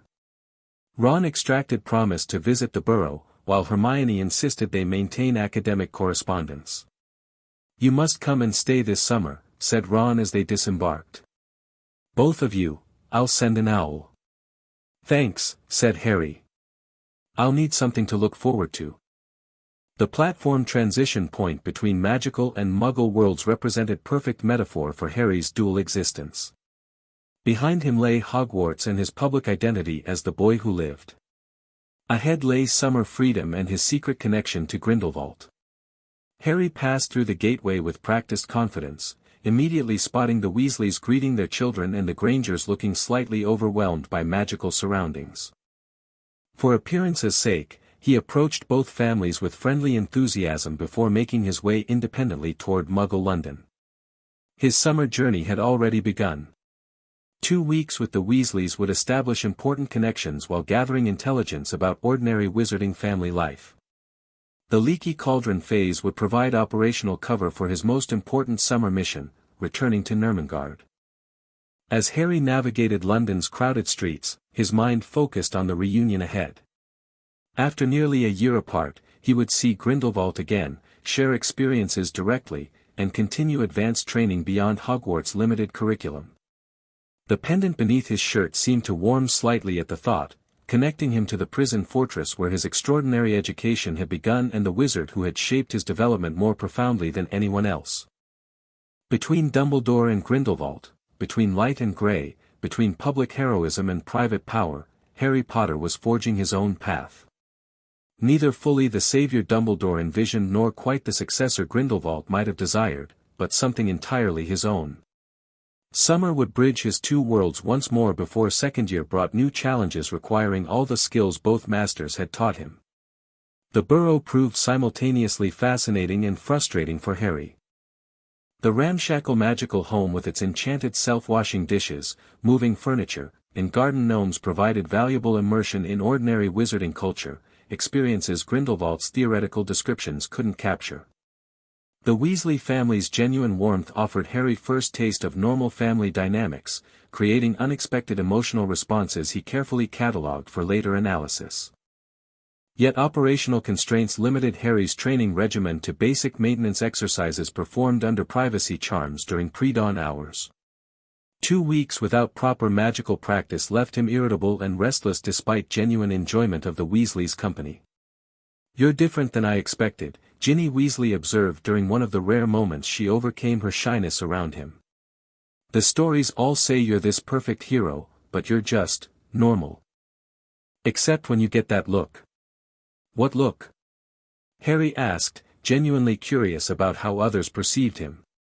"Like you're calculating something complicated. Fred says you look like a chess master sometimes, even when you're just passing the salt." The observation demonstrated concerning transparency in his operational demeanor, adjustment required before returning to Hogwarts. Harry spent subsequent days consciously softening his expressions, introducing small inefficiencies into his movements, and adopting more age-appropriate mannerisms. When he finally relocated to the Leaky Cauldron, Harry implemented immediate tactical improvements, securing his room with additional protections beyond Tom's basic wards, establishing multiple exit routes, and arranging his belongings to reveal tampering.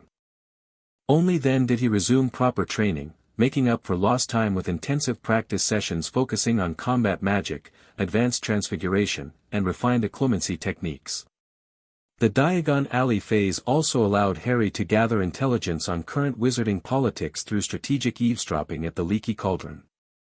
Conversations between ministry officials, merchants, and everyday wizards provided valuable context regarding Fudge's administration, ongoing Death Eater activities disguised as ordinary crime, and international magical developments. On August 1, Harry initiated his Nurmengard operation. Using layered misdirection rather than simple disguise, he established sightings of himself shopping in Diagon Alley while actually departing London via Muggle transportation. A series of strategic apparition jumps, now performed with confidence after extensive practice, carried him across Europe to the familiar mountain range containing Nurmengard Fortress. Harry approached via the northeastern supply route Grindelwald had specified, employing disillusionment charms and notice-me-not enchantments rather than relying solely on physical concealment. The increased security Grindelwald had warned about manifested as additional guard patrols and new monitoring charms that Harry carefully navigated using detection techniques developed during his Hogwarts exploration. When he finally reached the high-security wing through service passages, Harry's heart raced with uncharacteristic emotion. After nearly a year of journal communication, he would see his mentor face-to-face again. The sight that greeted him upon reaching Grindelwald's cell stopped him cold. The once imposing wizard had diminished physically, thinner, grayer, movements betraying joint stiffness and occasional tremors. Though Grindelwald sat straight-backed on his cot with characteristic dignity, the deterioration from their last meeting was unmistakable. "You've grown," Grindelwald observed quietly as Harry materialized from his disillusionment charm. "You've gotten smaller," Harry replied, the unplanned honesty reflecting his shock. Grindelwald laughed, a dry sound but genuine. "Direct as always." "Yes, time advances, and I've had rather more of it than most." He gestured to the adjacent cell that had once been Harry's. "Make yourself comfortable. We have much to discuss." Harry entered the cell that had been his home for 3 years, the space feeling simultaneously familiar and strangely small after Hogwarts' vastness. He settled onto the cot, studying his mentor closely. "How bad is it?" he asked directly, referencing Grindelwald's health. "Progressive but not immediate," Grindelwald replied with clinical detachment. "Magical aging differs from Muggle patterns, we maintain function longer but decline more rapidly in final stages. I estimate 2 to 3 years of cognitive clarity remaining, perhaps 5 total." The assessment landed heavily.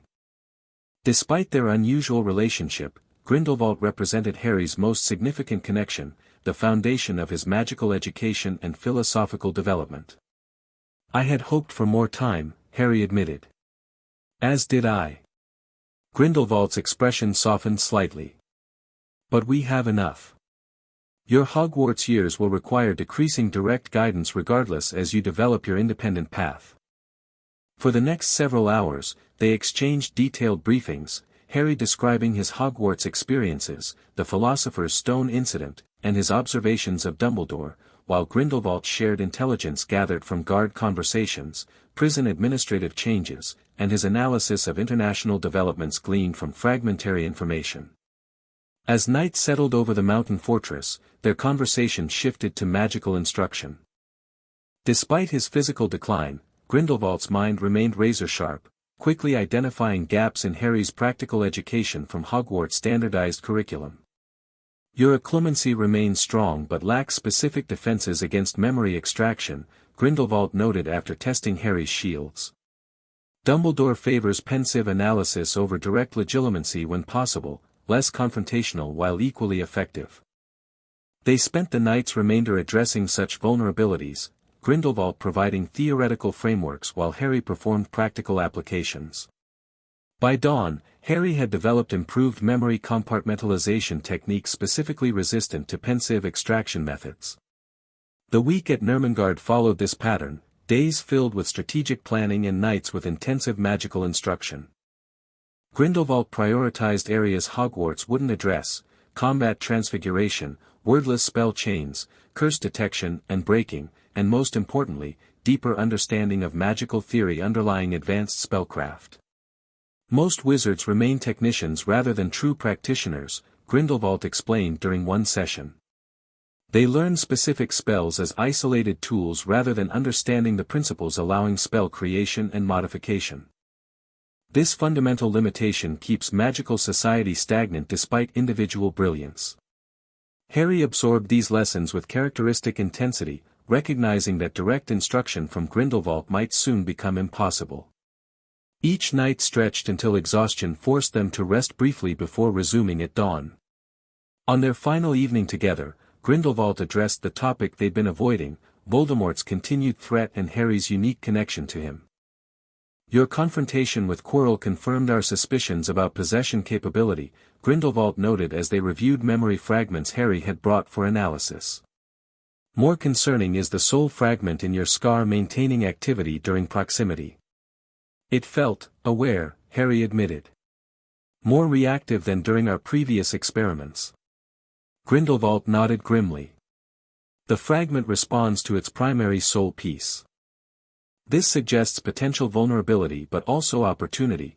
Properly controlled, the connection might provide intelligence regarding Voldemort's activities and intentions. Like reverse possession? Harry asked. More selective. Targeted observation rather than control. Grindelwald demonstrated a modified occlumency technique that would allow Harry to access the connection while maintaining protective barriers. The danger lies in Voldemort potentially discovering this observation capability and exploiting it himself. Their final morning arrived too quickly. As Harry prepared for departure, Grindelwald presented him with several carefully preserved parchments. Original research I've been conducting, he explained. Theoretical frameworks for soul magic beyond conventional understanding, including potential approaches to removing the fragment you carry without damaging your own soul. Harry accepted the materials with appropriate gravity. You think it's possible? Theoretical viability exists. Practical application requires further development. Grindelwald's expression turned solemn. If my condition deteriorates before completion, these notes provide foundation for your own research. The implicit acknowledgement of mortality hung between them. For all his power and knowledge, Grindelwald remained subject to time's ultimate constraint. As Harry prepared his disillusionment charm for departure, Grindelwald offered one final piece of guidance. Your path forward lies between Dumbledore's light and my shadow, he said quietly. Neither absolute self-sacrifice nor ruthless pragmatism alone will suffice against what's coming. You must forge methods incorporating both, compassion tempered by strategic necessity, power guided by ethical framework yet unbounded by arbitrary limitations. I'm trying, Harry acknowledged. Successfully, Grindelwald confirmed with unusual warmth. Your handling of the stone situation demonstrated exactly this balance, protecting the objective while preserving your cover and allies. Continue this approach while developing your unique methodology. Their farewell was characteristically restrained, neither man comfortable with demonstrative emotion despite their deep connection. A simple handclasp through the bars conveyed mutual respect that transcended conventional relationships. "Until next summer," Harry said, refusing to acknowledge this might be their final meeting. "Until then," Grindelwald agreed, matching Harry's deliberate optimism. "Right when circumstances permit." Harry nodded, activated his disillusionment charm, and departed through the supply passage. As he navigated Nurmengard's corridors one last time, he committed every detail to memory: the fortress that had been first his prison, then his school, and finally the foundation of his unusual education. The return journey to London proceeded without incident, Harry arriving at the Leaky Cauldron with sufficient time to establish visible presence before Hogwarts preparations began. When school supply lists arrived, he coordinated shopping expedition with the Weasleys, maintaining his cover as ordinary student while privately reviewing Grindelwald's theoretical materials during evening hours. September 1st approached rapidly, bringing Harry's second journey aboard the Hogwarts Express. As the train pulled away from King's Cross Station, Harry reviewed his strategic position with methodical precision. Academically, he remained far beyond Hogwarts' curriculum while maintaining cover as merely talented student. Socially, he had established effective connections across houses and blood status categories, providing both intelligence-gathering capabilities and potential alliance framework. Regarding Voldemort, he possessed unique insight into the Dark Wizard's condition and methods while developing countermeasures against future confrontations. Most importantly, Harry had successfully balanced his dual influences: Dumbledore's institutional authority and public position versus Grindelwald's shadow mentorship and pragmatic methodology. Neither wizard fully controlled Harry's development; instead, he synthesized their contrasting approaches into his own distinctive path. As the train carried him toward his second year at Hogwarts, Harry touched the Deathly Hallows pendant beneath his shirt. Whatever challenges awaited, whether Voldemort's continued machinations, Dumbledore's well-intentioned manipulation, or the ordinary complexity of wizarding society, Harry Potter would face them on his own terms. Not as the weapon Dumbledore had intended.